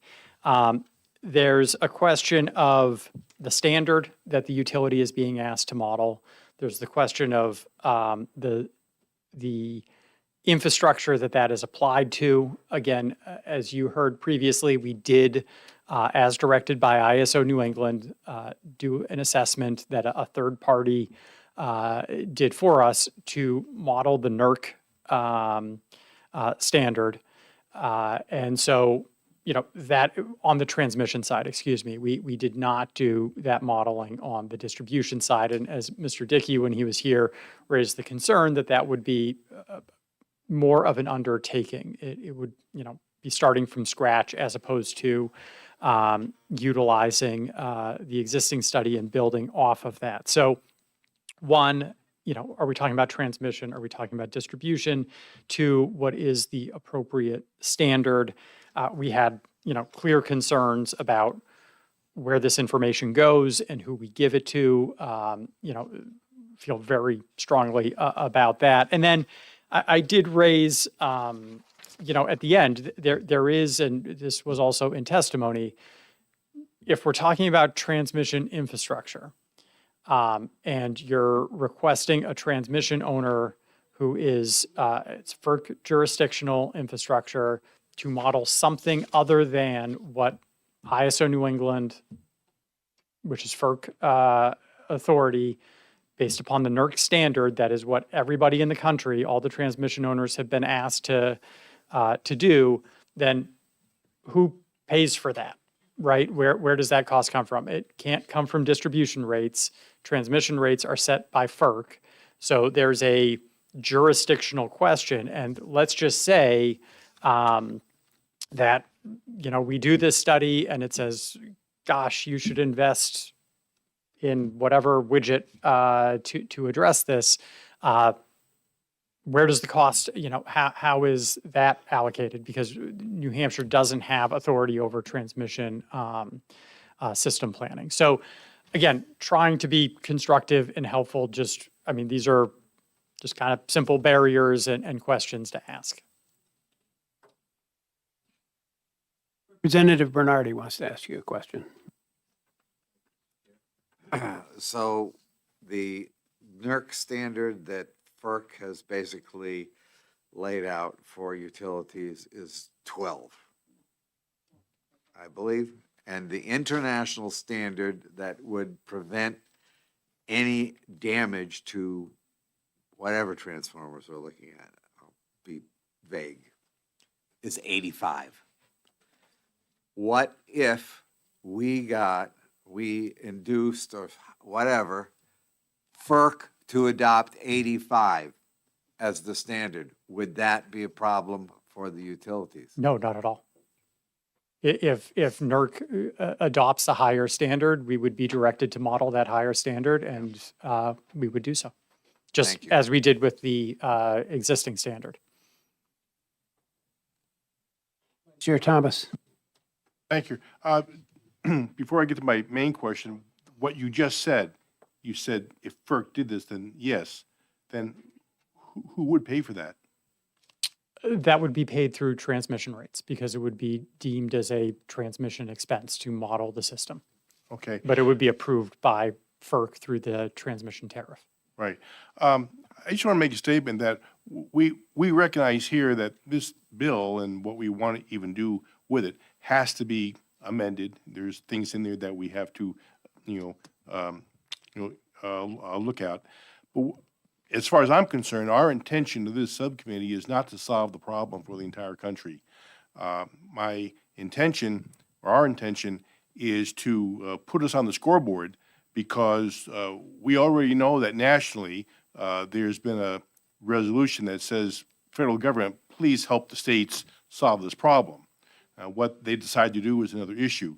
But I believe that as a practical matter and as a political matter, what we need to come up with here is something that's substantive that we can get on the scoreboard as saying either we've looked at this or we can do this at little or no cost to the ratepayer.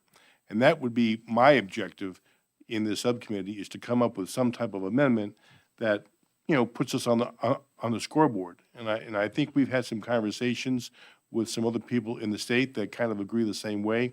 But I would, that would be my intent, and I can defer to Representative Mattson to see if she agrees with that, at least in practicality. Representative Mattson? Thank you. It would be good to get on the scoreboard to get this recognized. We need the whole country to recognize this, and so that's a start. So are we now talking about changing this bill to a resolution? Okay. Substantive. So we want to do something substantive, but we're not, we got to figure out what we can do. Would it be possible for the utilities to use their existing data with their existing model to come up with a cost projection just for the state of New Hampshire to harden the transmission grid in the state I think, without running into huge expense? sure, I think perhaps the question is, how much would it cost to use the existing model that was done for the FERC assessment, NERC assessment, to apply a different level? And I'm happy to talk to our technical experts and try to get some sense of that. Representative Mattson? You're missing the point. The point of the bill is for a survey to figure out which transformers are vulnerable. It's just a survey to see what's here. It's not to fix anything yet. We just need the information about what we need to fix, not fixing everything. So this shouldn't really be a cost to this bill. But my question would be, don't the utilities already have this? If they have a NERC model, then they already have information about how vulnerable their transmission transformers are to that model, right? Yes. To the So then the NERC question standard. becomes, is it possible to apply the same model, but just with a different level? Instead of 2 volts per kilometer or 12 volts per kilometer, something that's more realistic, maybe even 85 volts per kilometer. And we'll get you an answer to that question about Okay. how much that would cost to rerun that assessment. Okay. All right. Well, I think that's all. Representative McGee. Thank you, Mr. Chairman. I appreciate that. I think, the 2 other things that have been brought up, the first one being the jurisdictional issues, which we have a problem with, right? We don't have the ability to force anyone to do anything. And the other piece is the security issues of releasing a report that guides where our vulnerabilities are. So I don't think we would want our utilities to be doing that. I think the way that you're approaching it is probably the best thing we could ask for at this point, because we're trying to quantify what the solution would entail. And if we can figure that out without necessarily having a list of all of the state's vulnerabilities in terms of their transmission infrastructure, like, I don't know, can you speak to that? I know you had raised those concerns in the prior, so those, to me, seem to be the 2 things that we have to figure out. Yeah, just very simply, obviously we do share highly sensitive information with the Department of Energy and the Department of Homeland Security and Emergency Management, and we would recommend that, essentially, if we are directed to do an assessment or report, that is shared with those 2 agencies. We have the ability to share confidential information. Certainly perhaps there's a non-confidential executive summary that can be shared with a broader audience like policymakers. that does not go into a level of detail that would, be concerning. More quick question before we go to lunch. Mr. Chair, so right now we're talking about the transmission lines, but there is a potential for a certain number of distribution line transformers to be at risk. Could Eversource identify a top line number, what that might be, or is that beyond the scope? Let me talk to Mr. Dickey. I think he might have mentioned a number in the earlier hearing, but I'll check to see if we can give you using the definition that is in the bill, how many transformers on the distribution side that would impact. Good, we're going to break now for lunch, and when we come back at 1 o'clock, depending on what our discussion at lunch reveals, we may continue this work session or we may just move on. But whatever the case, we'll break for lunch now and see you all back here at 1 o'clock. Thank you.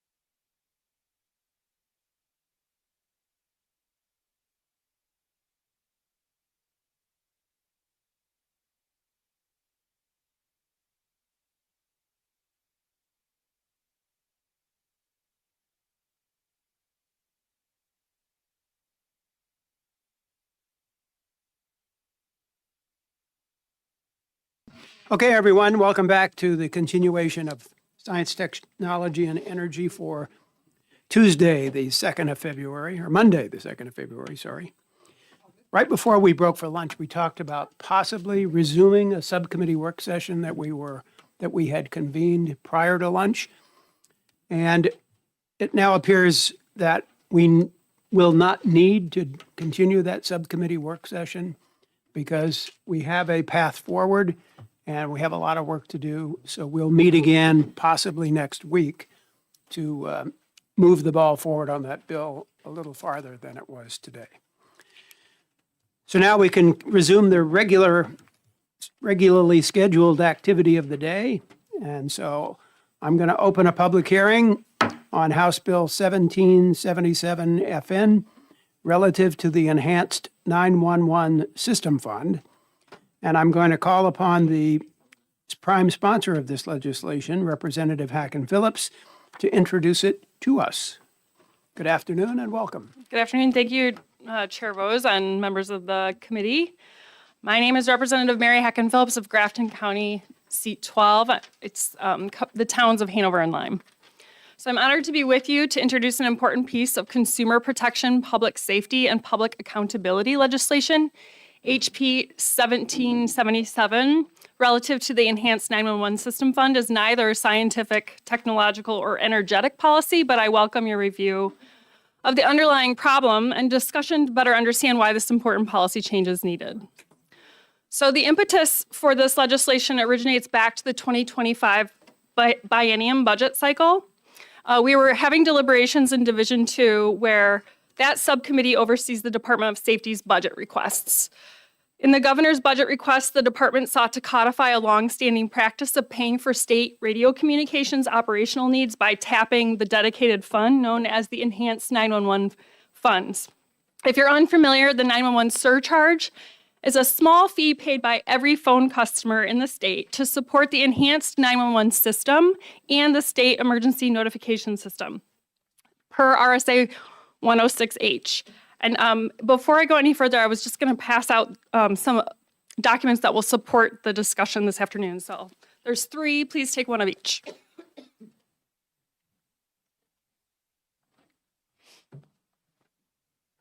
So that copy of RSA 106-H states, the monies in the account shall not be used for any purpose other than the development and operation of Enhanced 911 services and the statewide emergency notification system.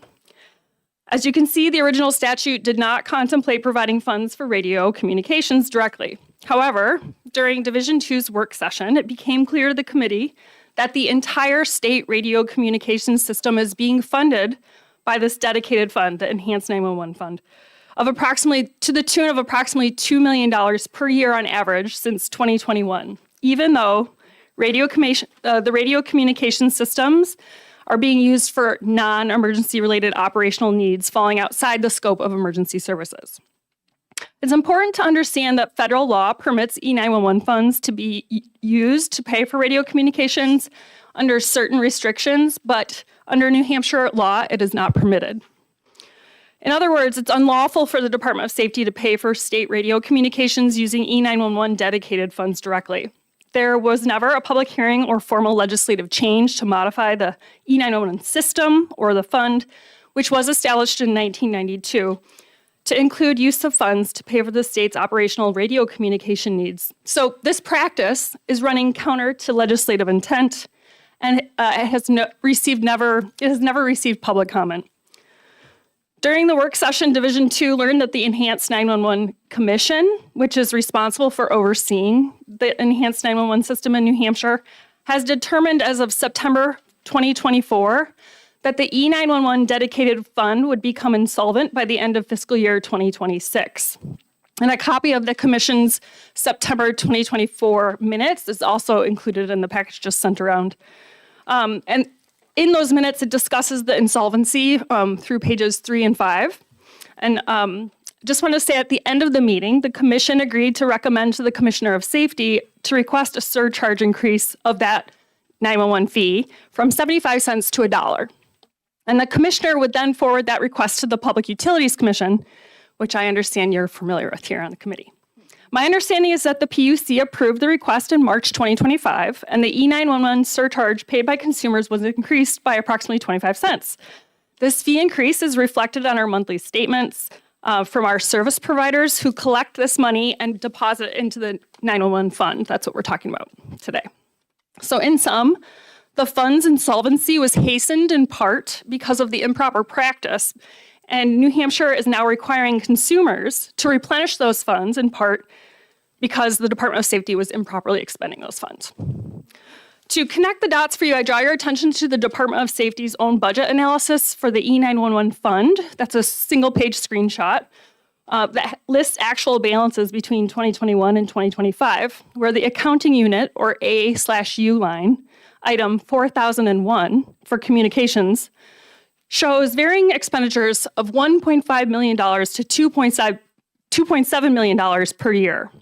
So it's a problem for New Hampshire that a total of approximately $10 million has been diverted from the E911 fund, which is a significant amount compared to the underlying fund's balance for potentially improper uses just over the past 5 years.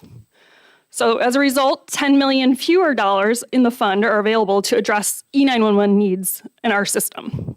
I just want to also say that I believe it's a problem for New Hampshire that the state agency has decided to use a dedicated fund to prop up its operational needs instead of using general funds. This sets an important precedent that must be addressed. Further, it was alarming that New Hampshire can tell its citizens that a fee being collected for state emergency services under law, then raise that fee to help keep that fund solvent, but then also turn around and use those emergency funds for non-emergency services not permitted under the law. So New Hampshire should not be in the business of this unlawful or potential policy or practice that's not transparent. So we have learned at Division 2 that New Hampshire is not alone in this type of 911 fee diversion. Many red and many blue states across the country also suffer from this problem and have worked diligently to address it. The bipartisan members of Division 2 did address these concerns during the budget cycle in two ways. First, we denied the request of the Department of Safety and the Division of Emergency Communication Services from codifying that practice, and we deleted that language from HB 2 as it passed out of the House. Second, we asked the Commissioner of Safety to have his office provide Division 2 with a proposal to make a more appropriate allocation of state radio communication expenditures that were allocated to 911 purposes and to non-911 purposes. The Department of Safety never provided that allocation, so Division 2 had to make an even 50-50 funding source allocation in HB 1 for the state radio communications line item. We divided that between the general fund and the E911 dedicated fund. And this 50-50 funding decision was important because the Division 2 recognized that state radio communications serve as an important backup to the telephonic services for our state's emergencies. But we recognize as well that the state radio communications also serve non-emergency operational needs for the department. You may recall that the full House voted to approve the House Finance Committee's determinations. However, when the budget passed to the Senate, things did change. The Senate sustained the House's first decision to deny codifying the department's practice. However, the Senate removed the second 50-50 split source allocation for how the state radio communications funding source and line items would take place, and instead permitted the department to continue this problematic practice. Today, I am before you to offer you the fix to this very narrow problem. In preparing the draft of this legislation, I consulted with members of the E911 Commission, regional dispatchers across the state emergency services personnel, and the Ending 911 Fee Diversion Now Strike Force Report and recommendations from 2021. That 2021 report was shared with you via email last night because it's kind of a thick document and I tried to save a few trees. That should be in your inbox now. So at its very essence, this bill serves to tighten the current RSA for use of the Enhanced 911 System funds to expenditures that directly support 911 call delivery and dispatch operations. It establishes enforcement mechanisms for unauthorized use and a safe harbor to repay misappropriated funds. It also has enhanced financial transparency with new auditing requirements and an added oversight of this dedicated fund by the Commission. So each change proposed is plucked straight out of that recommendation report that I shared with you. And these are federally approved recommendations. And the purpose is to rein in improper spending, narrowly tailored just to New Hampshire's unique circumstances. So I've already outlined the important consumer protection reasons for passing this bill because it's going to increase transparency for emergency 911 fee collection and proper expenses. And I've also outlined the important public safety reasons for passing this bill because it protects against 911 fee diversion that negatively affects the ability of the public to access emergency assistance via reliable 911 services and technology when the dedicated fund is rated for non-emergency reasons. So now I'd like to just outline a few important legislative reasons why passing this bill is important.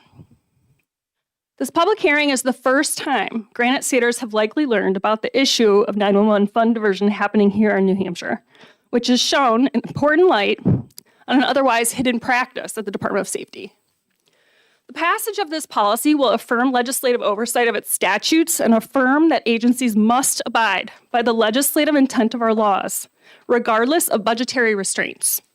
It will send the message that other state departments and agencies with critical emergency public health and safety services are not permitted to tap useful dedicated funds for their operational needs. But I just want to say, as a warning, we should contemplate what would happen if this bill does not pass.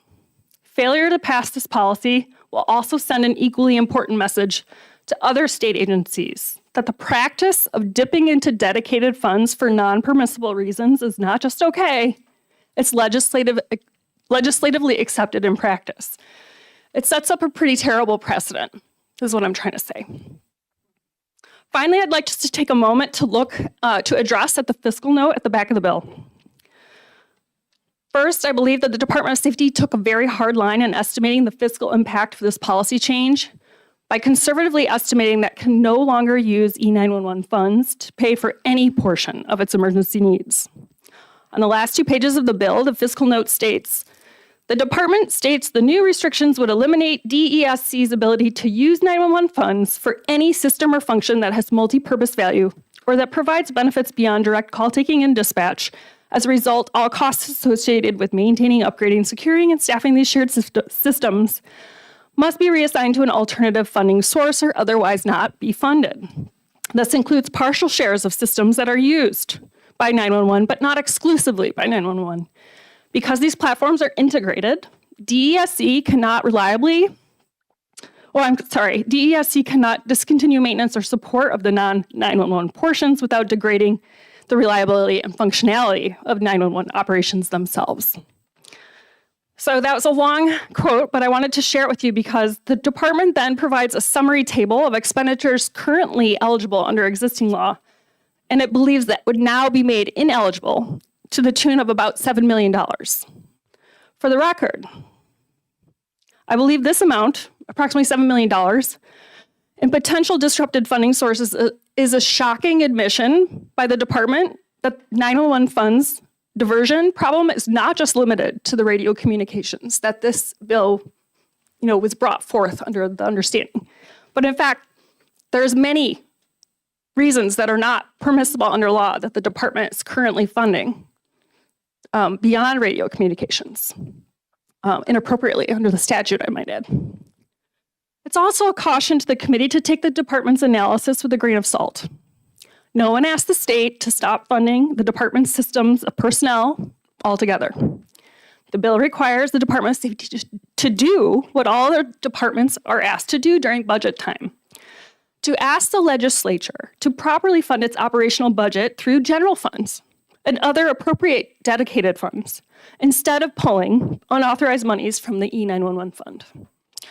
We anticipate that the legislature will continue to fund the department's essential emergency services as well as the non-emergency services that are needed and appropriate so as not to endanger the citizens of our state. Second, I'll say The Department of Justice also took a very hard line in estimating the amounts of $500,000 to $500,000 fiscal impact for this policy change. And as a reminder, the bill has a safe harbor, which gives the Department of Safety 1 year from notice to repay any ineligible use of funds, which provides the state ample time and opportunity to correct any unintentional mistakes before an investigation would be warranted.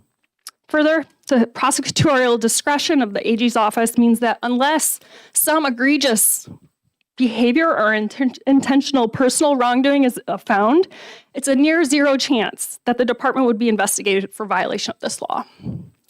So in conclusion, I believe that the fiscal impact is more appropriately described as about $1 million per year of funding sourced from the E911 fund to general funds for the purpose of those state radio communications.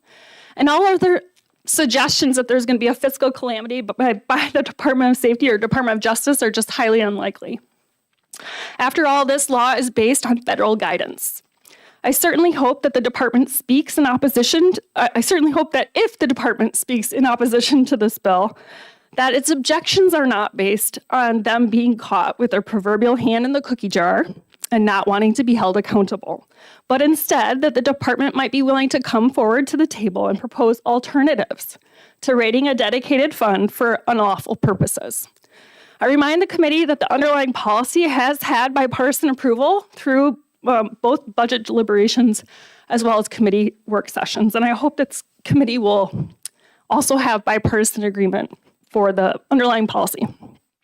I hope the committee, which is not normally charged with making fiscal or Department of Safety policy changes, to see through this matter and support the policy with an OTP motion.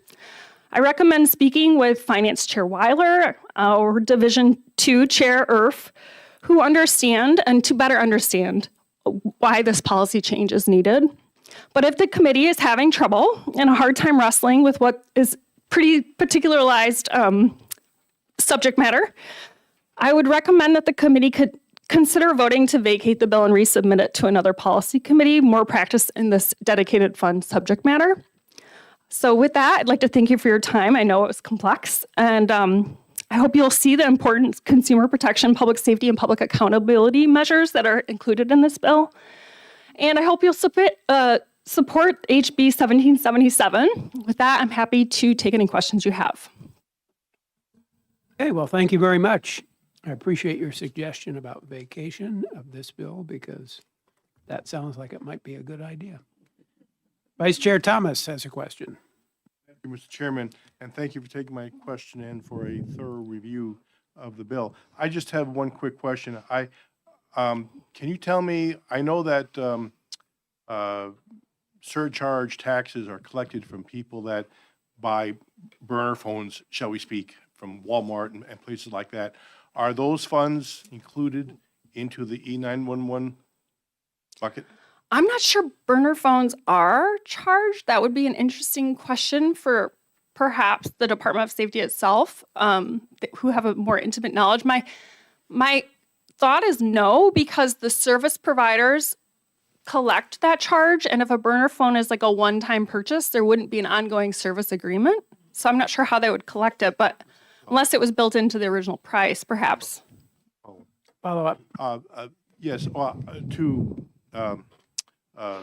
further have some background, I know that as a freshman representative, there was a bill passed against my objection, but it was passed in order to collect such surcharge taxes from such phones being bought in stores like Walmart and so forth.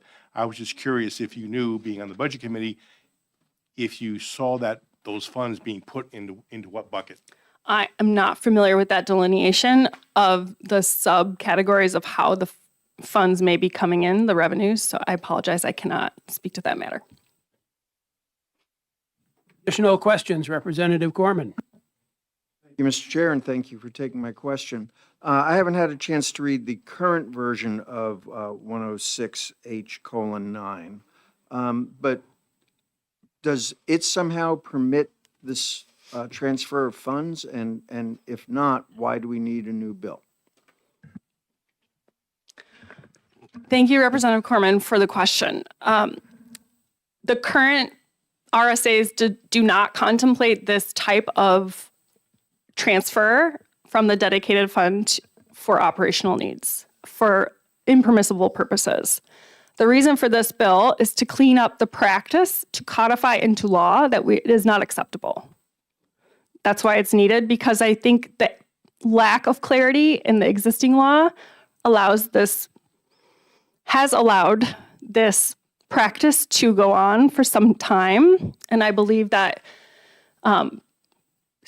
putting some language on paper that shows it is not permissible is an important protection that our state needs for this fund, especially because we know the fund was insolvent and recently had to be shored up to help replenish the monies that are available. So we know it was an ongoing issue and could be in the future as well.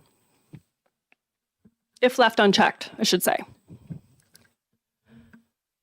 Representative Thomas has a question.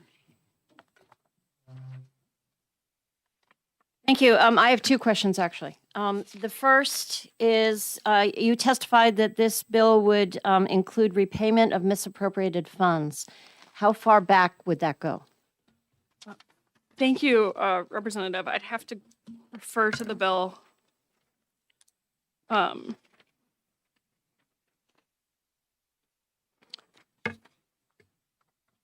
My understanding was that it was going to be forward moving in time. So once it would not go back to correct the wrongs of the past, but instead create a new moment in time to ensure that it did not continue into the future. Thank you. And I have a follow-up. On page 2 of the bill, line 26, you talk about if the New Hampshire Department of Justice fails to take action within 90 days of receiving a referral, the complaint may bring, it should be complainant, may bring a civil action in Superior Court. That I've highlighted civil action. Are there any guardrails on that? Can thousands of people bring forward the same civil action on the same complaint? Or what are the guardrails on that? Thank you for the question, Representative. So I think the normal class action lawsuits could apply in this extreme situation because that's normally permitted under law anyway. So there are no special arrangements made there. What I will say is that the civil action is the best practice suggested by the federal agency reports or the federal report submitted to Congress, because there is a real question and concern across the country about holding people accountable for this raid of funds. And studies have showed that if there is no penalty, that it's unlikely to be enforced. And so this civil penalty will be against folks who knowingly engage in this behavior, do not correct it within the safe harbor, and then don't pay the money back. So there's several steps to get to the civil action. And if the AG's office chooses, of course, not to prosecute within their discretion, then that would be left as a final resort to the claimant. Thank you very much. Representative Harrington. Thank you. Thank you for taking the question. I'm a little confused about a couple of things here. First, you said the department says that they're short $7 million, and you're saying they're short $1 million. Could you clarify that, or I just got something wrong? Sure. So the original impetus of the bill was the radio management system, the communications system. And I just showed you the snapshot from their own accounting that's averaged about $2 million every year. It fluctuates just a little bit from 1.5 to 2.7. So I averaged approximately $2 million a year. So in the fiscal note, however, when the department provided information to the LBA for the fiscal note, their estimates came up to be quite larger than their own analysis has shown. And so that's why I was stating that I thought that their fiscal notes approach was extra conservative. It was like a hard line where things I didn't believe reflected reality. I hope that came across. Okay, follow up. So the bill will reflect what you're saying is reality and not what the Department of Safety put out? Well, I think we have to trust the numbers from the department itself, right? So if the department has reported through their own budget analysis for the past 5 years, thank you. That those are the amounts that they've expended for the radio communications, that we should trust them on their own analysis. This fiscal note is representing numbers that are far larger than that. So I'm not sure where their conservative estimates in the fiscal note are coming from because it doesn't reflect the budget analysis that was shown to Division 2. Okay. Still not clear on that, but one more follow-up, just quick. One more. In the section starting on line 19, we talked about citizen enforcement. This is going forward? Then you're talking not in the past? Correct. This is not retroactive legislation. It's prospective legislation. So it would only go into effect from the moment it's taken effect into the future. And was anybody fired over this or disciplinary action taken against employees? I think this would be a wonderful question to ask the department, who I believe is here. Okay, great. Thank you. Representative McGee. Thank you, Mr. Chairman, and thank you, Representative Haken Phillips, for being here today. My question goes back to the increase in the fee for the service by the Public Utilities Commission, and that 25-cent increase was really based on the fact that they were saying we don't have enough money, but then the money was going out the door for these other things that were unintended. So I'm just curious whether you have any assessment or whether the bill in any way addresses whether or not that 25-cent increase is needed if these monies are no longer being siphoned away. Thank you for the question, Representative McGee. So the minutes I shared with you from the commission discussing the insolvency and the increase in the fee request is from 2024. So that's obviously before the budget cycle of 2025 deliberations, and it's before our current, moment in time here. What I do posit for the committee is that the requirement to increase the fee by 25% may have been too much. And in fact, if this law is enacted, there is a real possibility that that current fee raise is too high moving forward into the future, and that fee could be reduced. So these decisions are within the purview of the commission to make those requests to the PUC. And I think they will, under this legislation, have the ability to reevaluate that fee moving forward into the future because they will continue to monitor the fund. Okay, thank you. Appreciate that. No questions. Seeing none, I want to thank you for introducing this legislation. Yeah, thank you, committee. I know this is a little outside the normal practice, and I just appreciate your willingness to hear me out. Thank you. Absolutely. Next, we'll call on Mark Doyle, representing the Department of Safety. Good afternoon, Mr. Doyle, and welcome.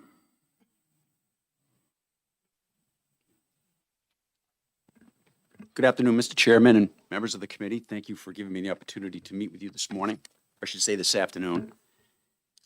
For the record, my name is Mark Doyle. I'm speaking on behalf of the New Hampshire Department of Safety as the Director of the Division of Emergency Services and Communications. Most of you know as 911. Thank you for the opportunity to provide you with some testimony today. The Department of Safety respectfully opposes HB 1777.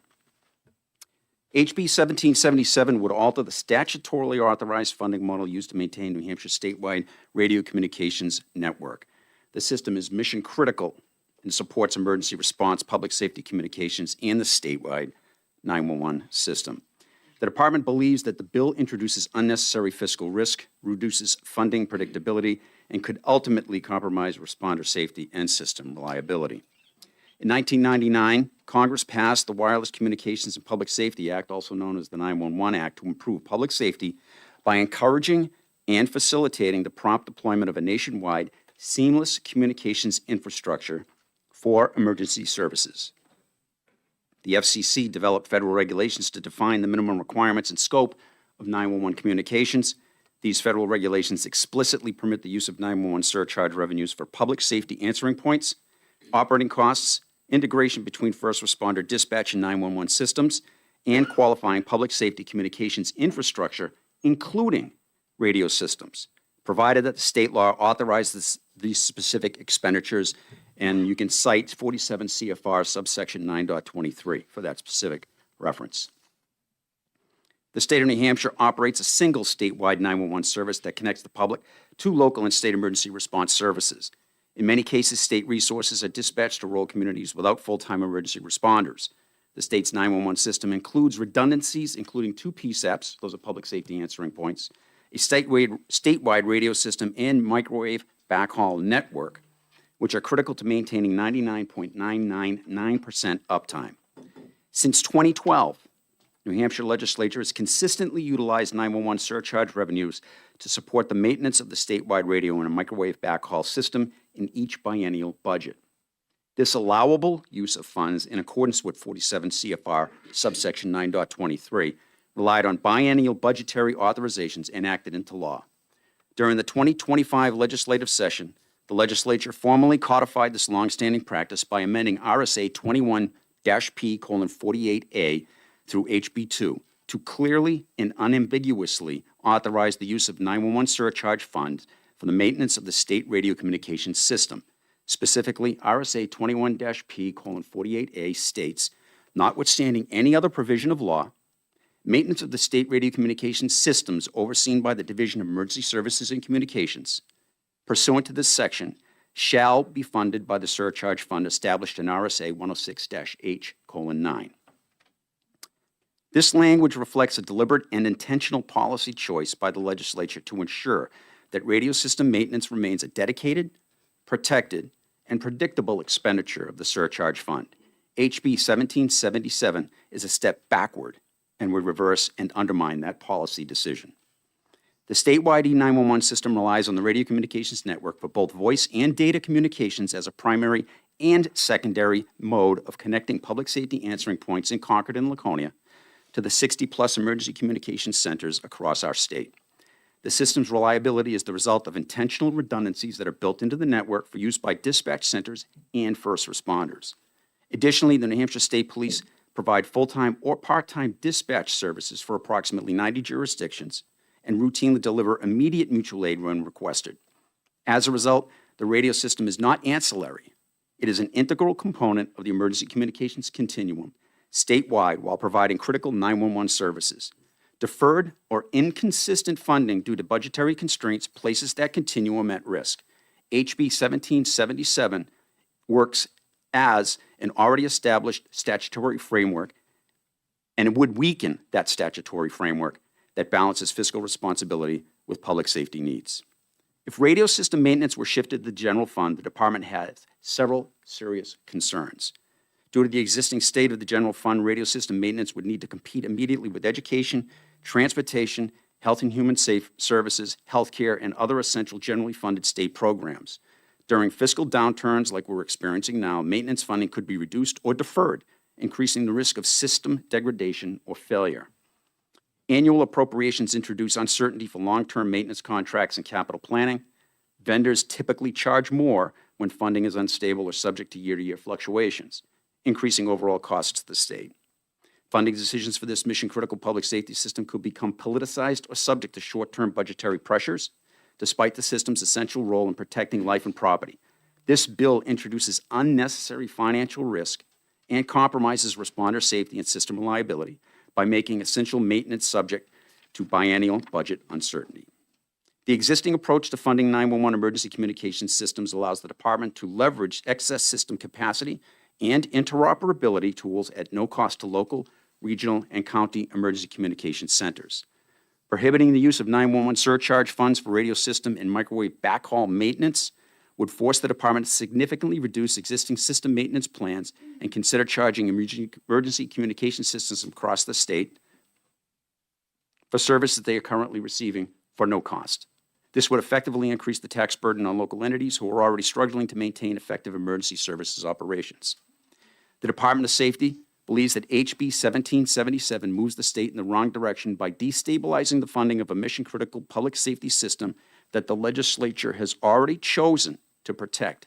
Maintaining radio communications through the 911 surcharge fund preserves the system integrity, supports long-term 911 strategic planning, and protects the safety of first responders and the public. For these reasons, and to preserve the stability established under current law, the Department of Safety opposes this bill and respectively urges the committee to recommend HB 1777 as inexpedient to legislate. Thank you for your time and consideration, and I'm certainly available for any questions you might have. Thank you for that testimony. Vice Chair Thomas has a question for you. Thank you, Mr. Chair. Thank you for taking my question. So I will ask you, if you know if the surcharge tax is collected from phones bought in big box stores, if that money collected goes to the 911 fund. It does. Those are called point of sale, the track phone type phones you're speaking of? Yes. And idea how much that contributes? I don't, but I'm sure we can get you that information. Follow-up question? Follow-up. Is the elimination of the state inspections for vehicles, will that affect the 911 fund, since some of that money used to go to the Department of Safety? That will not, no. Will not. Thank you. Representative Nutter has a question. Thank you, Mr. Chairman, and thank you, Chief Doyle. That was very thorough testimony. Do you have a copy of that for us? I do, and I can provide it. I didn't make copies for everybody, but I can email it if it's easier, but I can provide the written testimony for the record today. Thank you. Representative Swanson has a question. Mr. Chair, and thank you, sir. Question regarding the essential nature of your agency. You mentioned that clearly the Department of Safety is critical to the infrastructure of New Hampshire. Are you the only agency in the state of New Hampshire with a critical role in infrastructure for the state of New Hampshire? Thank you for your question. Could you clarify what you mean by the only agency responsible for critical infrastructure in the state? Are you talking about Public Safety E911 reconciliation call taking? Well, I'm referring to just in general as an agency that has to get funding from the state budget. I don't have the answer to that question. Thank you. Representative Harrington. Thank you for taking my question. I'm referring to the handout that gave the existing law, the Chapter 106H enhanced system. Under Section 106H9, it says funding, fund established. It says the enhanced 911 system in the statewide emergency notification system shall be funded through a surcharge. And going back and looking at the definitions, that second part of that, the statewide emergency notification system, is not really defined. So are you saying that the department has interpreted that to say that all these various radio things and the list of other things, I won't go over all of them there, that this new bill would say is not going to be funded by 911?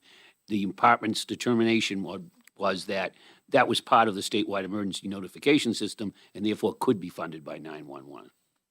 Thank you for your question. And the short answer is yes, in part. The emergency alert system or emergency notification system most people think of when it comes to what the purpose of this particular statutory reference is exactly that. And it is integrated into the statewide radio network. The statewide radio network does not exist just for the sole purpose of the emergency alert system or emergency notification system. It has a number of other functions as well, in addition to offering some connectivity to the various transmitters around the state when the emergency alert system is activated. Most of you know what that is when you see the test come across the channel or the TV or the radio or otherwise. Follow up.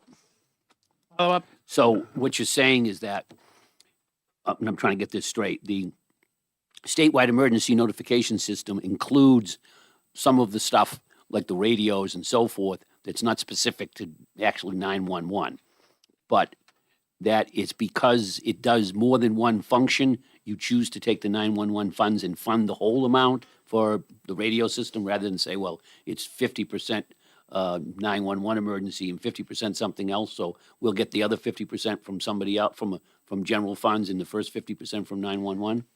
Well, part of the reason we went forward to, thank you for your question, part of the reason we went forward to move in this direction is to codify the existing practice that we have been doing for the better part of the last 10 plus years when we've been actually funding the entire radio system. What the radio system has done since I've been here, since 2017, is evolved to such a point where it now becomes an integral part of the larger emergency communications system.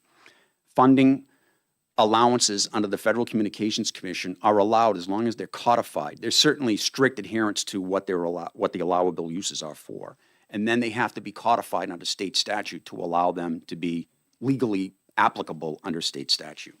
Some of those allowances include radio system infrastructure, not subscriber radios. These aren't the radios that police officers and firefighters carry, and they're not the ones that are in the cars.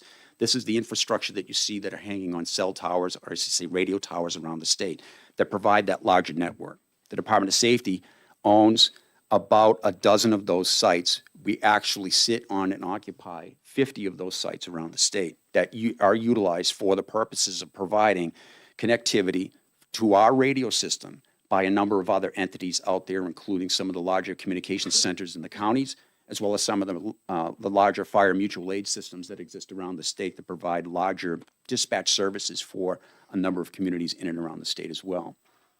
What you're I don't want to put words in your mouth, but I think what you're suggesting is this used specifically for the sole purpose of rendering E911 services?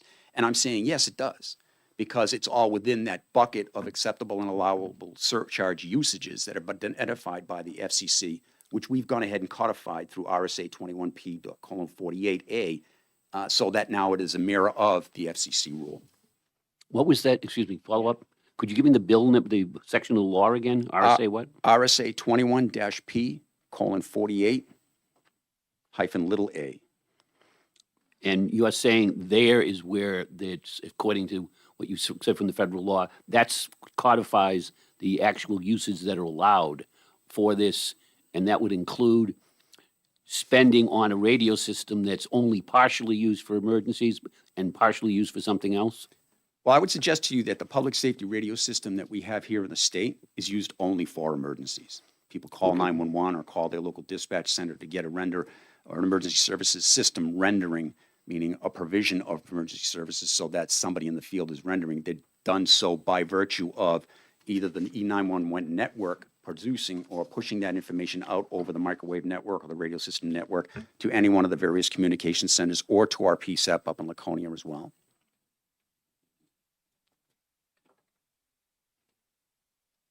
Representative Thomas.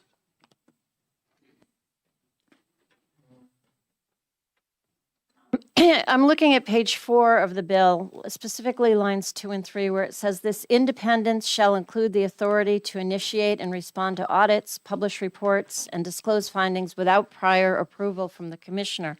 My question is this not being done right now with the 911 system?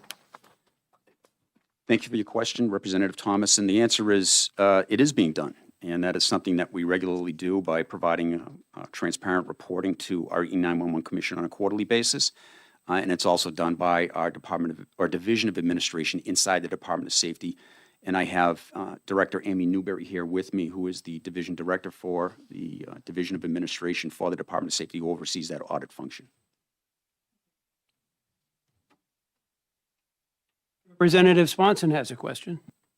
Mr. Chair, and another question for more clarification. I'm a little bit confused here. I was understood that the bill's focus is on establishing appropriate uses for the state's communication infrastructure. You're with the Department of Safety. Are you saying that correct? Is that correct? Yeah, yes, sir, I am. Okay. So then, is the Department of Safety responsible for the communications infrastructure, or is it sort of a separate or an auxiliary part that the communications infrastructure, such that the communications infrastructure also goes for funding line items in the House budget? The communications,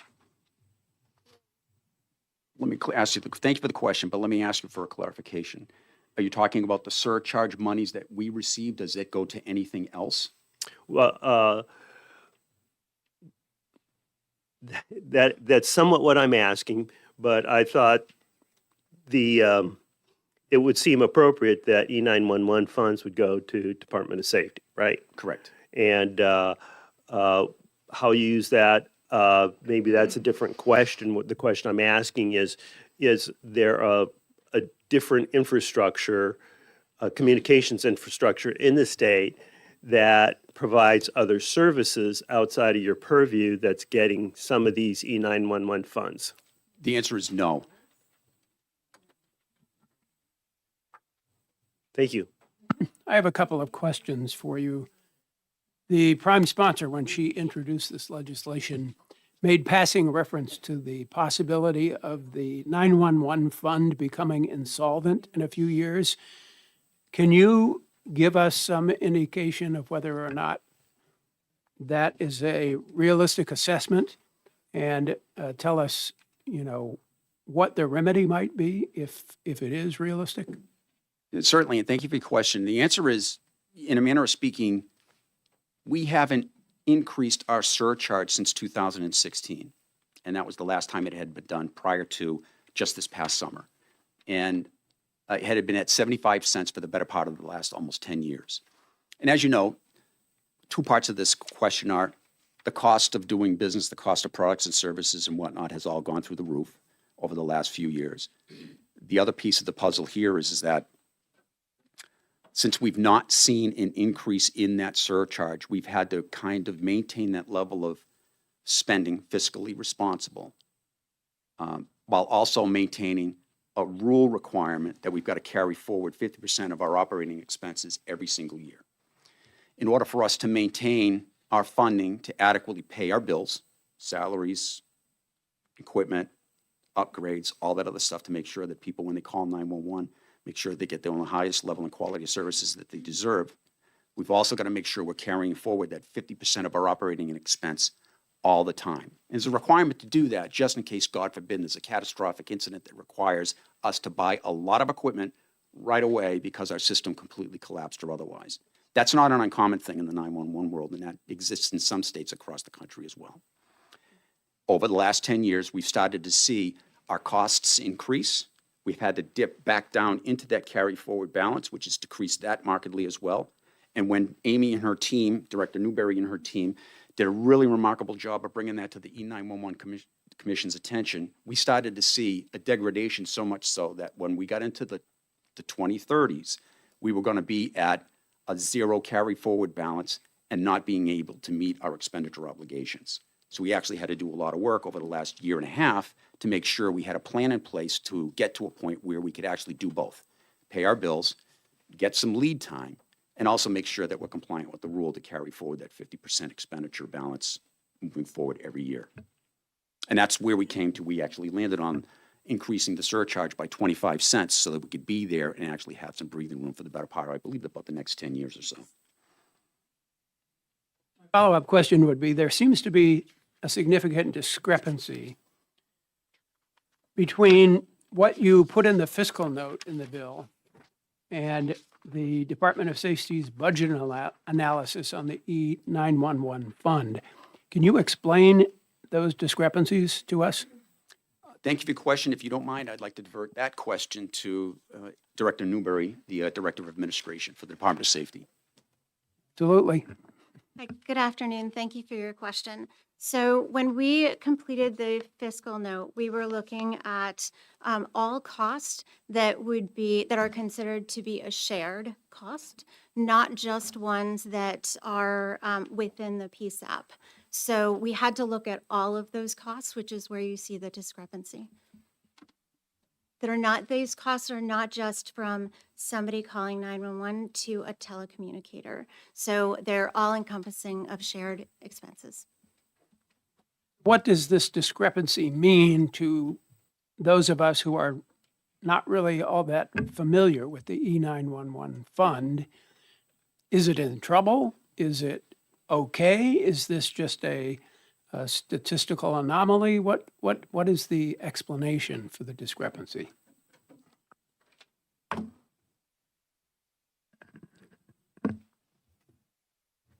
The E911 fund right now is in a very good space. And when we do our biennial budget planning, we make sure that we look at a couple of different things. What our anticipated costs for equipment replacement going to be, what our anticipated salary increases are going to be, and also where we're going to land when it comes to that carry forward balance. For two reasons. We want to make sure that we're compliant, and also want to make sure that we're in a good place where if we need to actually expend some of that money, we have it available to us. When you look at discrepancies, and I use the air quotes around discrepancies, those are the discrepancies that we have to be mindful of in the event that we can't meet some of those obligations. And those are the ones that are going to actually have to come to bear at some point. I think we're in a very good place right now because of the way that we've gone ahead to be able to manage the 911 surcharge fund, the increase in the revenue based upon the increase in the surcharge. well as making sure that what we're doing is responsible across the board, and making sure that we're attentive to being able to actually do what we've always set out to do by our mission, to locate, communicate, and connect people in an emergency with the help that they need, when and where they need it, as quickly and as efficiently as possible. And one part of that emergency communication system is not dispositive of the other. You can't have the E911 system working in a vacuum, and you can't have the radio communications world working in a vacuum. They're so intertwined and so interconnected that they've got to work together seamlessly and efficiently to make sure that we're doing exactly what it is that we've set out to do and comply with our mission. A lot of states around the country are really having a hard time doing that. But I think New Hampshire leads the way because we've got a system in place that brings a lot of folks together to do all that, including making sure that these systems are interoperable. And interoperability is a buzzword that kicks around every once in a while. And there's a lot of things that can go wrong with the interoperability world as well. You start spending a lot of money on things that are the latest and greatest and have, the bright, shiny object in the sky. They may not be the things that work for you or here in New Hampshire.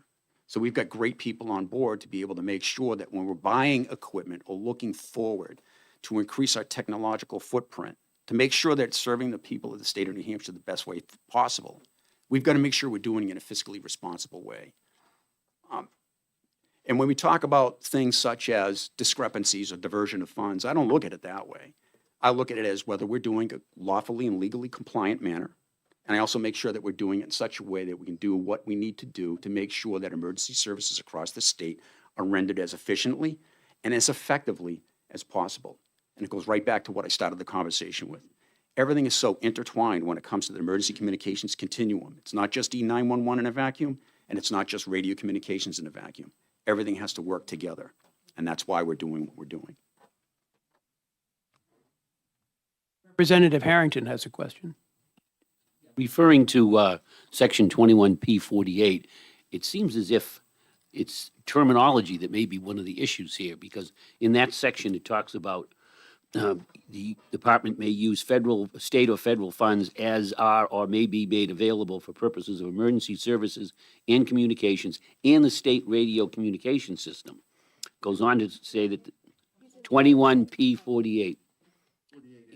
Yeah, and it goes on to say the director shall oversee the state radio communication system, which includes infrastructure and any communication systems that directly support interoperable communications and the exchange of information between the public and so forth.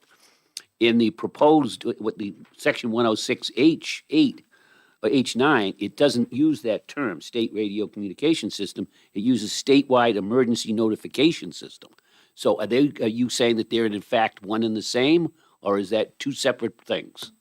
You're talking about the state emergency alert system or an emergency I'm just notification reading, system. excuse me, I'm just reading from the bill. One says, in the existing language in Section 106H:9, talks about statewide emergency notification system. In P21, 21P48, it talks about the state radio communication system, which includes infrastructure and any communication system that directly support interoperable communications and the exchange of information between public safety answering point emergency communication center and the first responder.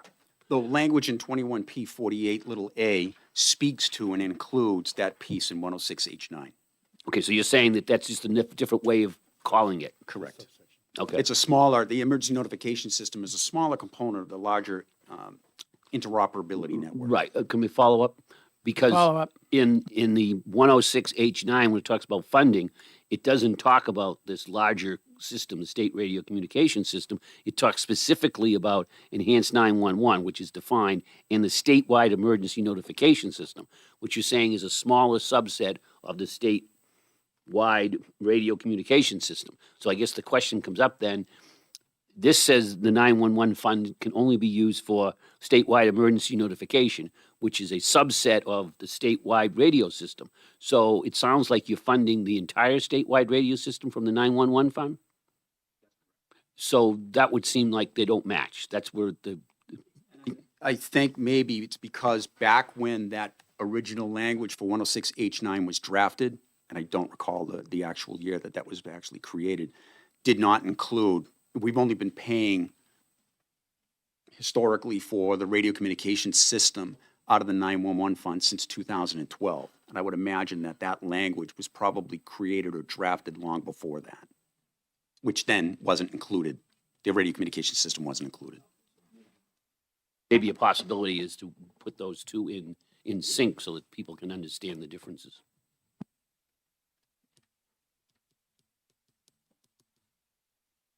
Additional questions? Seeing none, I have no more pink cards. Is there anyone in attendance who would like to speak upon this bill?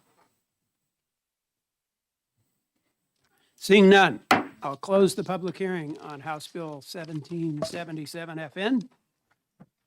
And in just a few minutes, we'll begin our next public hearing.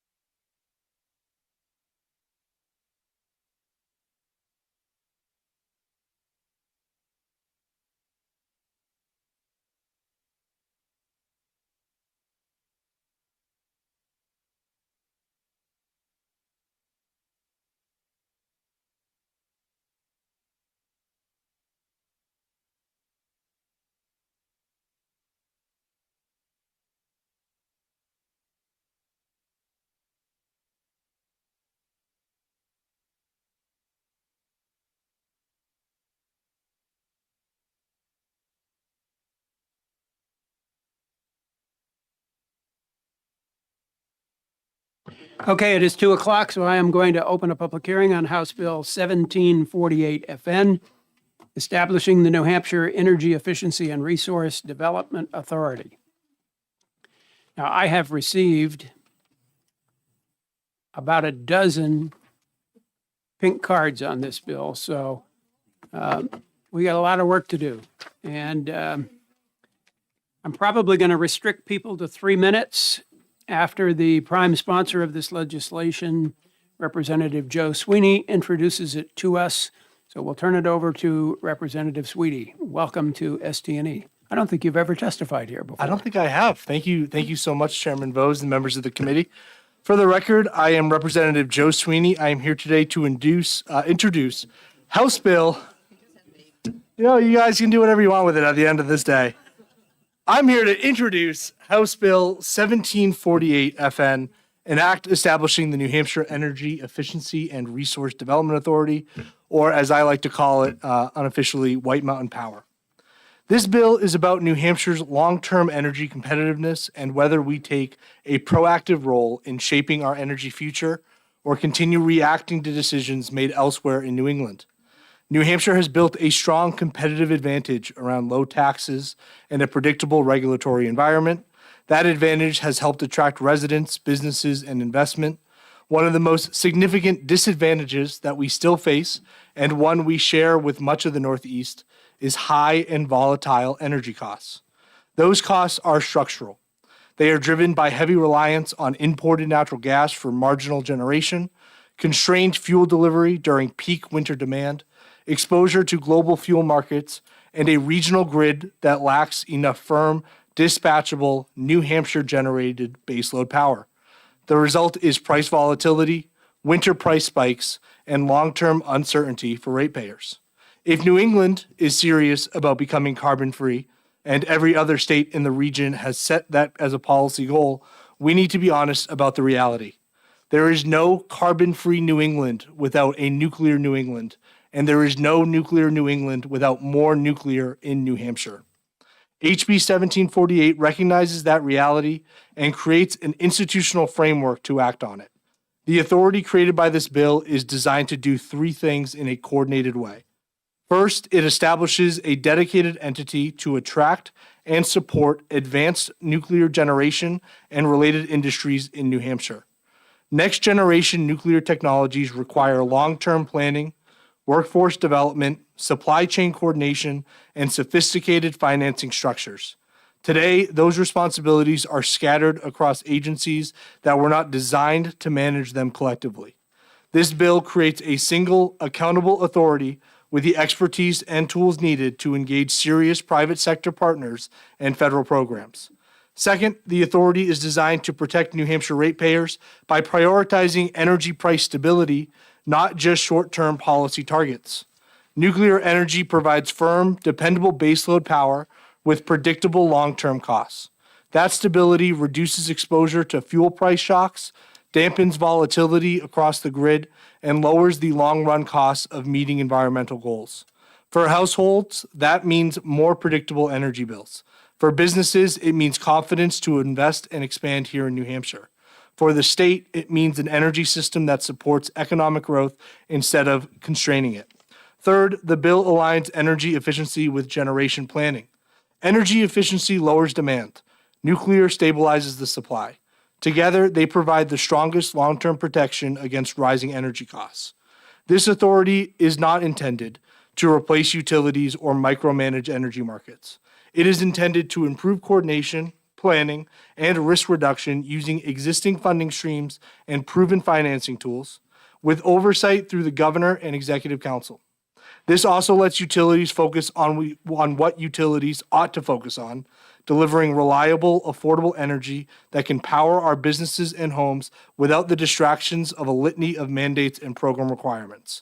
The bill also recognizes that attracting nuclear investment is about more than electricity generation. It's about jobs, education, and economic development. Advanced nuclear brings high-wage engineering and manufacturing jobs, long-term operations careers, partnerships with community colleges and universities, and supply chain opportunities that remain in state. Other states are actively positioning themselves to capture this investment. If New Hampshire does not act, we will import both the energy and the jobs while continuing to pay higher rates. By 2050, New Hampshire can have an energy profile that includes expanded nuclear options, lower and more stable electricity prices, reduced carbon emissions, and a grid that supports residents and businesses alike. HB 1748 is not a short-term bill. It is a long-term strategy that creates the institutional capacity New Hampshire currently lacks to compete for the next generation of energy investment while protecting ratepayers and preserving fiscal oversight. Thank you for your time and consideration. I'm happy to answer any questions. This part is not in my written testimony. This has to be the longest bill I've ever written and proposed in the New Hampshire House, so I know there's a lot of elements to it. I know you have a lot of very smart people behind me that are going to take very different positions on the bill and the different facets of it. I'm interested in the whole conversation. I'll answer any questions you have, but I think this is going to be an exciting conversation, and we have the opportunity to build something really unique and really New Hampshire here that puts our state forward. So thank you for your time and consideration. Thank you. That's a great introduction to this complex bill. I noticed the final bill came in at 20 pages. I saw an earlier draft that was actually 24 pages, so. It did trim down a little bit. Yeah, It good was on job. Ozempic for Good job. this spell. All right, questions for the prime sponsor, Representative Kaplan. Right, the first question. Thank you, Chair, and thank you, Representative, for coming in and presenting this bill, which is huge. It reminds me of a, all-in-one bagel with every, it's got everything on it. I hope it tastes good. Well, that's remains to be seen. The proof is in the pudding, right?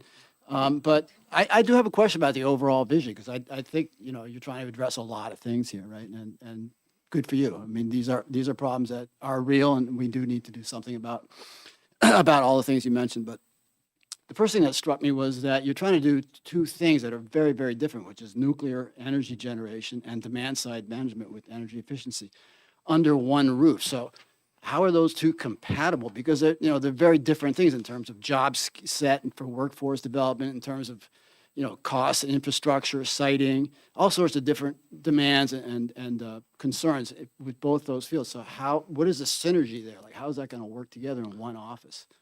Phenomenal question, and thank you for it. This bill, and as the chairman referenced, this bill has evolved a little bit from its origins. I would say at the onset, the goal was, how can we create an authority, a group that can give New Hampshire a little bit more independence in our grid without leaving the grid, without leaving ISO New England. So that's where this sort of onset started last spring in forming this. And then just sort of looking around as to what tools could we use to build this authority so that it would have things to do tomorrow, right? As it gets set up over the next couple of years through the enabling legislation, what would its immediate task be in terms of, and that's where the energy efficiency component came into it. So they would have something to do on a day-to-day basis while pursuing these nuclear projects that are going to be 15, 20, 25 plus year endeavors. We wanted to make it so that we weren't just establishing a working group that was going to look for pie in the sky, what can we do to attract a nuclear production facility in 10 years, but give it a real role in the energy market today through the energy efficiency side of it, while also building that resource development side of it as well. So they are two sides of the same coin. If the energy market was a 20-sided coin, there's a lot of different sides to it, but they're unrelated, but they are key to making this a working group that can start doing stuff tomorrow while planning for the tomorrow 20 years from now. Further questions, Representative Corman. Thank you, Mr. Chair, and thank you, Representative Sweeney, for taking my question. I read the bill in detail, and I could actually spend all afternoon asking you specific questions. But I'm going to start with one that amused me, which is I'm looking at page 11, lines 23 and 24, and I'm wondering where this number came from. The sum of the guarantees issued to any one borrower by both the authority and other entities shall not exceed $222,222,222 of principal. Sometimes I wonder, was that put in just to see if we read the bill?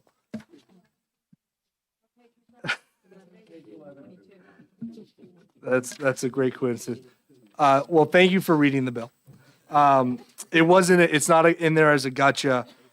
Obviously, a nuclear generation is going to be a project in the billions of dollars. Even a small modular reactor will be at least $1 billion, if not more. I wanted to make sure that we were giving this in a sum of money that could support a construction and help recruit and lure in production, but not fund the whole thing. And so in the drafting process, that number is what came of it. It could become a clean number if we wanted to. It was just sort of, there's no direct answer that I have for you as to why we went with that number. So as a follow-up to that question, tell us where the funding sources for this authority come from. I know the system benefits charge is one of them. What else is, do you perceive as being a funding source for this authority? So for the energy efficiency side of things, it will be the systems benefits charge, and it'll be that, New Hampshire Saves program moving over into this authority to really run the operations of it. Outside of that, there's no direct way for this authority that is going to be funded to make money. It will be the loans that they will be able to back and the bonding they'll be able to back will be state-backed entities, similar to the way that the state's business finance authority operates. And those will be, go through the authorities' processes for approval. Then that gets sent to the executive council and the governor to approve to make sure there's full vetting, that we're not putting our state dollars behind any dollars at risk behind shady investments, that they're all legitimate investments that can actually come forward and get paid back by the individual producers. So it would be like a revolving energy bank to give loans to about energy projects? That's one way to describe it, but focused in on the advanced nuclear for the actual lending and bonding. Further questions, Representative Harrington? Yeah, it just, you mentioned funding on the top of page 5. I think the first thing bill is going to do is it's going to raise electric rates, because it says the Department of Energy shall grant the authority regional greenhouse gas initiative auction funds, which we know are in the tens of millions of dollars, and that, instead of being rebated to ratepayers, would go to this new authority to pay for more state bureaucrats. So rates will go up immediately as a result of this. That would be the first thing. Second, it seems as if we're taking a program that works well, the one we have right now for energy efficiency. It's been going on for a number of years, and now we're going to say, no, let's not have it be done by the utilities. Well, we've been doing it for a long time and gotten it down to pretty good science. We're going to create a new state agency and going to hire new people, grow government in order to do the same thing that's already being done. And third, it seems as if what you're saying is the market won't support giving loans to nuclear places in New Hampshire, for example. So the government's going to have to step in and give them money, because in the free world, they couldn't get it. If I may answer those questions backwards, I think there is just this isn't intended to be the full loan of the nuclear construction build out. This is going to be part of it to help a project pencil out to come to New Hampshire if we are actively trying to recruit the project to New Hampshire. So this just gives sort of New Hampshire's skin in the game in terms of what we can do to recruit those companies to come here. As for the NH Saves component of this, I do know there are others here that are going to talk a lot about it. I know my intent in this bill with the RGGI funds is not to raise any rates over what's currently being. So the goal is that what is currently being paid and supported by the rates for the New Hampshire Saves is a lateral move to this authority. There's no expansion of the NH Saves program under this. It's just going to be a lateral move from the existing setup to this authority, so that ratepayers will not be paying anything more for the NH Saves program. Follow up, just to correct you on that. Follow up. Your bill says you're going to be transferring the regional greenhouse gas auction proceeds, which now are rebated to the ratepayer. So if they're not going back to the ratepayer, the rates are going to go up. And that's as simple as that can be. And also, are you aware that the CEO of the Nuclear Energy Institute has stated publicly two things about new nuclear plants in the United States? One, they're almost certainly going to be in a vertically integrated state, which New Hampshire is. And two, they're probably going to be in a situation where there's risk sharing, higher risk sharing than $20 million by either a government entity or by ratepayers. I wasn't aware of those comments from the nuclear CEO, but I think those enlighten the conversation and could further fix the bill through amendment if needed. Representative McGee. Thank you, Mr. Chairman, and thank you, Mr. Sweeney, for being with us today. So there was a lot to the bill, and I also read it. On page 2, you lines 21, the board of directors and the organization, you discuss that the authority is going to be governed by 10 directors, and then you list the agency heads that would make up 5 of those seats, and then the state treasurer or designee would be one of the 6th seat, and then there would be 4 public members that would be appointed by the governor or confirmed and confirmed by the executive council. But the agency heads also explicitly, it says they don't get any pay. So you're taking these folks and saying, you're going to serve on this new board with no pay. And it doesn't list staff or officers until later in the bill.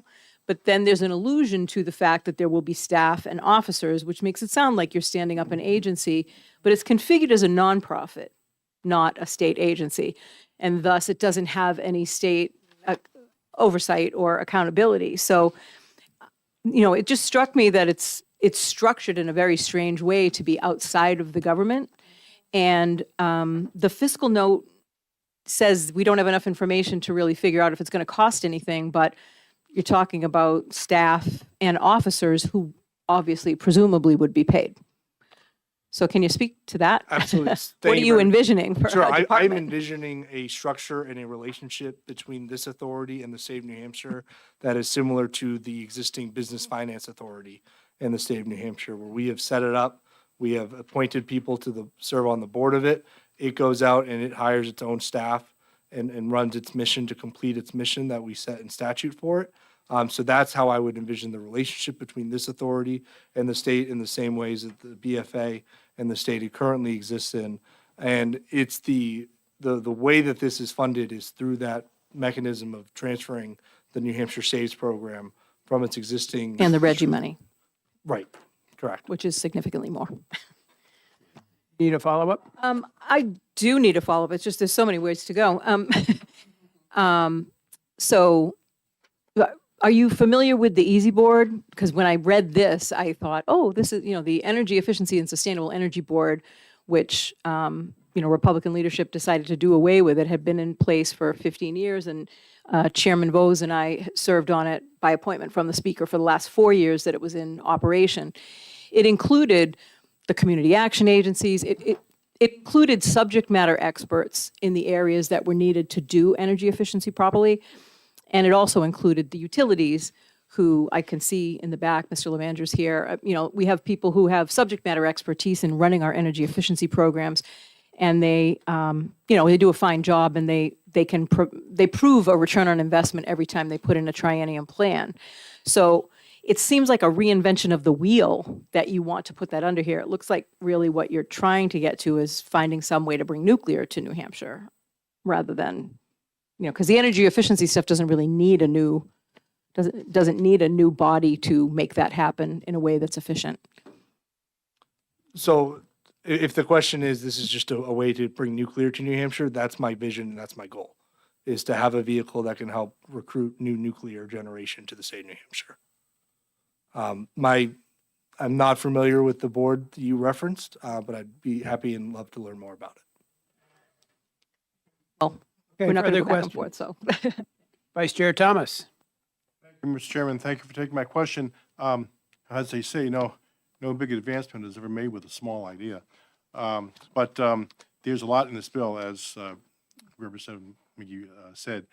Where I'm coming from, after hearing everything else, is the energy here in the state is structured a little bit different than the business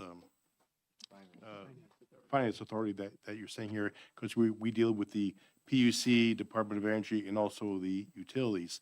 I'm a little bit unsure and confused if this were to come together. How does this relationship work with the utilities and the PUC and DOE in terms of who's the boss? Who says what? Who listens to whom? What happened? I'm confused as how you see how this would come together, because it seems like there'd be a lot of saying, well, they said this, but their boss is here and his boss is there, and maybe you and maybe you have the governor. I'm not sure. For the energy sector, that can be quite confusing. Can you speak to that? Certainly I can, and I'll just state the board will be made up of the Commissioner of Energy, the chair of the Public Utilities Commission, the consumer advocate, the commissioner of the Department of Business and Economic Affairs, the executive director of the New Hampshire Business Finance Authority, the state treasurer, and then 4 public members appointed by the governor. So I think there would be, just built into this board and this authority, there's going to be synergy between it and the Department of Energy and the PUC and the consumer advocate. That's how it's designed. The utilities are sort of left out of it, so the utilities can focus on what the utilities need to focus on. This will be focused on the energy efficiency program and procuring new advanced nuclear to the state of New Hampshire. Follow up. So would this be just an advisory board? This would be its own separate authority, to quasi-government authority that we'd be able to establish. It would be in charge of overseeing the implementation of the energy efficiency program and the recruitment of new advanced nuclear to the state of New Hampshire. So it's not advisory. They have a role to play in it, but they would be working with the partners that make up the board to implement the mission and focus in on price stability and ratepayer relief for their mission statement. Representative Corman. Thank you again, Mr. Chair, and thank you again, Representative Swanson. Representative Sweeney. You can name me anything at this Looking point. That's Looking fine. at Dale right here. I'm talking faster than I can think. I noticed that where am I here? Oh, the authority is exempt from 91A and also not subject to any rules from any state agency. I see that on pages 5 and 6. So I have 2 questions related to that. The first one being, do we have any other authorities in the state that have those exemptions?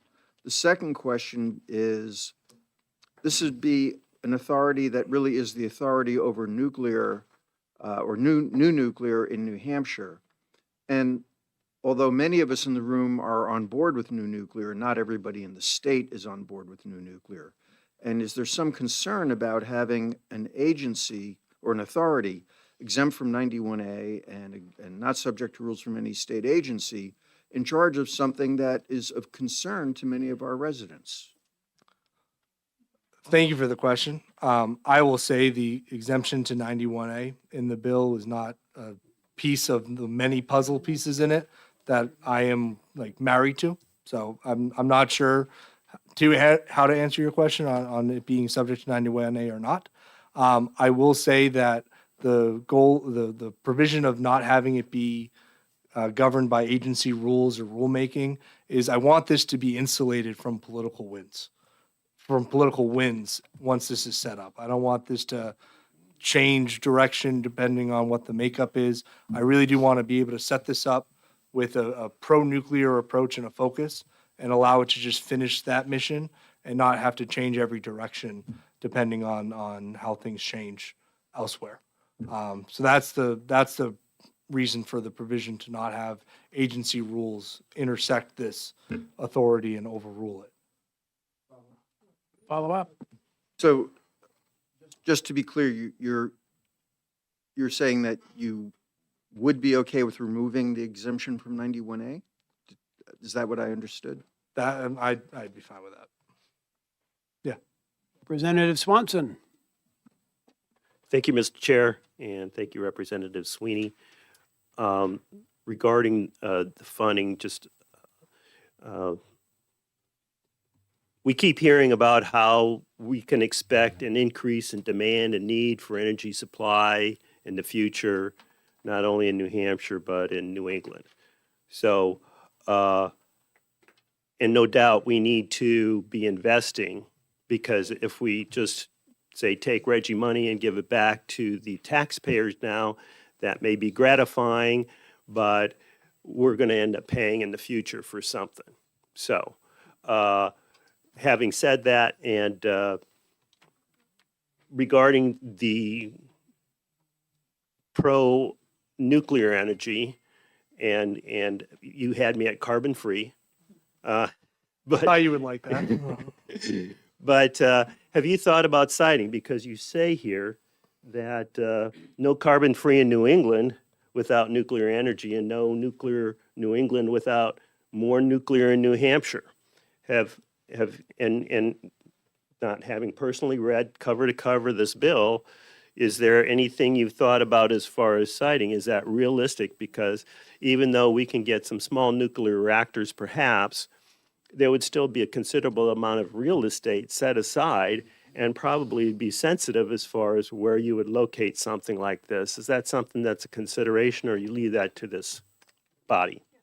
Thank you so much for the question. So this bill doesn't change the existing siting rules and procedures that any new generation would have to go through. The funds that the authority would be able to lend or bond can go to help a generator site a facility. So so that can be part of the authority's goal is to help find new sites for potential generation and then try to recruit in a generator to come and build it here. So it's part of the puzzle. Again, it's not, if there was, and to the broader scheme of your question, if there was a silver bullet that we could use to bring new energy to New Hampshire, we would have fired it off years ago. There's no silver bullet, and this is just another tool in the toolbox to bring in more energy generation into New Hampshire and to set our state on the right foot. Thank you, Representative. Thank you, Mr. Chair. Representative Kaplan.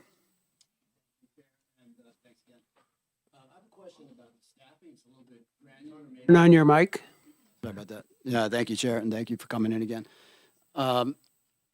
As far as staffing goes, I understand where the staffing for the energy side is going to come in because you mentioned that the systems benefit charge is going to just carry over. But you're going to need staffing on the nuclear side as well. You're going to be issuing bonds and loans, and you have this revolving fund. That's very complicated stuff. Who's paying for the staffing on that side? So thank you for the question. So the funding that builds the operation to manage the energy efficiency side of it, that staff is going to have double duty between the energy efficiency side and the developing the resources. But that's complicated. Absolutely. Representative Thomas. So there appear to be implementation challenges around data privacy and legal constraints for program eligibility information. Your thoughts on that, please? Is there a specific page in the bill? I believe taking over the NH Saves program and dumping it into this. That's Oh, so you're just opposed to that? no, I did not say that. No, I'm sorry. Thank you. I did not say that. The questioning is about the transferring NH Saves from where it is to this. So the NH Saves program gets data private information from the customers. And you're saying now that all of that information from that program is going to be dumped into this new agency, correct? Do you see any implementation issues with that? Because I sure do. I think it would take time. I'm not the expert on how NH Saves would transition from where it is to this new authority. So there would be privacy concerns that need to be protected in that process, and that's something that we can make sure happens in an upfront manner. But there's nothing in the current bill that does that. I'm sure we can strengthen it, Thank you. work together. Okay, we have a lot of other people who want to testify, so I want to thank you, Representative Sweeney, for introducing this legislation. Thank you all. I'm willing to, give me a call, email me, let's talk, and let's do something cool for New Hampshire. Thank you, guys. Okay, so from this point forward, I'm going to impose a 3-minute and 30-second limit on the 11 people who want to come up and speak at this point. So next, we'll hear from Josh Elliott at the New Hampshire Department of Energy.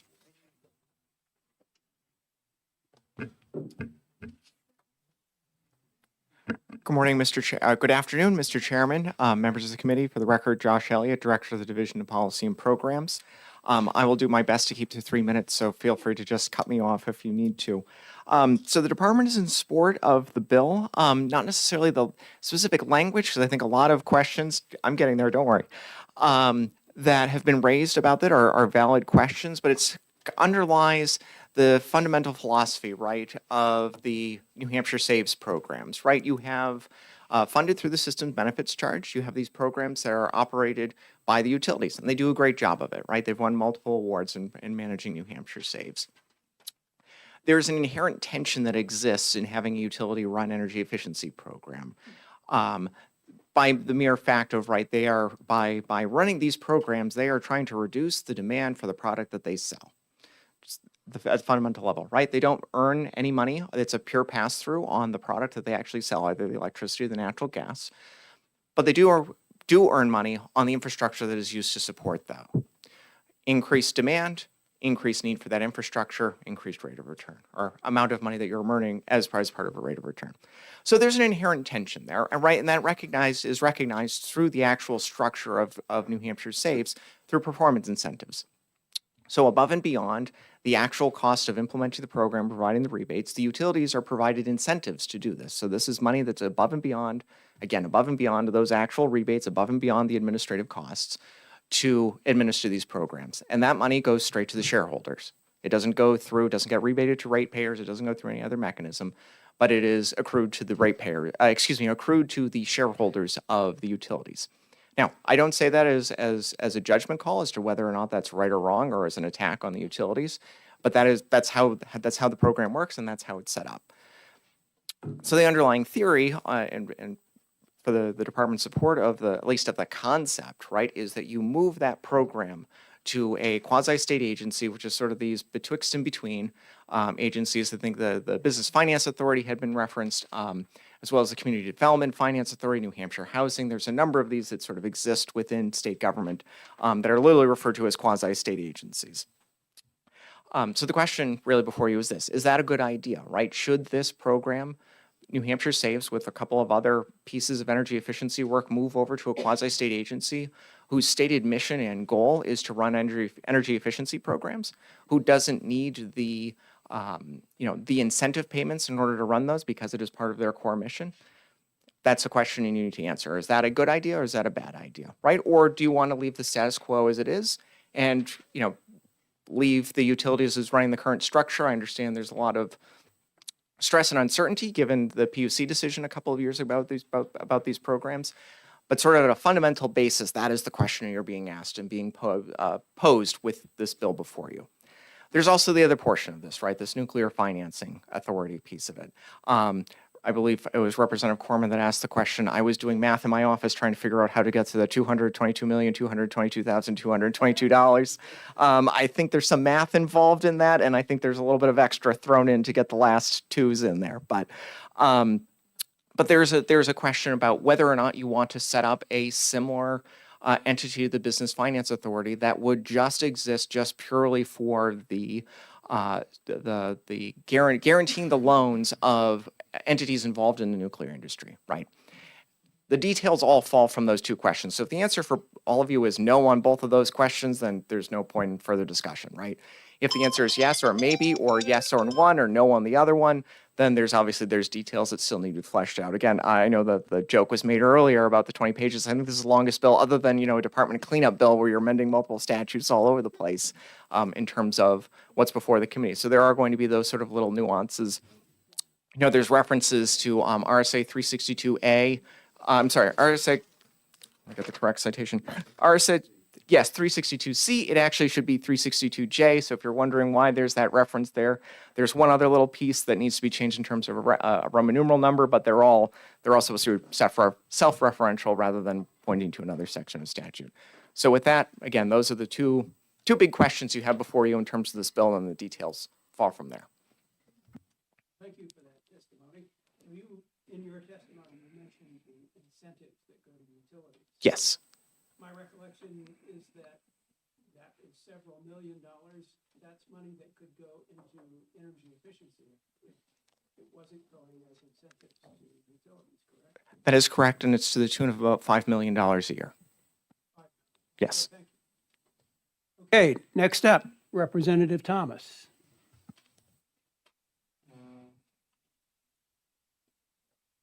I'm referring to the fiscal note. It says that the Department of Energy was originally contacted on November 25th, 2025, and then again on December 9th, 2025, and they have yet to file a fiscal note. Do you have a fiscal note from the Department of Energy for this bill? Yes. So if you're looking at, there's a revised version as of January 5th of 2026 that has the department's additions. Do we have a copy of them?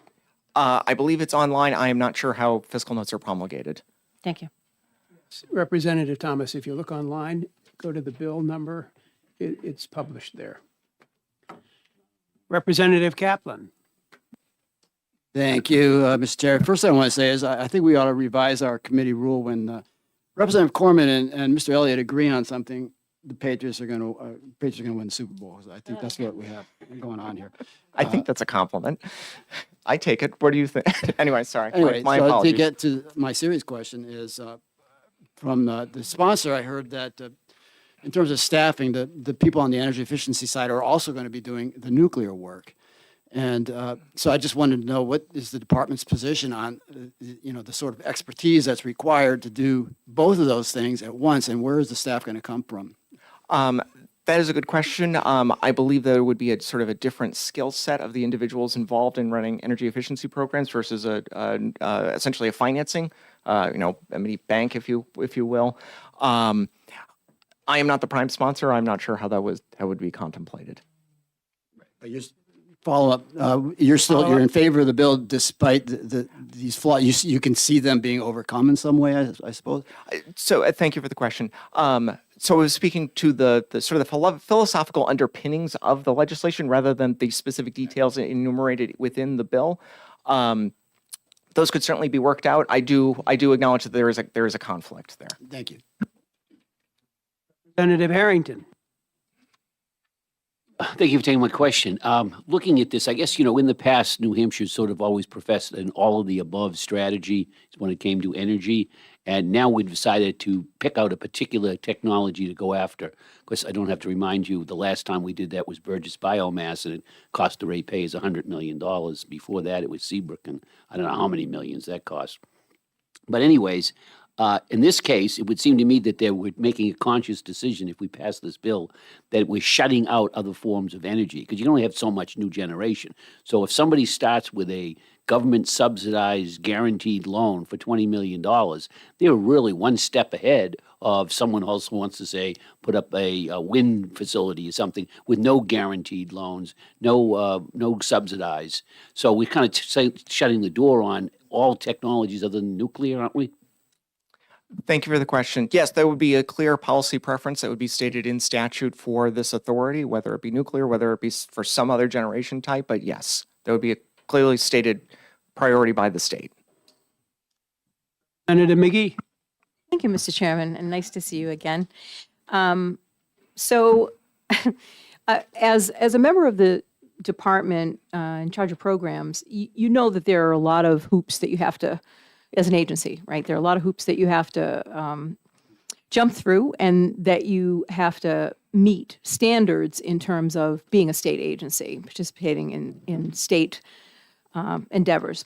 So my question is, I'm trying to figure out why, since you're always neutral, every bill that we've had this year, you've been neutral, that you're coming here saying you're in favor of this bill when this bill gives this, it's not a quasi-agency, right? It's outside of government. It's a nonprofit. It's not governed by any of the rules that basically our agencies go by to commit us to the public trust, so that people can understand what is happening on their behalf with their money. And so, for example, I believe Representative Corman already mentioned that the authority would be exempt from the 91A laws. They're also exempt from 541A. They also exempted themselves in this bill from RSA 15B, which governs honorariums, expenses, reimbursements under the conflict of interest laws. So there's a lot of language in here that says that this non-agency is going to be stood up and receive all kinds of funding and have an unknown number of officers and staff, so we don't know how large it's going to be, and that they are not going to be subject to any type of real oversight. And there are a number of places in the bill where it basically says that. They talk about having annual audits, and those annual audits are for major programs, and a major program is defined as anything over $500,000. $100,000. So that means 100,000 here, 100,000 there. That would not be part of the audit, right? So the language in the bill is sloppy. I am so surprised that you're saying you support the bill. Thank you. Thank you for the question. Again, it's the philosophical underpinnings rather than the specific details, right? There is a big policy discussion here around whether or not this happens or not, right? That's sort of the crux of the agency's support. Again, it was listed one as the recommendations in the state energy strategy to at least evaluate whether or not that some sort of entity like this should exist. Again, you would have an entity that does not require incentive payments to actually to fulfill that duty. Regarding the questions on, I believe it was 91A and 541A, I read that, so two ways, this would be my guess, again, not as the prime sponsor. On the RSA 541A, which is the rulemaking authority, I read that not as to exempt the agency from any of the other agencies' rules, but that this quasi-state agency did not have to undergo rulemaking itself. So it would not have to go through GELCAR to develop any of its own rules, which is similar to how the CDFA works, which is similar to the Business Finance Authority and other entities. There is a section of statute, and it's not amended in this bill, which would have to be corrected, that provides a list of all the quasi-state agencies. So there's an acknowledgement, and you see this sort of in the incorporating language at the beginning of the bill. This mirrors sort of the similar incorporating language that you see with the Community Development Finance Authority, the Business Financing Authority, the New Hampshire Housing Finance Authority. So there's a track record. Again, there's that reference that you would have to make within the other section of statute to say, here are the things that we consider as the state as to be these quasi-state agencies. You can. So, but there are aspects of this bill. I noticed that there's a $400,000 that they're talking about using for advertising, which is an amount that was appropriated under HB 549 years ago and has been currently pushed into the DOE when the Easy Board was eliminated. You know, it's hard to kind of keep track of all these moving parts, but basically there are other agencies and entities that were being stood up, although not very well funded, right? Like the energy innovation positions in the DOE were identified as where maybe nuclear investigations and all that would begin. And then we already have finance agencies that could be augmented to do these pieces. So I guess my question is, seeing all of the proposed potential places where there could be pitfalls with propping up something like this that has no oversight and no transparency and no report, no way for anybody to understand how stuff is being spent until these reports that are going to come for just major expenditures.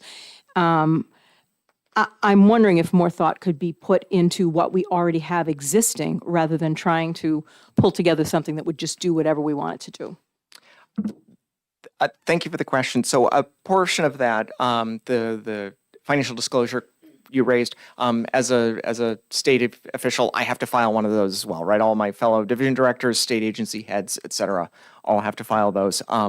I don't know if that similar requirement is put on the BFA or the CDFA or the New Hampshire Housing. So by your information, it's not. I imagine that was probably the prime sponsor's intent of, okay, well, these structures already exist within state government. We're just going to apply them here. In terms of 91A, I have no idea. I'm not an expert in either of those organizations. I could contemplate that if you're negotiating financing terms, you may not necessarily want to make those public. But certainly something like the development of a triennial plan, you would certainly want to have public stakeholder input, which I think is enumerated in the bill. Okay, well, that's not my understanding, but I think you're right. I think there's an exemption in 91A if it's the type of negotiations that would be proprietary or would be, a problem to have them be public. But there isn't anything that requires any minutes or anything like that to be public with this body. Okay, Representative Reynolds. In stating that the DOE supports this bill, you early on mentioned the apparent, well understood apparent contradiction that, utilities are in the business of selling energy and, when we ask them to run energy efficiency programs, we're asking them to work against their ends. But that apparent contradiction has long been recognized and addressed in the way that you described, which is they are incentivized to do it. And I mean, as a highly regulated utility, they're incentivized, given a guaranteed rate of return, to do everything that they do. So this is the model, this is the way these energy efficiency programs are run across the country in all states that have them, most states that have them. And it's certainly the way they're run here in New England in every state, except Vermont, which has a dedicated authority.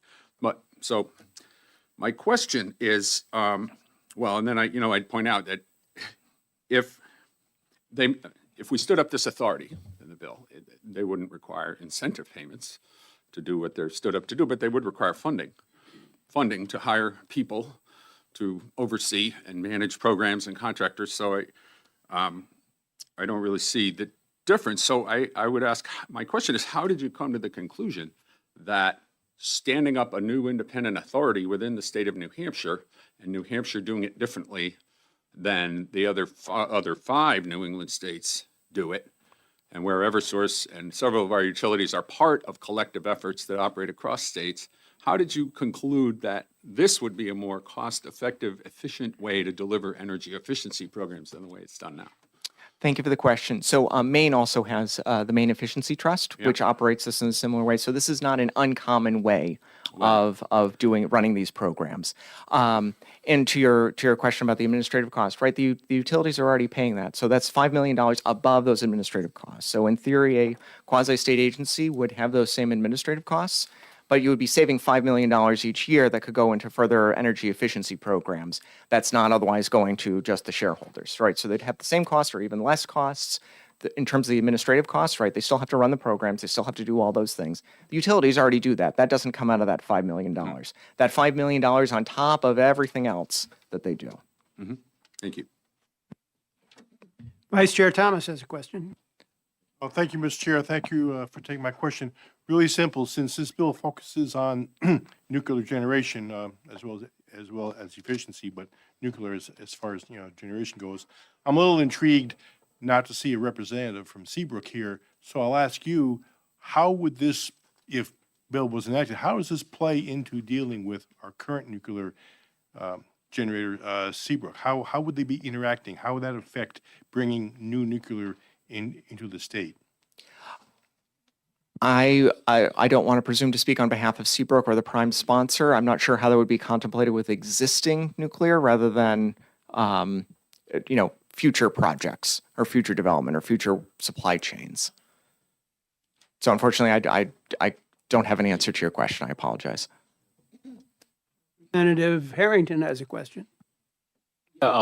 Just, there's going to be employees hired. There's a bunch of employees hired. Obviously, whatever is equivalent to the energy efficiency plus all this new nuclear promotion is going to create bodies.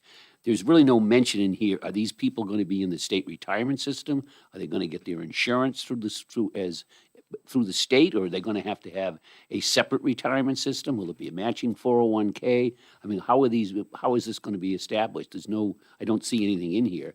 And there was a comment made earlier that this would take it away from politics, but yet everybody I look at as one of these directors is either appointed by this, well, in the case of the treasurer, it's appointed by the legislature. Everybody else is appointed by the governor and confirmed by the executive council. How is that getting it out of politics? So I'll answer the second question. Sure. I'm not the prime sponsor. I did not make that comment, so I don't want to presume to answer for that question. I apologize. What was the first half of your question? I'm trying to figure out what these employees would be. You're saying that they're agency employees. Oh, I'm not yes. sure what that means. Are they going to be covered by the state pension plan? Are they going to be offered insurance through like other state employees get? What other types of benefits there? Or is this going to be a whole new thing that's going to be developed independently that hasn't been mentioned in the bill at all? Thank you for the question. So different, I don't want to speak for the intent of the prime sponsor. I can say for other quasi-state agencies, there's sort of been a mix. Some of them, I believe it was the Business Finance Authority, I was looking at their statutes last week.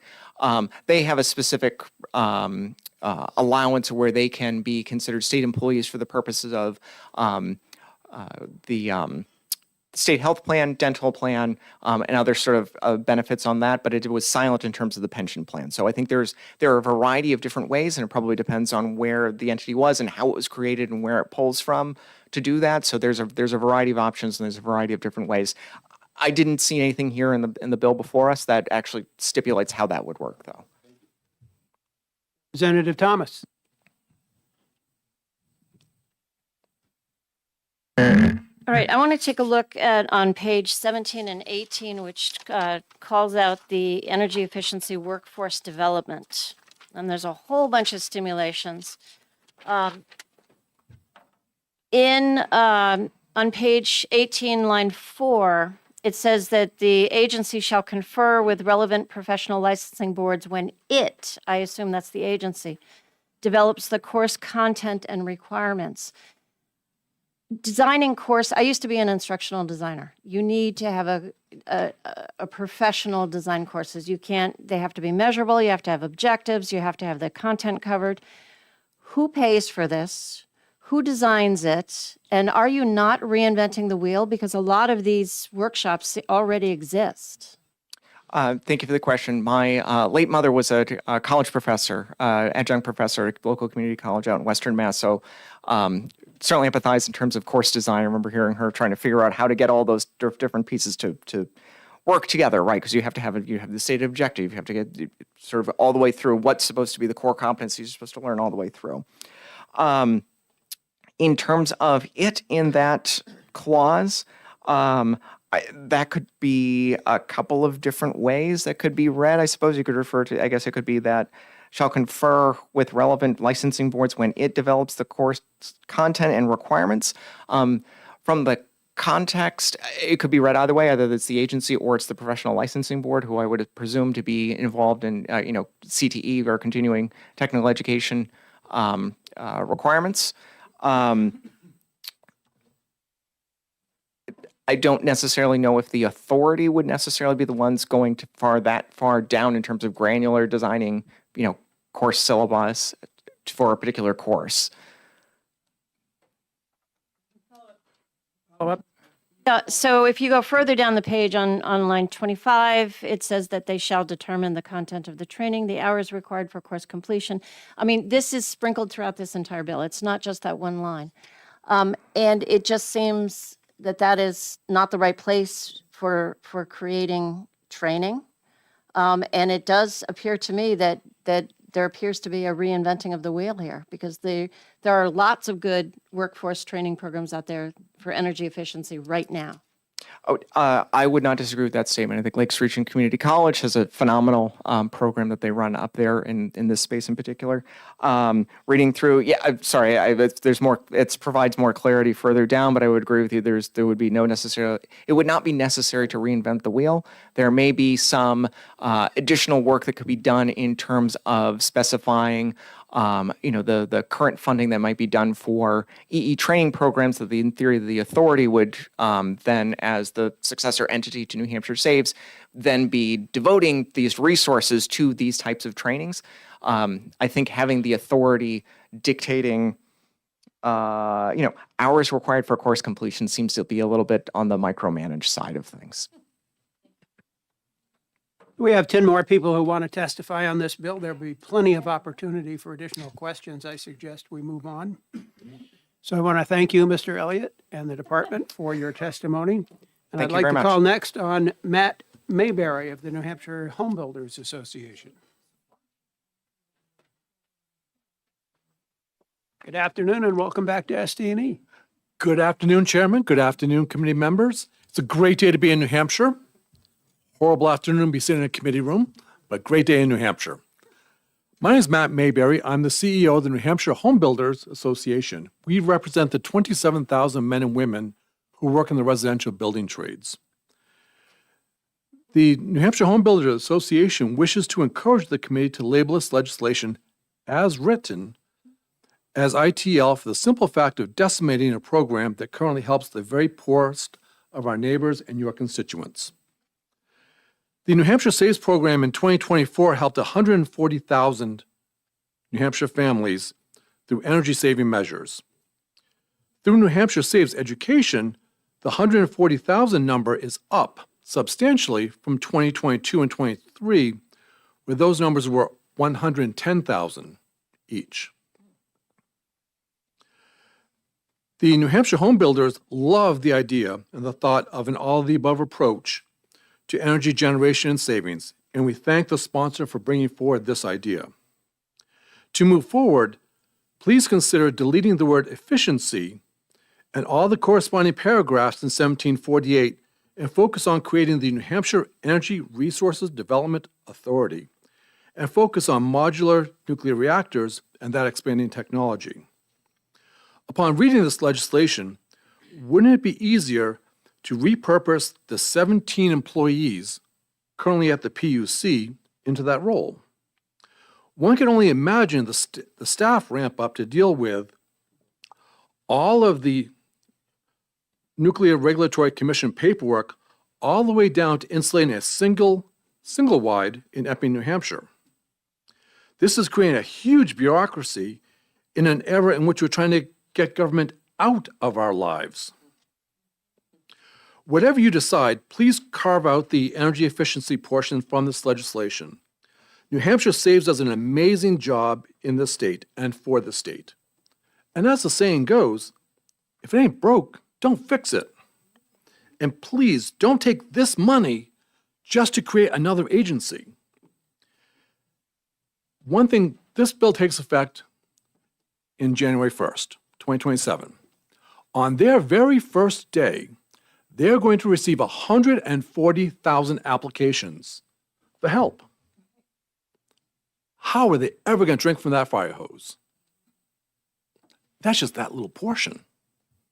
So, Chairman, Commission, folks, thank you so much for your time today. Thank you. Thank you. Questions for the New Hampshire home builders? Representative Corman. Thank you, Mr. Chairman. Thank you, Mr. Mayberry, for taking my question. You recommended that the 17 staff members of the PUC be repurposed for this authority. Who then does the work of the PUC? Because they have to do things like adjudicate rate cases and make rules, things like that. That's why you get elected and I didn't. But it also illustrates that for the PUC and what they do, that's 17 employees. Imagine, I'm a big nuclear guy. Please bring more. But imagine what the staff is going to look like to deal just with the Nuclear Regulatory Commission. And the attorneys, they're not going to come in here for $45,000 an hour. Maybe an hour, yes, correct. I'll take that job. Home builders, I quit, I'm now an attorney. But $45,000 a year. Senator McGee. Thank you, Mr. Chairman. Thank you, Mr. Mayberry, for taking my question. So I'd like to take it back to sort of your bailiwick, also on the part of the folks who run New Hampshire Saves at this point. They're coordinating all of the weatherization people, right? So when we talk about, well, we can just, we can take back that incentive payment from them and use it somewhere else. It's like, it's great. We can do all that. But we, like you said, we have a system that's not broken. We have a system that actually works effectively. And so why would we want to throw it up in the air and have somebody else try and figure out how to do it when we already figured out how to do it? And those businesses are, I'm assuming, relatively dependent, right? Because this is the main conduit through which people secure weatherization in the state, correct? Yes, ma'am. From my original testimony, but at the chairman's wise guidance, I crossed it out so I didn't take up my time. When our home builders go out to these properties, they do more than just place in insulation or change out a window. We had one builder that told me the story of he went out and replaced the front door because this woman who was living in a single wide, her ex-husband kicked in the door and it wouldn't shut properly. They were there to do some spray foam insulation. He goes, well, if your door doesn't close, that's a problem. Didn't charge anyone. She was trying, she was doing all the things she was supposed to be doing in his life. He went out, bought the door, replaced it.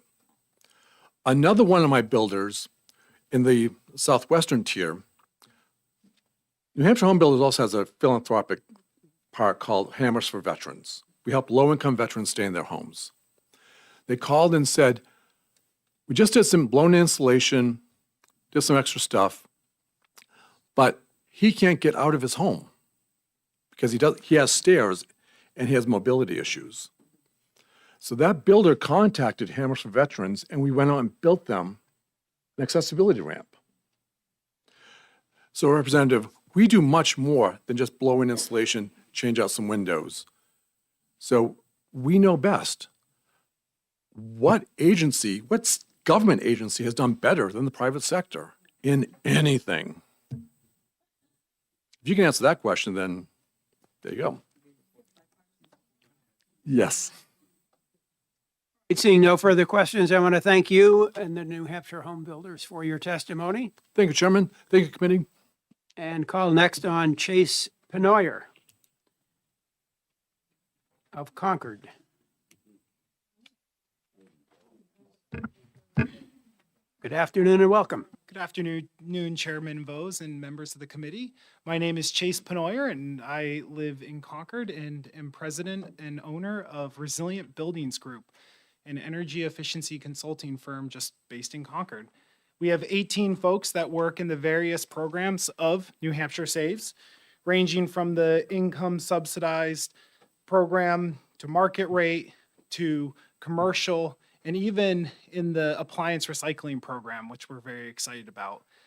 I read the first half of this legislation, and the way it describes the energy efficiency program as operating, much of that is how I operate now with the utilities. The utilities do a great job at administering the NH Saves program. I can't speak towards the generation end at all of this bill, but what I can say is there is no problem right now, and I don't think that introducing more government will fix anything. I'm very proud to say that all 4 utilities do an excellent job in their territories operating the programs with their corresponding budgets and how they can best serve their ratepayers and members. So just a contractor here to say that I like the way things are, and I hope it doesn't change. So thank you. Okay, thank you. Representative Corman has a question for you. Thank you, Mr. Chairman. Thank you, Mr. Penoyer? Penoyer, yes. For taking my question. Mr. Elliott mentioned a tension that the utilities have in that what they're doing with energy efficiency is trying to get people to use less of their product. From your standpoint, do you feel that tension at all?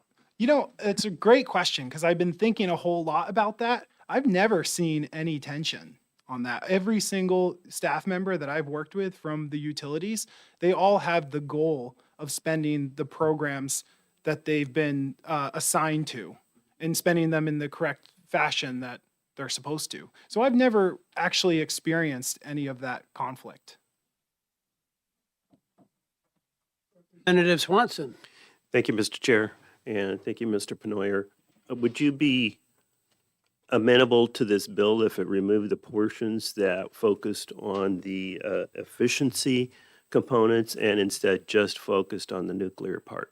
You know, I have the luxury of just focusing behind the meter.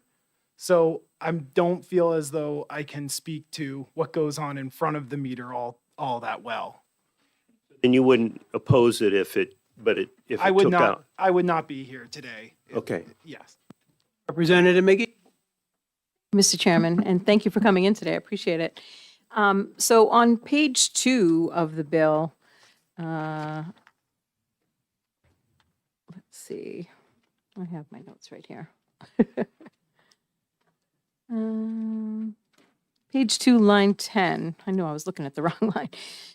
It starts on 9, it's section C, and this is under how we're going to save people money. It says, increase the economic welfare of the state by encouraging the develop of highly dependable baseload generation technologies that attract data-driven industry and jobs.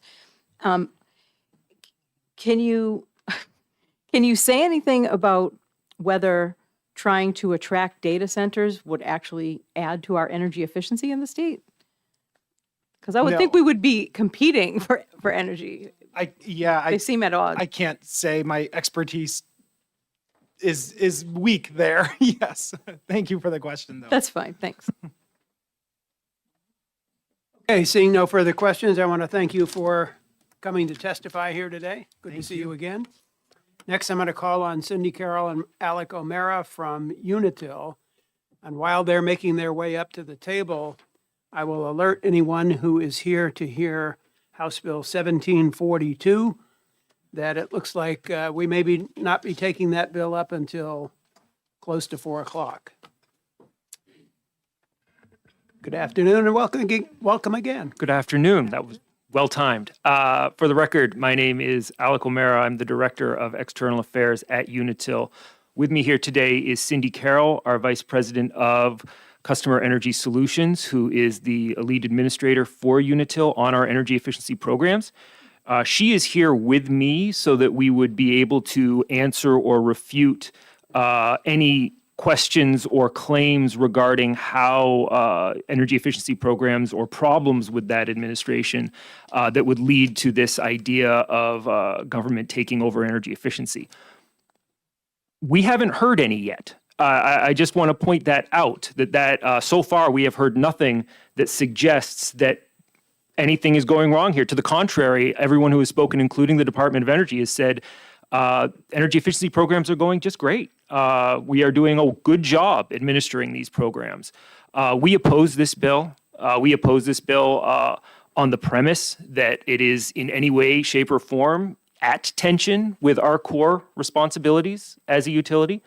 My very first day I came in here, we gave a presentation, all the utilities did. We talked about what we believed our philosophy was as a business. And on that day, I remember talking about how we saw our role as a utility in finding energy solutions for our customers. This is a core part of that.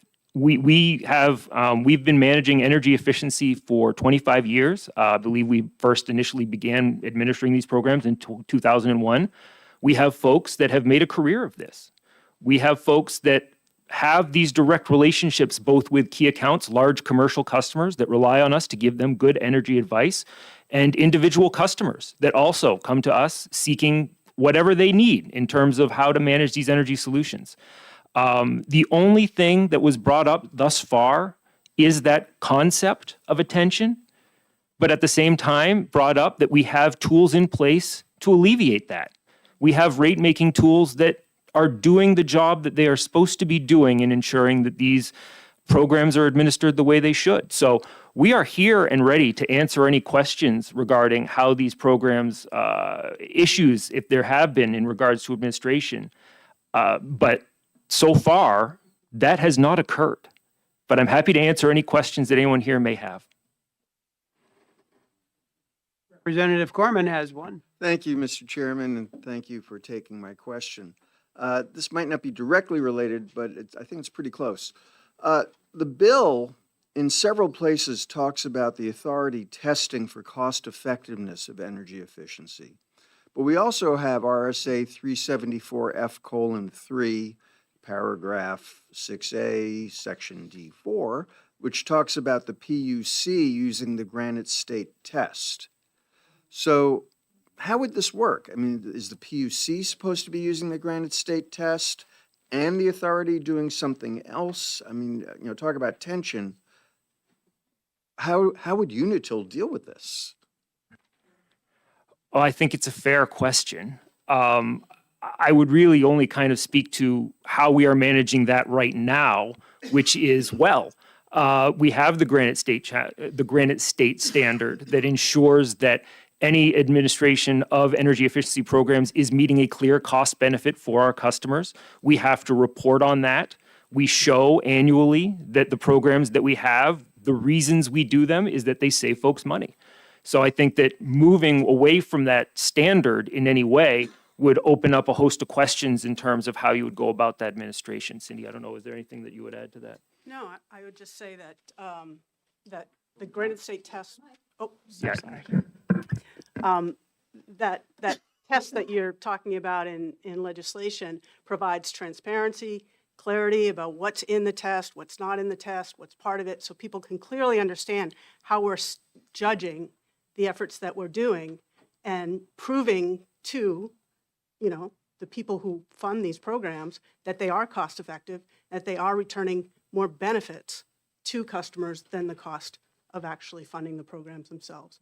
So the test being in legislation really does provide that level of transparency, clarity, and accountability that we think is required.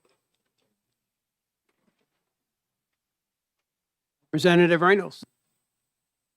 Mr. Chairman, and thank you, Alex, for being here, and Ms. Carroll for being here as well. Sorry, Alex. Thanks. Sorry about that.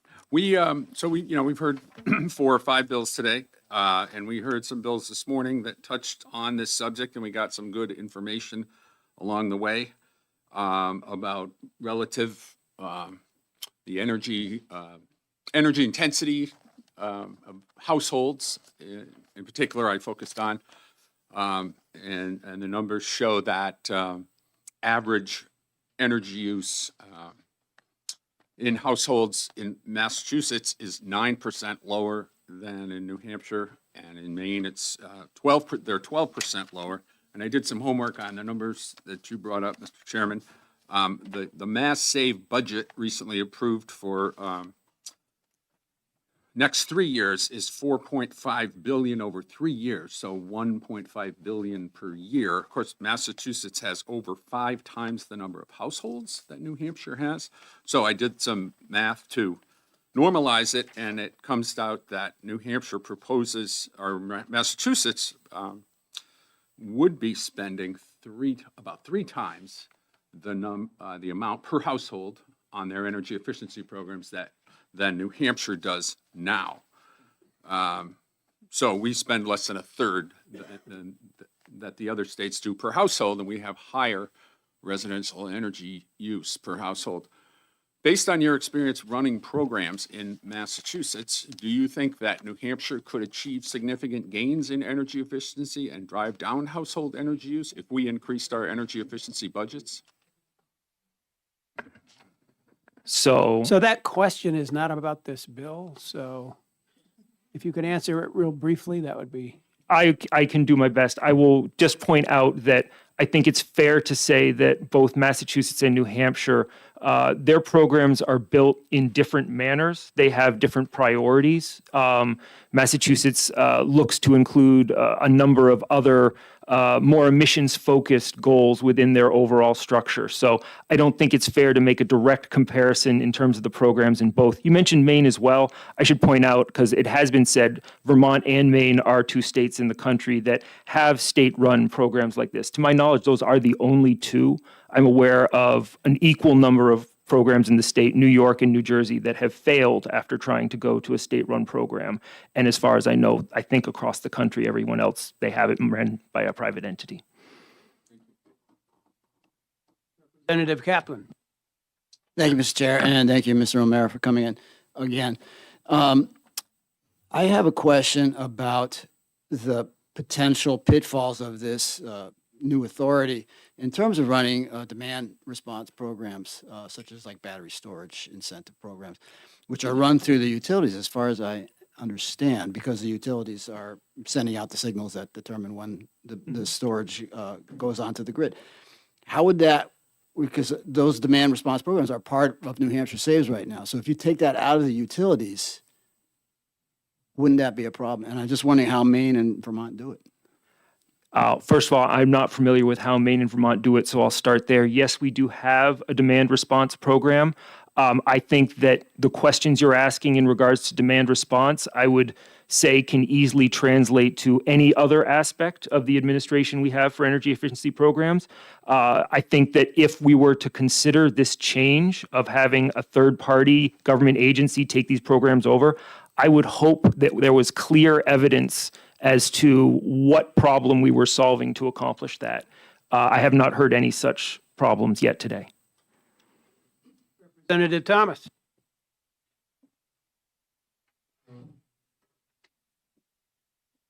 I'm looking at page 19 on this bill, starting with line 16. For purposes of this section, state agencies and authorities required to coordinate their activities with the authorities programs include, but are not limited to Department of Energy, Office of Energy and Innovation and Weatherization Assistance Program, the Business Finance Authority Energy Conservation Loan Program, the Department of Business and Economic Affairs, the New Hampshire Bureau of Vocational Rehabilitation, the Community College System of New Hampshire, and the University System of New Hampshire.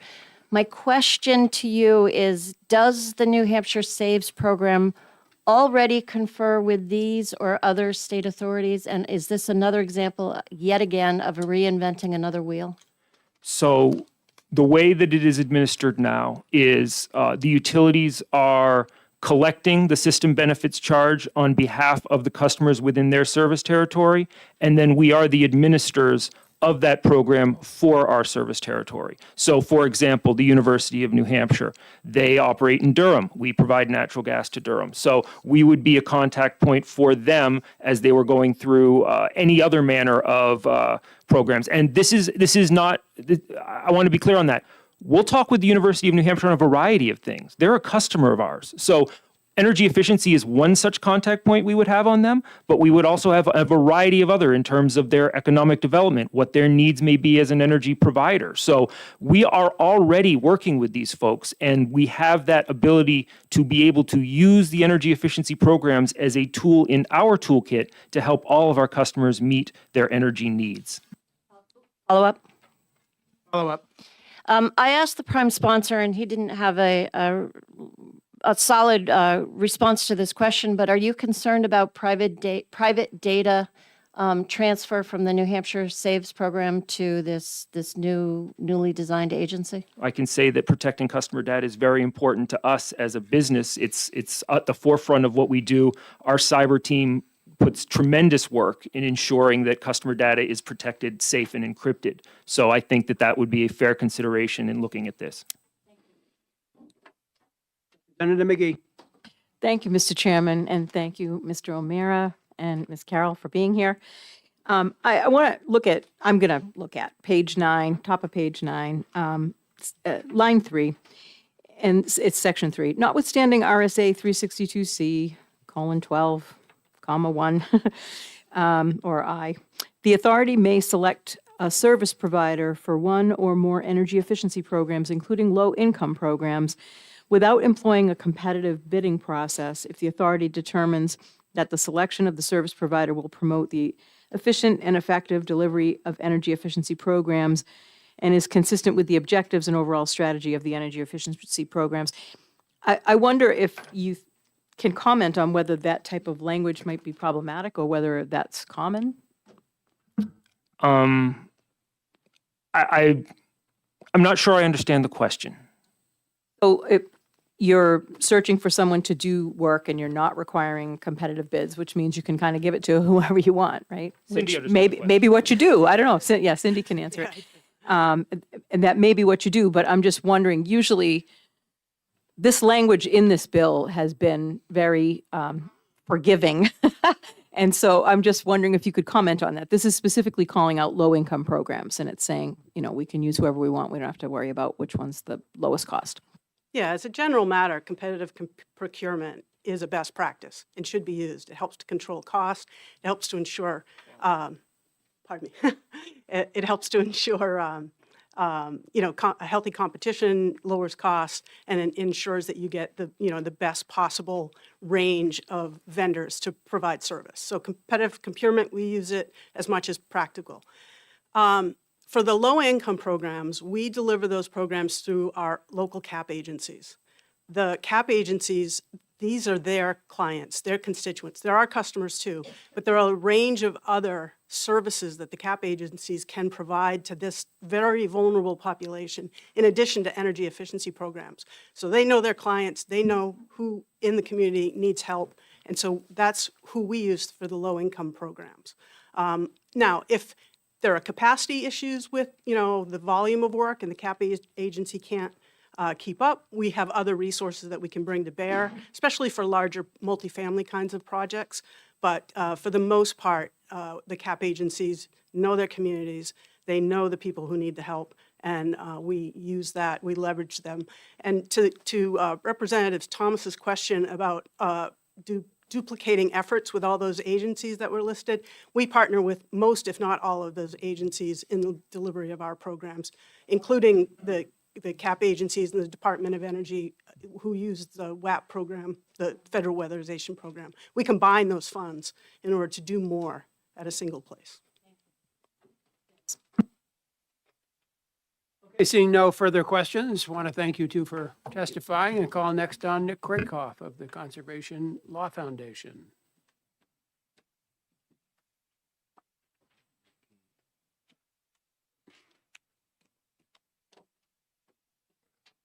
Please share with us any new information and don't repeat what we've already heard, please. Thank you.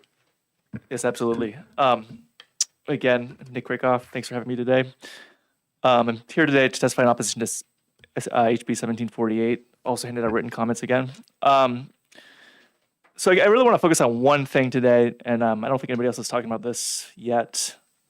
I believe there's insufficient oversight and transparency regarding the approval of 3-year programs in the bill. As we know, under current law, the electric and gas utilities, they'll submit triennial plans to the PUC, which the PUC then reviews and approves following an adjudicated process. But as I read HB 1748, energy efficiency plans would not need to be submitted to, reviewed, or approved by the PUC under this bill. Rather, the authority's board would be the sole arbiter of 3-year energy efficiency plans. Given the board would include the PUC chair, the consumer advocate, and the DOE commissioner, the bill would not require an independent tribunal to review and approve plans in an adjudicative proceeding.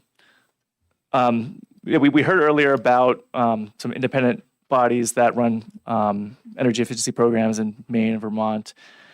And even in Maine, where they do have what's called Maine Efficiency that runs the programs there, they develop the triennial plans, but the Maine PUC still approves those plans. So this would still be different from Maine, where there's a degree of review, unlike in this bill. So basically, because 1748 lacks an adjudicative process to decide 3-year energy efficiency plans, I just believe it contains insufficient oversight and transparency for the approval of plans.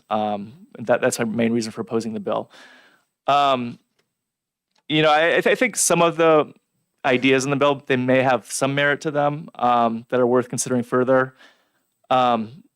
Given the current flaws and the overall complexity of the bill, I just don't think this bill is ready for prime time.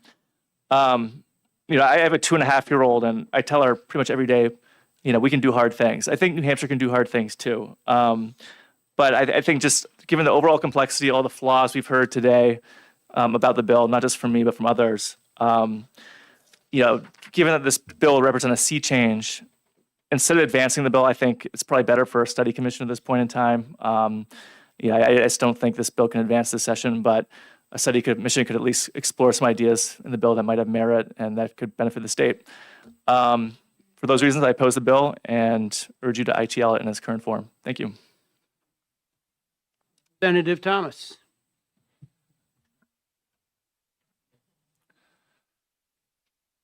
Thank you for your testimony. Your final paragraph is that you are proposing a study commission, not committee, but commission. Can you give us some idea of members that you would like to see on that commission? I mean, that's really up to you to decide. But I mean, I think folks from DOE, probably from the PUC, probably the consumer advocate as well. Members of the, obviously legislators.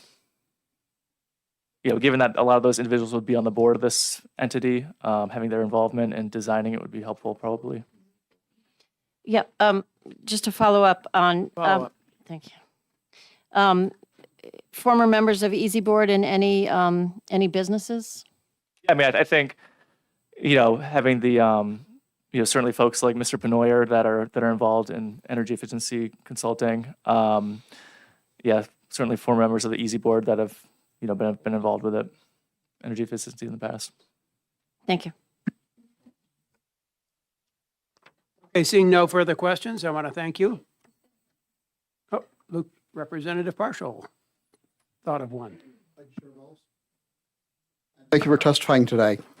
And while I would not be opposed to the idea of a commission out of hand, I'm wondering how much merit could be found in the commission to reform New Hampshire Saves, which is one of the prime focuses of this bill. Now, New Hampshire Saves is a program that's already been parsed on several occasions before this committee and before the House floor. Is there any real gain to be achieved by putting it through yet another study? Yeah, I should clarify that. I think, recommending a study that's mainly for the resource development authority portion of it.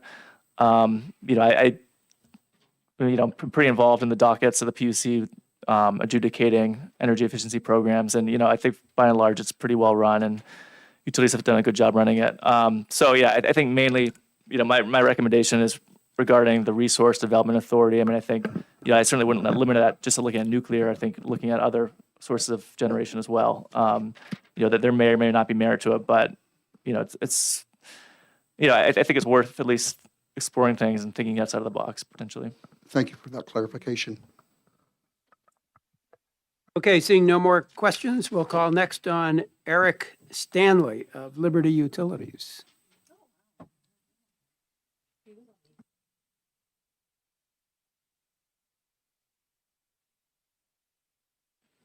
Welcome back. Haven't seen you in a while.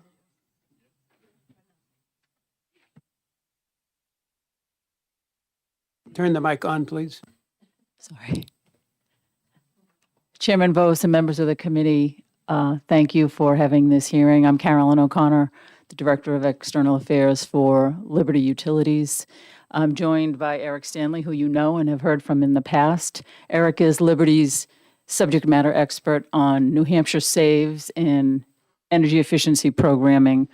So I just want to say we are opposed to HB 1748, and I'm going to have Eric go through some of the reasons why. Thank you, Chairman. Thank you, honorable members of the committee. As Carolyn highlighted, my name is Eric Stanley. I'm the Manager of Energy Efficiency and Customer Solutions at Liberty Utilities. I'm responsible for its electric, natural gas, and water conservation programs across its 29 different utility jurisdictions in the U.S. We strongly oppose the passage of this bill. It's not in the best interests of our customers. There's a few reasons I'll highlight that weren't already covered here so far. Number one, there's no evidence that a separate agency can deliver programs more cost effectively than the utilities currently do. Number two, the bill creates a scenario where funds collected from one utility's customers are not returned as programs and services to those same utility customers. For example, our existing program model ensures that funding collected from Liberty customers goes back to programs and services to Liberty customers only. So there isn't a cross-subsidization, so to speak. And this is an elevated issue for the gas utilities, where our energy efficiency funding rate, if you're not aware, is not uniform. Specifically, the Liberty Gas residential customer rate is currently 25% higher than that of Unitil Gas and 53% higher on the commercial industrial side. Number three, there's a discussion about performance incentives. Well, New Hampshire Saves has a performance-based model that holds the utilities accountable for delivering the programs cost effectively and to its stated plan. The bill in its current form is absent of any such structure that would hold this agency financially accountable for delivering what it says it's going to deliver.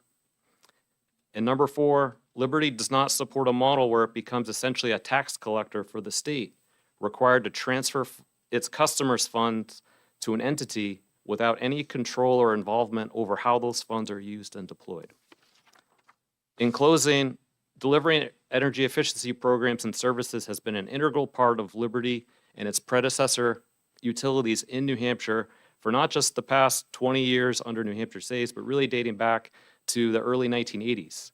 In 2025, we provided efficiency services to 60,000 of our approximately 140,000 customers.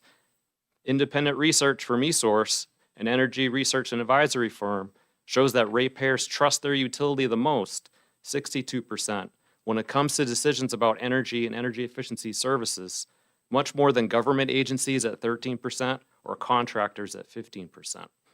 We're the best entity to deliver these critical programs to our customers, so please continue to give us the opportunity to do so by rejecting this bill. Thank you.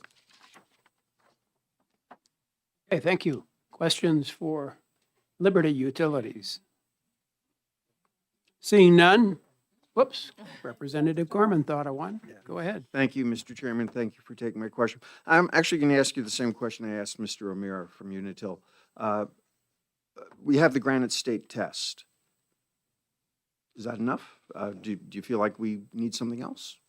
Having the Granite State test has been essential for the utilities. It gives us firm guidance as to how to evaluate the programs that we deliver to customers. What are the primary criteria for success and failure, and how we make decisions. I think establishing that in law has been very beneficial to us. It's not clear in the proposed bill whether that's maintained or not. It doesn't appear that it is. It appears this agency might have complete autonomy over whatever methods it would want to determine what's in customers' and ratepayers' interests or not. And that's a concern.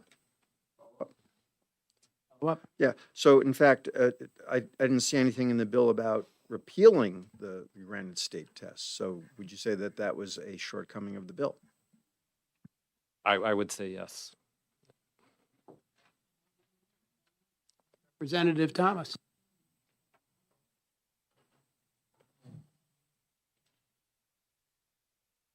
Based on your testimony, and I just want to make sure that I interpreted what you said correctly. It sounds like if this bill passed, it would bump up directly with previous existing legislature, or well, bills.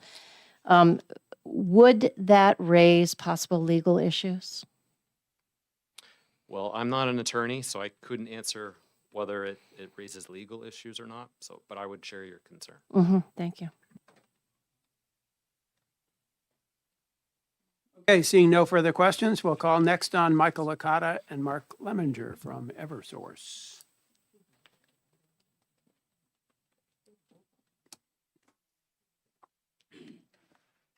Welcome back. Thank you. Good afternoon. Michael Licata and Mark Lemanager representing Eversource. I'll be exceedingly brief because I don't want to be repetitive with what others have said, including the other utilities in the state. We certainly are opposed to the legislation, specifically the portions that are focused on energy efficiency programming. We don't have a position on the other sections of the bill related to a nuclear development authority. We certainly agree with testimony that's been stated that changing program administration and giving it to an untried quasi-state entity would be incredibly disruptive and we believe would actually result in higher costs and worse performance for customers. There is one item that I do want to share that I don't think has been covered yet before I hand it over to Mark, which is essentially that today, under the existing construct, the utilities collect funds from customers through the systems benefits charge.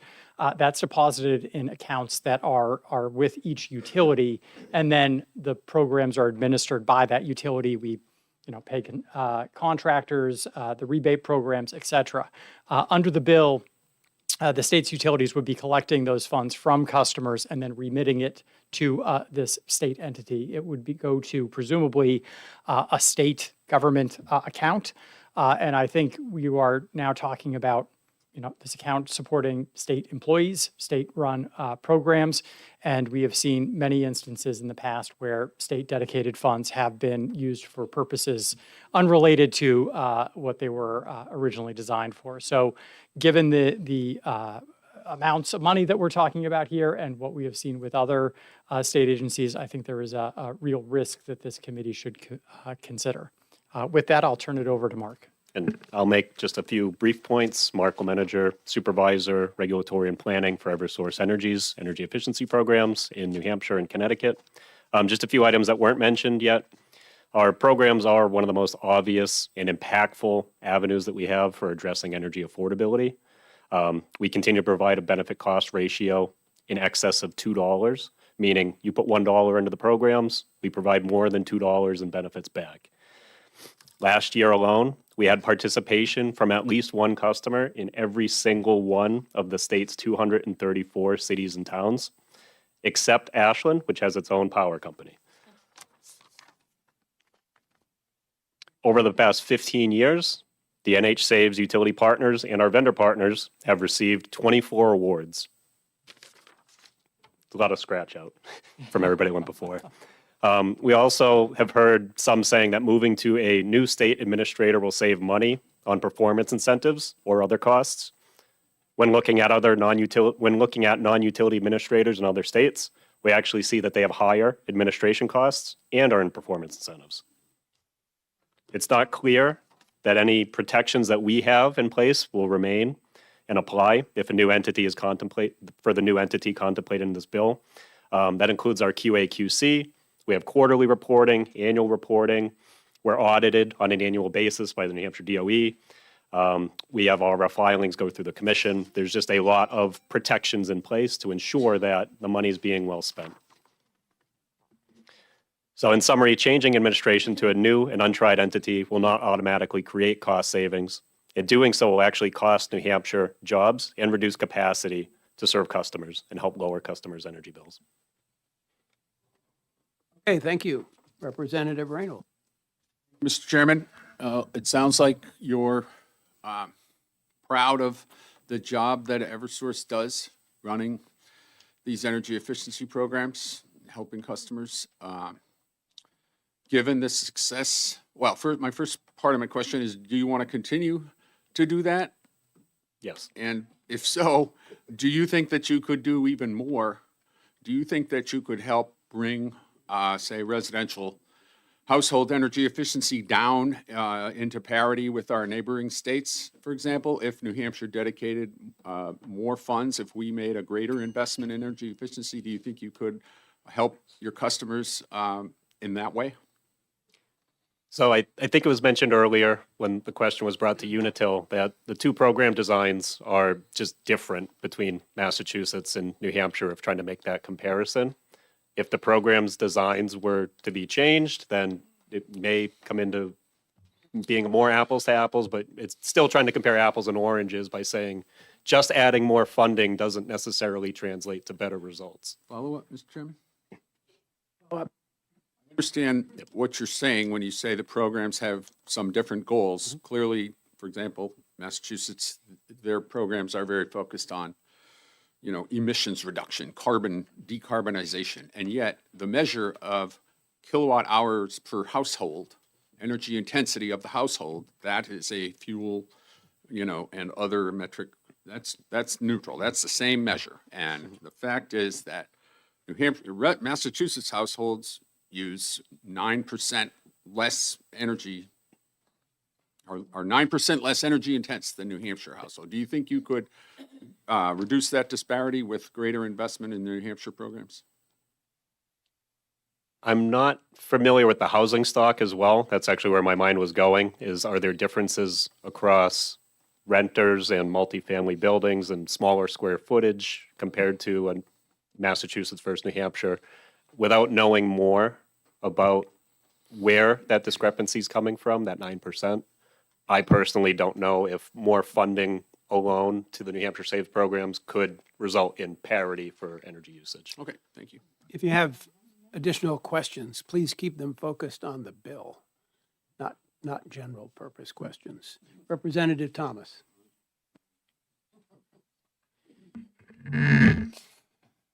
Do you have the bill in front of you? I do. Okay, I'm looking at page 6, lines 20 through 30, which it identifies 5 different responsibilities of this new, let's call it the new NH Saves program that they're recommending. I don't want to read them all, but going through those five identified issues, starting with line 20, can you tell me which ones New Hampshire Save currently does and which ones they currently do not do? We do A. You do A? Thank you. We do B. Mm-hmm. We do C. Mm-hmm. We do D.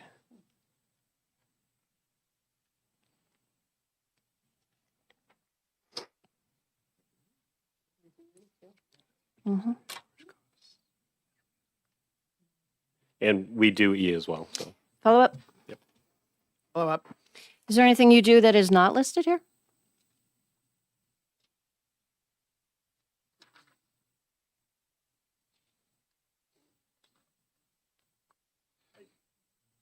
What's written in the bill is pretty encompassing of our programs. I haven't given it much thought since I have just read A through E, what Right. else we do outside of what's in this. But just to confirm, you do all of the items that are identified for this new agency already? For D, I just want to clarify for reducing load, and we do reduce system peak load through our programs. I just want to make that clear through our demand response programs. We do not address local constraints. Thank you very if much. that's contemplated. Seeing no further questions, we'll move on to Dina Dennis from the Community Power Coalition of New Hampshire.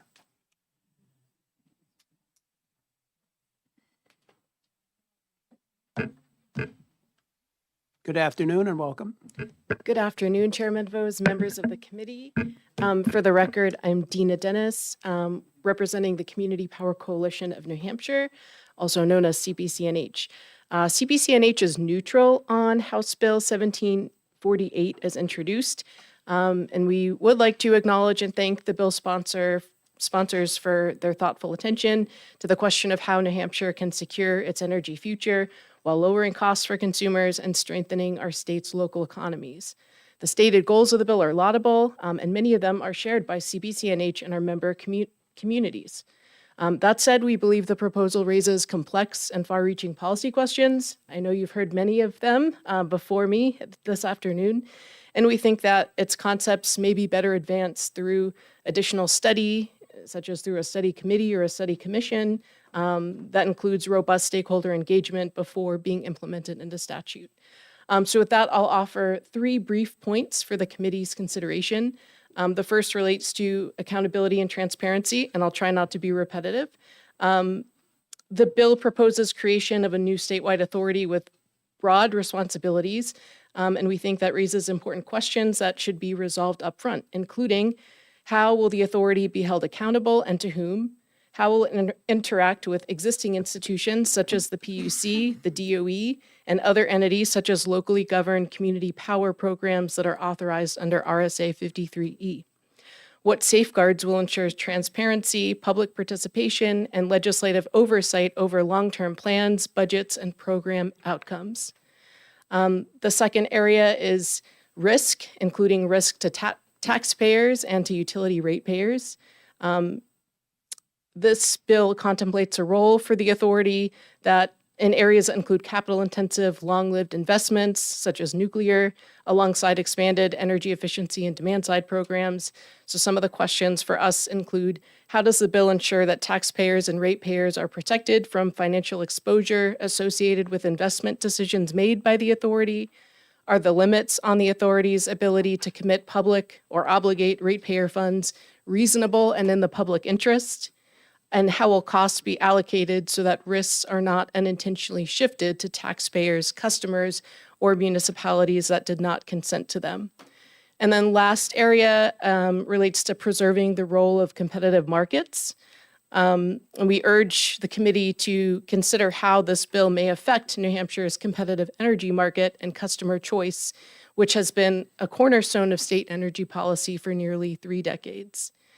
Uniform planning, coordination can be beneficial, but there's also risk of supplanting functions that are currently or could be more effectively performed by the competitive market.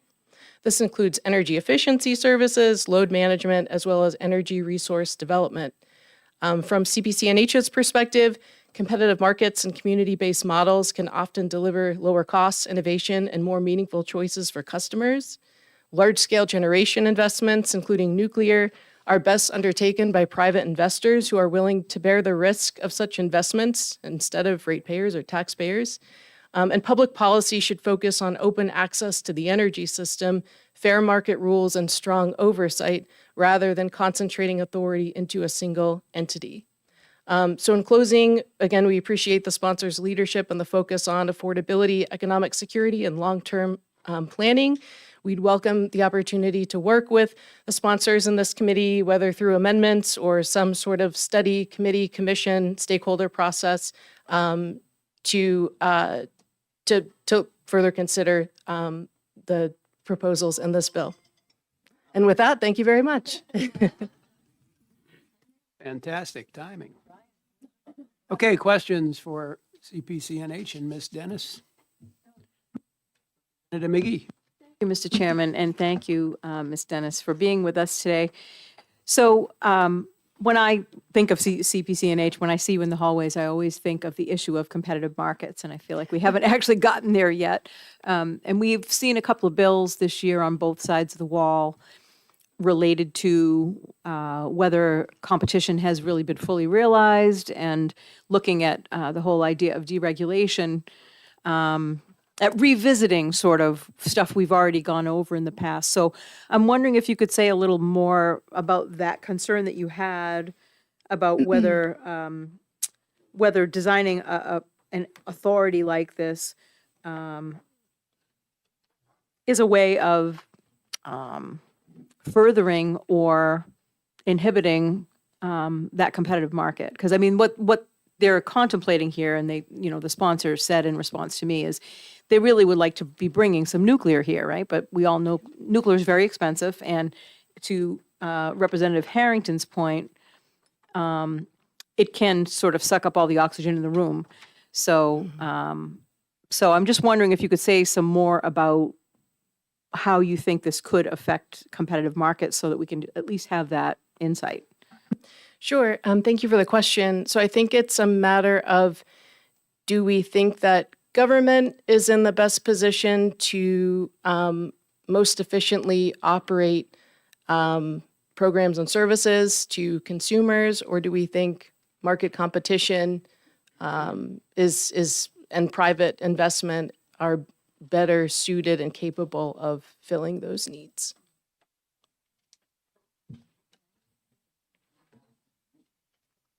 Okay, seeing no further questions, I want to thank you. Thank you. And we'll call next on Patrick Walsh from Turnstile Solutions.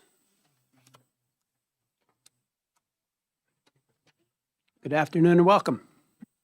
Good afternoon. It's Turn Cycle Solutions. So my name is Patrick Walsh. I'm here today on behalf of Turn Cycle Solutions, and I serve as the operations manager. Turn Cycle Solutions is a New Hampshire-based energy efficiency and weatherization contractor. Our work helps homeowners, many of them on fixed or limited incomes, reduce heating costs, improve comfort, and avoid unsafe and unaffordable winter energy bills. Our business, our workforce, and our customers depend on stability of the current program structure. That structure allows us to hire and retain skilled workers, invest in training and equipment, and schedule projects months in advance. House Bill 1748 threatens that stability. This bill introduces uncertainty that would ripple immediately through the system. Uncertainty delays projects, disrupts scheduling, discourages contractor participation in our industry. Even short disruptions can halt work entirely, especially during peak weatherization seasons. For our employees, this is not practical. Uncertainty means pausing hiring, reducing hours, or laying off New Hampshire workers who rely on consistent year-round work. For our customers, it means confusion, delays and missed opportunities to complete improvements before winter, resulting in higher energy bills and increased financial strain when they can least afford it. The current structure is working. It delivers measurable energy savings, supports local jobs, and provides predictability for businesses and homeowners alike. Any changes to the system should be made carefully, deliberately, and with a clear plan to avoid disruption. Thank you for your opportunity. Okay, thank you. Questions?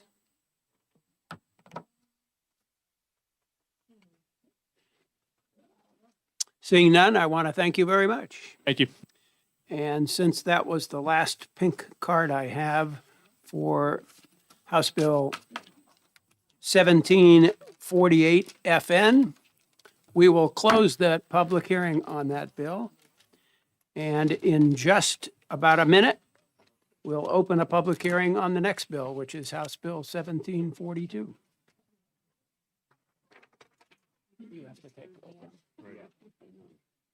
Time to use the man. I know. Oh, you're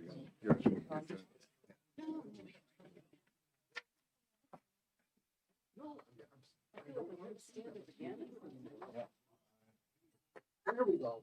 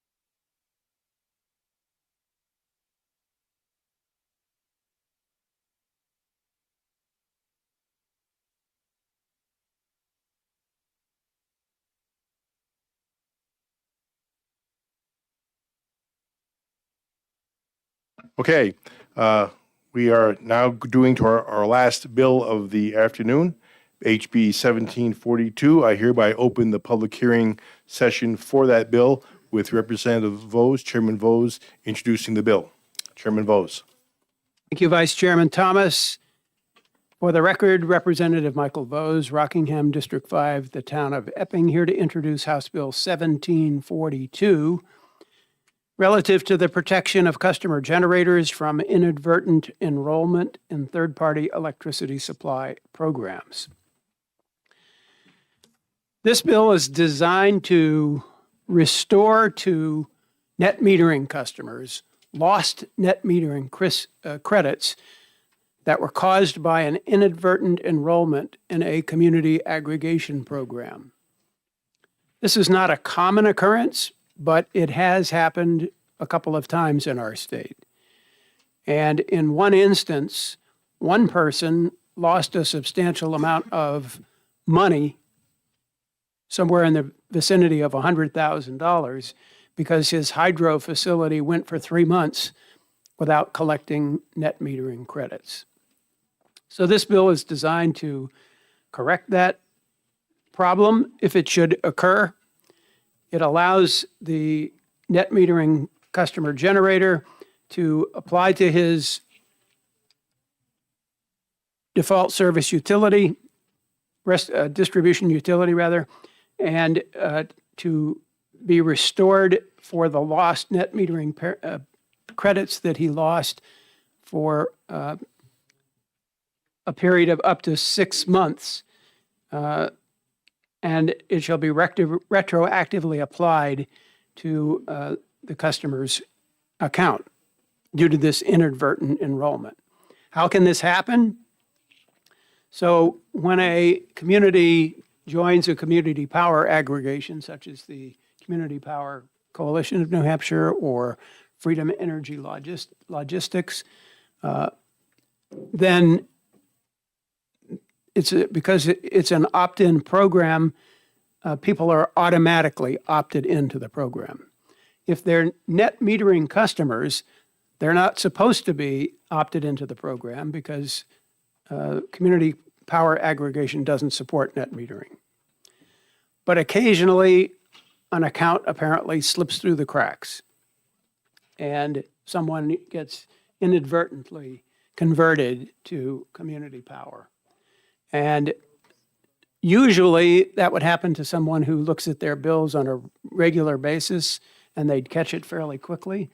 But in the case of one hydropower facility, they didn't look at their bill for 3 months. And when they did, they discovered they had lost like 3 months of net metering credit, which added up to a substantial amount of money. So I'm filing this bill to solve that problem, to correct that problem. And it's a fairly simple bill. It has bipartisan support, and I hope you'll support it. I'm here to answer any questions you have. Thank you, Chairman Vose. And I can imagine from the back of my head, Representative Corman has a question. You have amazing hindsight, Mr. Vice Chair. Thank you, Mr. Vice Chair. Thank you, Chairman Vose, for taking my question. So in a situation like this, where somebody was inadvertently enrolled, not only are they not getting the credits for net metering, but presumably they've also been paying a different rate for the energy service. It's the difference between the default rate and whatever the third-party rate was. Is there any, there's nothing in this bill about that. Is there any thought to how that recourse might go? I hadn't considered that possibility. You're right that the customer generator would be paying the default service rate rather than the community power rate in effect at the time. Right now, that would be a win for a customer, but at some point it might be a loss. So there could be additional language added to the bill to deal with that situation.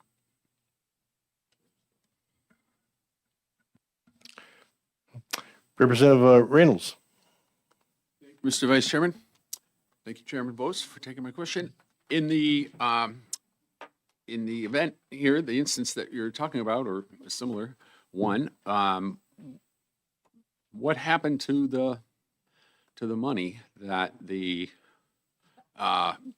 net metering customer lost? Was the default utility, unjustly enriched by getting the net metered energy, but just not paying the customer because they weren't their customer anymore? Is that?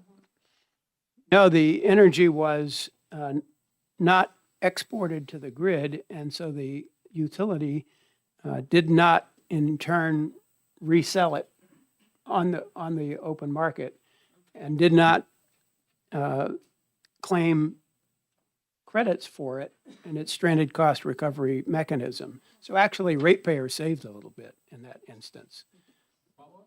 Follow up.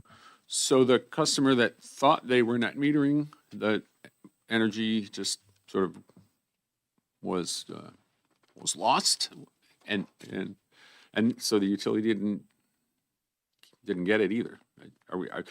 Well, I guess what I'm saying is the money now will come from somewhere to be repaid. I agree with the premise of the bill that the customer inadvertently switched should be made whole. I think there's a couple of utility representatives who will testify after me. They might be better able to answer that question. I'm assuming that the customer would have gotten default service rate for his energy rather than the net metering tariff rate. Thank you. Seeing no further questions, thank you, Chairman Vose. And I'll call on the next testifier, which is Mr. Josh Elliott from New Hampshire Department of Energy. Welcome, Mr. Elliott. Good afternoon, Mr. Vice Chair, members of the committee. For the record, Josh Elliott, Director of the Division of Policy and Programs. The department is neutral on this bill. This is something that we have seen in a variety of contexts. I don't believe any formal complaints have been filed, but certainly informal complaints have been raised to the department's attention about when this does occur. So this is, we're glad to see that there's a bipartisan legislative effort to sort of address this sort of situation as to how this unfolds. It makes sure, just as a sort of a base consumer protection mechanisms, it's good to make sure that these customer generators are not inadvertently, by no fault of their own, losing out financially from something that happens to them that they had no control over, that was done to them rather than a conscious decision that they made. One suggestion we would have, we have two suggestions just for language, just to help on clarity's sake. And this will be in my written testimony as well, so we don't need to write it down unless you want to. In Roman 3, I think the language would need to be cleaned up a little bit. The way that it's written, it would only apply to those in NEM 2.0 or net metering 2.0. Rather than those grandfathered in NEM 1.0, which is done on a per kilowatt hour basis. So just some less specific language there. And I have suggested language that I can just read. For any period of up to 6 months prior to the date of restoration to default service, the electric utility shall make all billing adjustments necessary to make the customer generator whole based on the net metering tariff in effect for the customer generator prior to the inadvertent enrollment. So that would clarify, so both, regardless of what tariff that you're on, that you get applied, and whatever tariff you're on, that's the mechanism that is used to make sure that you're made whole. An additional sentence I think would be very helpful in this case would be to add, the cost of billing adjustments shall be assigned to the party responsible for the inadvertent enrollment. So right now, the way that I read the bill as structured, it would be the utility would certainly make the credit, but it's not clear if the utility then has to absorb that cost, or if they can then in theory charge if it was some other entity that was responsible for the inadvertent enrollment, that whoever the responsible party is, just to make sure that whoever is paying that is the one who's actually been responsible. And then last in Roman, so both of those changes I think would be in Roman 3, and again, I'll put it in writing. And then in Roman 4, we would change the may to shall adopt rules for the PUC, just because there are going to be so many different permutations that I don't think, the collective folks in the room probably wouldn't be able to think of every single permutation of that this could possibly happen. And that way, if it goes through a rulemaking process, it'll have a little little more teeth and by requiring them to do that rather than just an allowance, but a direction for them to do that. So with that, I'm happy to stop and take any questions the committee may have. Representative Thomas.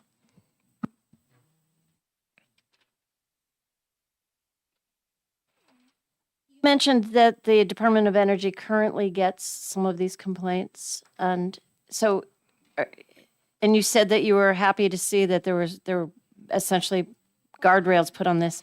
Are there not guardrails right now, and is there not a procedure to follow when a complaint is put into the department? Yeah, so what we'll do, and I should say by complaints, both in the net metering sense and then as Representative Corman referenced, right, there's some people who may get swept up who opted out or something like that. There are a variety of circumstances where that happens. I can think of one where somebody was moved off a competitive supplier into another and then wanted to go back to that competitive supplier, and the competitive supplier did not want to honor that original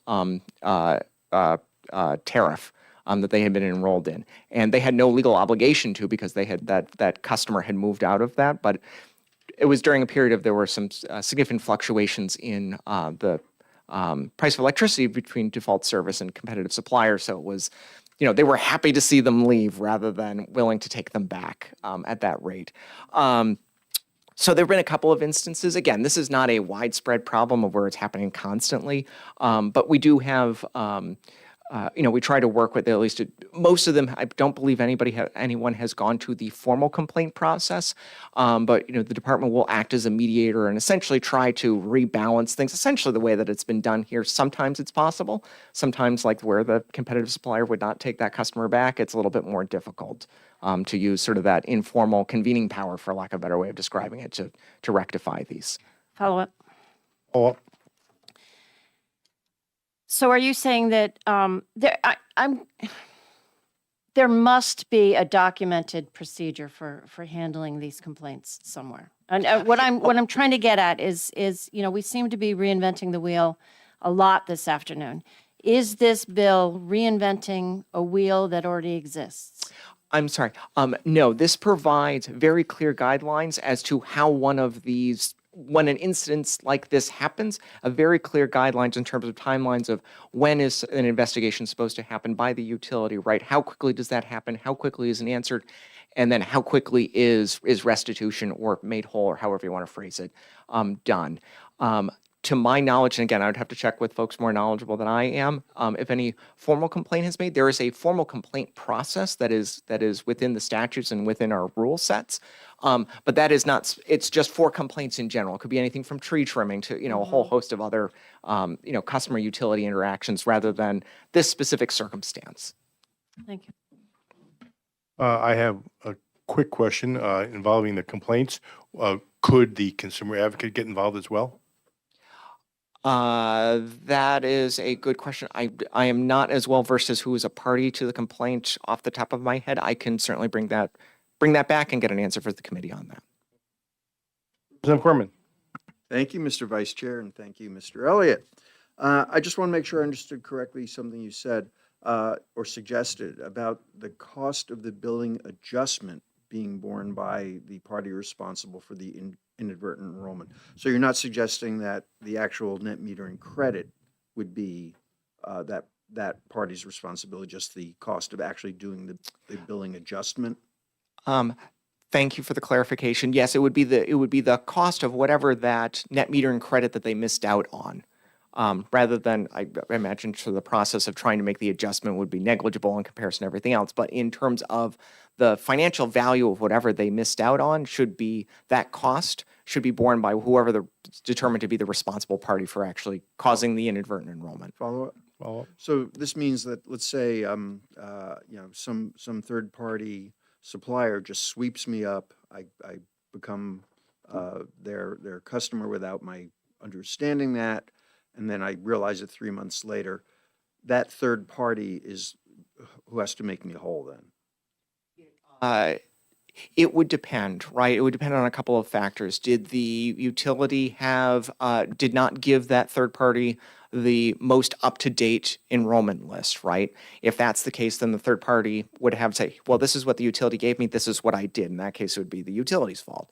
If it was the other way around, the utility gave the most up-to-date list, and for whatever reason, right, technology happens, right, that they swept in somebody, that the third party swept in somebody that they weren't supposed to, at that point, it would be on the third party's fault. And there's probably tons of permutations that would happen as part of that. And, none of this is happening maliciously, to my knowledge. It's inadvertent. And I think that's sort of highlighted in the bill by talking about it being done inadvertently.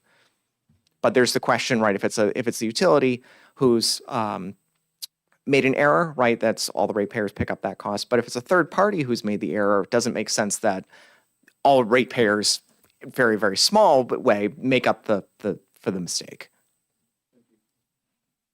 No questions. Thank you very much, Mr. Elliott. And I'm going to call on Ms. Deanna Dennis from CPCNH. Again, welcome. Good afternoon, Vice Chairman Thomas and members of the committee. Thank you for the opportunity to be here today. Again, for the record, I'm Dina Dennis. I serve as Director of Regulatory and Legislative Affairs for the Community Power Coalition of New Hampshire. And also here with me today is Jackson Kaspari, CPCNH's Director of Member Services, who will be here to answer any technical questions that may come up. And just as a reminder, CPCNH is a joint powers agency representing nearly 70 municipalities and counties across the state that have active or planning community power aggregation programs. We support House Bill 1742. We see it as a timely and practical bill that establishes clear protections for net metered customers that are inadvertently enrolled in third-party electricity supply, including community power, without their consent, often due to utility data errors. So let me briefly explain why this bill is necessary and how it fits into the broader market context. So first, this bill addresses a real and recurring problem caused by incomplete or inaccurate utility data. Under the Public Utility Commission's own rules, specifically PUC 2204.02A4 and A5, utilities are required to provide community power aggregations like CPCNH with accurate data, identifying net metered customers and group hosts before community power program launches. And this is essential so that we can exclude those customers from automatic opt-out enrollment, ensuring that they continue to receive the full value of their energy exports. Unfortunately, in multiple cases across our member communities, this did not happen. We were not provided with the necessary information from the utilities, and as a result, some net metered customers were inadvertently enrolled, leading to a loss of their net metering credits. This bill would put in place clear and fair remedy, requiring the utility to investigate promptly, restore the customer to default service, and reimburse them for lost credits retroactively for up to 6 months. I will just say that the concern that Josh Elliott from the department pointed out about possibly changing the language to, I believe it's Roman 3, to make it a little bit more agnostic to whether the customer is on net metering 1.0 or net metering 2.0. The coalition would be open to working with Chairman Bose, the department, and any others on potential amendment language to address that. So second, the coalition deliberately chose not to enroll most net metered customers when we launched because of structural market barriers, many of which persist to this day. Ahead of launching our first wave of aggregation programs in the spring of 2023, we realized that we would not be able to properly serve most net metered customers, specifically those who export more energy than they consume over the course of a billing period. And that decision came down to two foundational issues. First, the utilities did and still cannot provide us with granular export data, which is required to calculate bill credits for exported energy. So instead of giving us a number for what the customer exported to the grid, they just give us a 0. And if we don't know what the customer is exporting to the grid, we don't know what to compensate them or how to compensate them. Second, even if we had that data, the net exports from customers do not count toward reducing CPCNH's wholesale market obligation, meaning we would still be required to purchase power from the ISO New England market as if those exports did not exist. And that's not just a problem for CPCNH, it applies to all competitive suppliers in the state. So that's why we took the cautious approach and excluded those customers from the opt-out enrollment. And unfortunately, we still saw instances where those customers were enrolled due to missing or incorrect utility flags. So this bill would ensure that when those errors occur, there's a consistent process to make the customer whole. Third and lastly, the current net metering construct, and this goes a little bit beyond the current bill, we see the current net metering construct as somewhat suboptimal, and this is a small but important step to fixing it. Why it's suboptimal? Well, the costs and benefits of net metering are socialized across all utility customers, regardless of who actually supplies their power. For example, in Eversource's territory, where most of the state's net metered customer generation is located, all suppliers get a small fraction or allocation of the benefits of net metering, even if their customers didn't produce any of it. Likewise, all distribution customers of Eversource, and the same for the other utilities, regardless of their supplier, pay for net metering through unavoidable charges like the stranded cost recovery charge.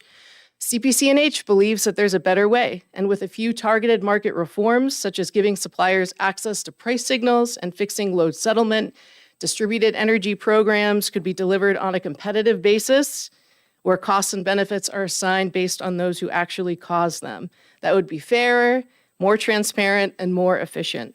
But in the meantime, this bill is a necessary safeguard. It reinforces the intent of the Community Power Aggregation Law, RSA 53E, and the PUC's 2200 rules. It protects consumers, and it helps to ensure that net metered customers don't unintentionally lose the value of their investments due to utility data failures. So for these reasons, we urge the committee to recommend House Bill 1742 as ought to pass. Thank you, and I welcome any questions. Thank you, Ms. Dennis, excuse me. I see that we have Representative Corman would like to ask you a question. Surprise. Thank you, Mr. Chair. And thank you for taking my question. Has there been any situation where CPCNH and utility point fingers at each other?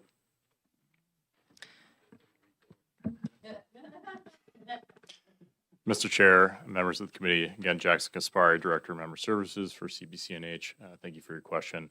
So we try to work collaboratively with utilities on an operational level. I will say there have been instances where there were inadvertent enrollments, and early into operating, CPCNH decided from a customer service standpoint that the right thing to do was to actually reimburse those customers ourselves for the lost credits. Now, we don't think that we were at fault for that, that it was in fact a result of not receiving the appropriate net metering flags that we should be getting through our EDI transactions. However, we took that stance at that time. Since then, we've implemented a new process in which if we do identify a customer has been flagged for net metering after an enrollment, we will send them an email if we have an email on file stating the situation and basically saying we're going to drop them because we don't want further financial harm to be caused by you and the reason for why we're dropping them. So that's our current process at this point in time. But as Ms. Dennis stated, there are plenty of reasons why we think this bill would be very helpful. You're welcome. Representative Kaplan, please.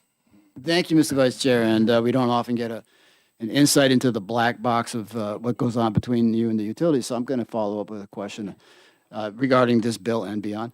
Have you ever gotten any word from the utilities as to why you get a zero back on the amount of net metering that has been happening with one of your customers? You want to take that or you want me? Sure. Okay. So my understanding, and there are others maybe in this room and definitely outside of this room that are more expert in this area. My understanding, it's a matter of how the utility systems are configured. Some of the systems or the vendors that provide the systems may have the capability, but that function may not be turned on. There's also a question of whether the New Hampshire Electronic Data Interchange Standards, or the EDI standards, that's the way that utilities communicate customer information and billing information to suppliers, provides a more specific way to communicate that information. I hope that answers your question. Representative Thomas.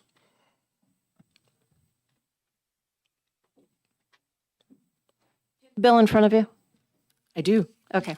I'm referencing lines 13 through 15, and it talks about investigating the customer generator's enrollment status within 10 business days.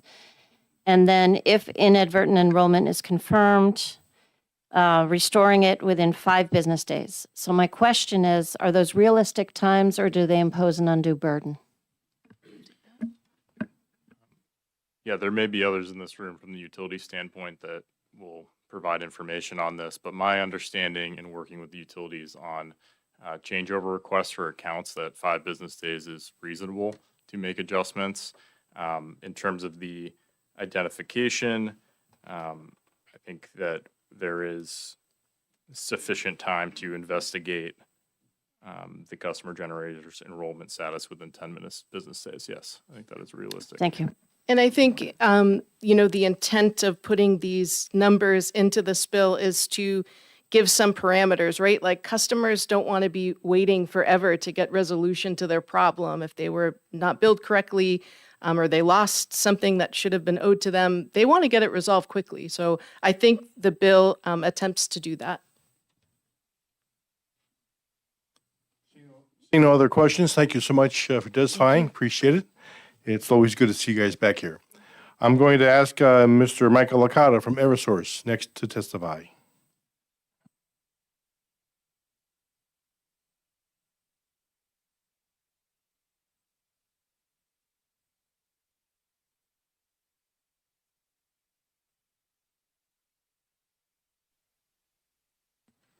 Good afternoon. Michael Licata with Eversource Energy. Generally, in support of this legislation, we think that it provides some helpful clarification on essentially what the utility should do if a customer is inadvertently enrolled in a community power aggregation. To the best of my knowledge, this has only happened twice in Eversource's service territory. It's possible that it has happened more often and the customer did not come to Eversource, but we are aware of 2 instances where this occurred. To the best of my knowledge, again, it has not happened in recent times. We understand that different community power entities have taken steps to avoid this occurring. And so, at the crux of this is essentially something that the utilities have been, I'll say Eversource, I can't speak for the other utilities. Eversource was very clear throughout the rulemaking process for community power coalition, for community power aggregations, that essentially you have multiple different systems, some of which don't talk to each other, and none of them are designed to export data. You're talking about billing systems that are used to bill customers, not export data. And so in order to effectively allow for the transfer of this, it requires revisions to the EDI standard in New Hampshire that have not occurred. We did seek a waiver to the rule that Ms. Dennis had mentioned previously. That said, we have made every effort to provide accurate data to these entities. However, we did scream it from the rooftops that you cannot rely fully on this data, that it is manually essentially inputted by the utility because of how these systems are structured. So there were a couple of instances where this occurred. Again, talking to the sort of proponents of this bill prior to its filing, I understand that it was sort of, hey, we haven't had an issue recently, but this would be helpful to make sure it's clear going forward. I think a couple of thoughts on language. First and foremost, the investigation of a customer's enrollment status, 10 business days. I mean, I guess we would recommend 20 would be more helpful. I think making the change at the next billing cycle would be helpful. 6 months seems like an awful long time for a generator not to look at their bill. 3 months might be a more appropriate term. Understand that part of the issue that occurred was you did have essentially the, as I understand it, the community aggregation sending the postcard, the opt-out postcard to, a PO box for an out-of-state entity that was managing a hydro facility that wasn't checked very often. So that led to the inadvertent enrollment. So those are just a few of the thoughts. I did hear Mr. Elliott. I think his first suggestion is helpful. I think we would have some concerns, quite frankly, with the second suggested language. I think you're going to end up with a lot of litigation around this if that is put into law about which party is responsible. For example, if the utility repeatedly tells an entity, you cannot rely on this data, this is purely for awareness, and they rely on the data and someone gets inadvertently enrolled, who's at fault, who's responsible? Again, this is not a common occurrence. To the best of my knowledge, this has only happened twice, but happy to answer any questions the committee may have. Representative Thomas.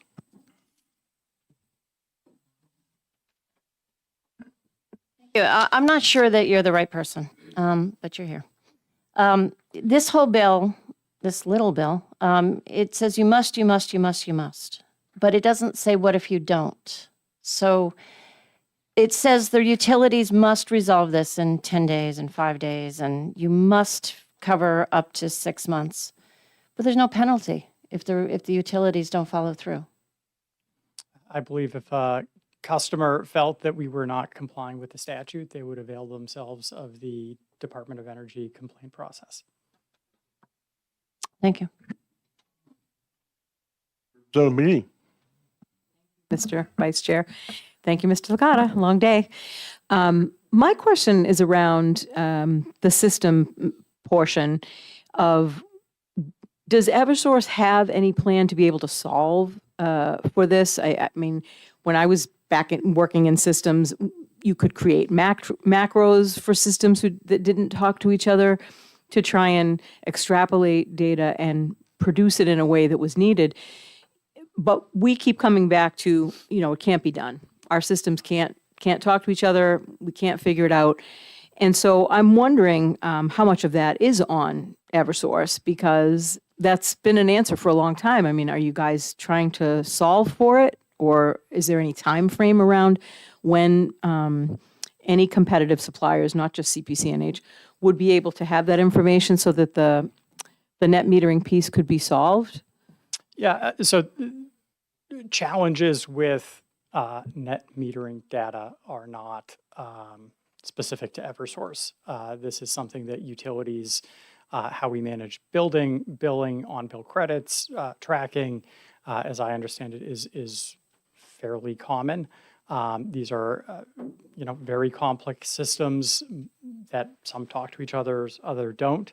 I think that certainly some of this could be resolved through changes to the EDI standard in New Hampshire.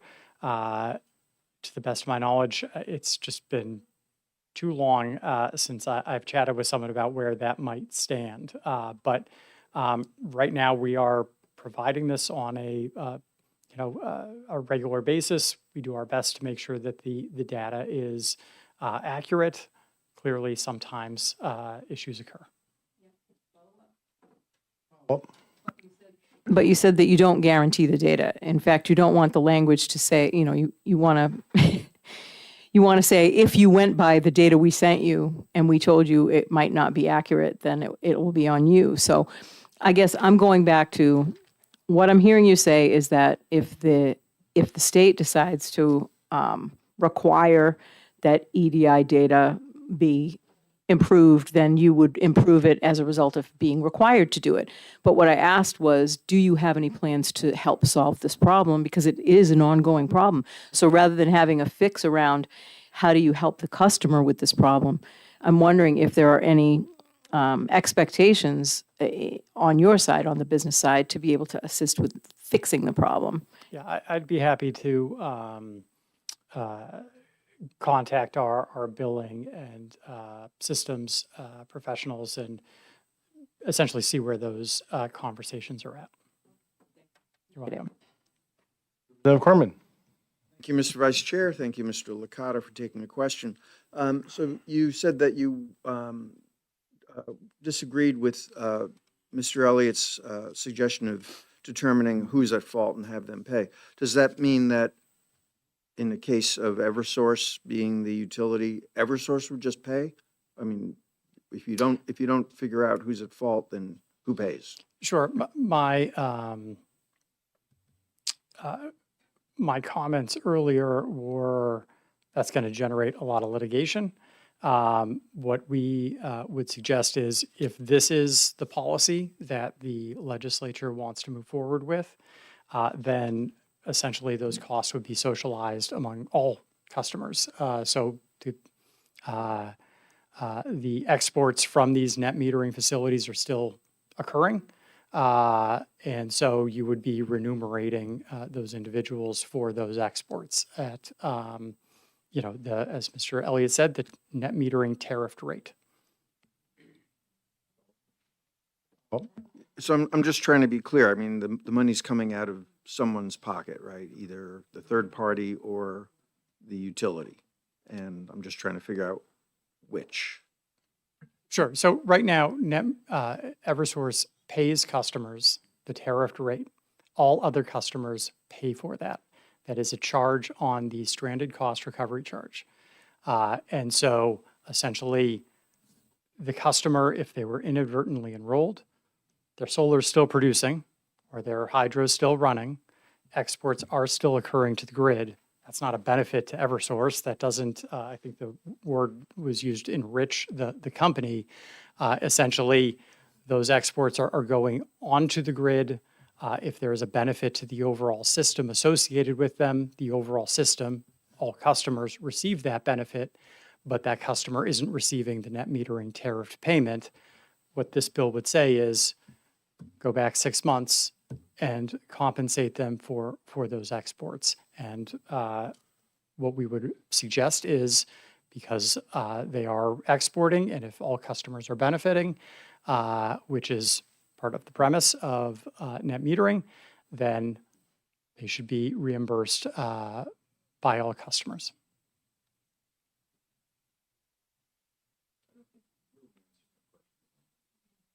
Okay. Representative Reynolds has a clarification question. I have a question that's on that very situation that you just described, and of course, you heard my question earlier to the chairman. But if the electrons the kilowatt hours went back onto the grid, it's your distribution system that they went onto, right? And if the energy went onto the system, being electricity, it went to the place where least resistance, it went maybe to a customer next door, and that customer next door used it, and they were billed for it by Eversource, correct? So didn't Eversource collect revenue for that energy that went onto the grid? No. No. So customer exports, as has been previously discussed at length during last year's many bills on this subject, are accounted for through our load settlement process. They are viewed as a residual energy. And so if there are exports that reduce overall load settlement, the benefits of that are spread to all customers. Okay, thank you. Representative Kaplan. Thank you, Mr. Vice Chair. I have a clarification question. You mentioned EBI standards. Is that Enterprise Business Intelligence Standards? Is that what that stands for? No, it's electronic, sorry, wrote it down to make sure, electronic data interchange. Oh, electronic data interchange. Okay. And to follow up, where do those standards reside and who's responsible for There's overseeing an them? EDI working group that is convened. I don't recall now if it's the Public Utilities Commission or the Department of Energy, that representatives of the utilities and various other entities that would set those standards.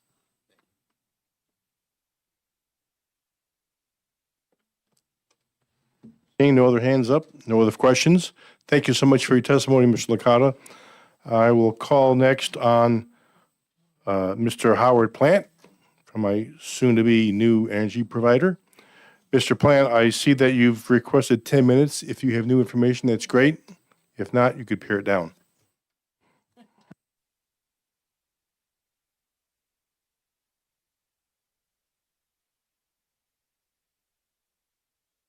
Thought it was on. Okay, so I'll try to read through my statement quickly because a lot of what I have here is what you've already heard. But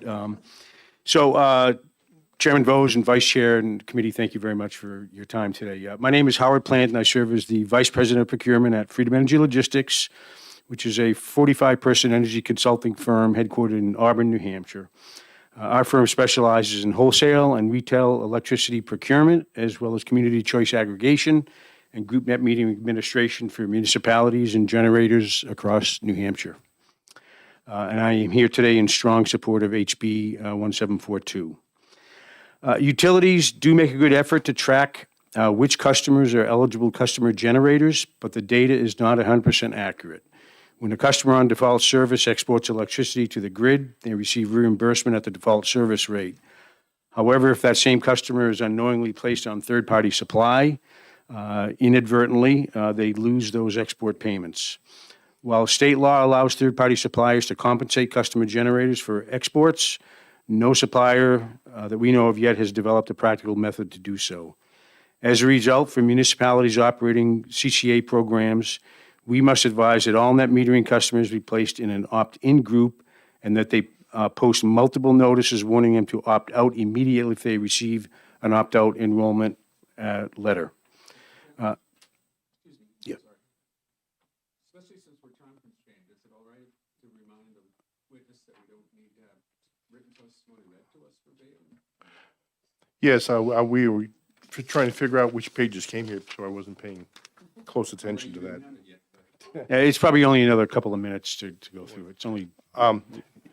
Yeah, like we said before in the past, if you have written testimony, that's very good. If you could summarize the main points for your written testimony, that would be great. Or pointing out anything new that wasn't in here, please. Yeah, I don't think anything new that you haven't heard. So again, we are in favor of the bill. As Chairman Vose had indicated, there were a couple of impacts to generators that were fairly significant, and those I believe are still yet to be resolved. I think in closing, for those reasons, we are strongly supporting this bill. And we appreciate your time and consideration. I know this time is getting long on this today, so I'd be happy to answer any questions that have not been asked or answered. Thank you. Seeing no questions, thank you very much for your testimony. I appreciate it. And seeing no other pink cards, I close the public hearing on HB 1742, and I'm turning it over to the chair. All right, so that wraps up our activity for the day. We will all return here tomorrow at 10 a.m. to hear several additional bills, and then at 3 o'clock in the afternoon, we will have an exec session. Here's the blue sheet data for today's bills. HB 1745, 0 pro, 1 con. HB 1775, 0, 0.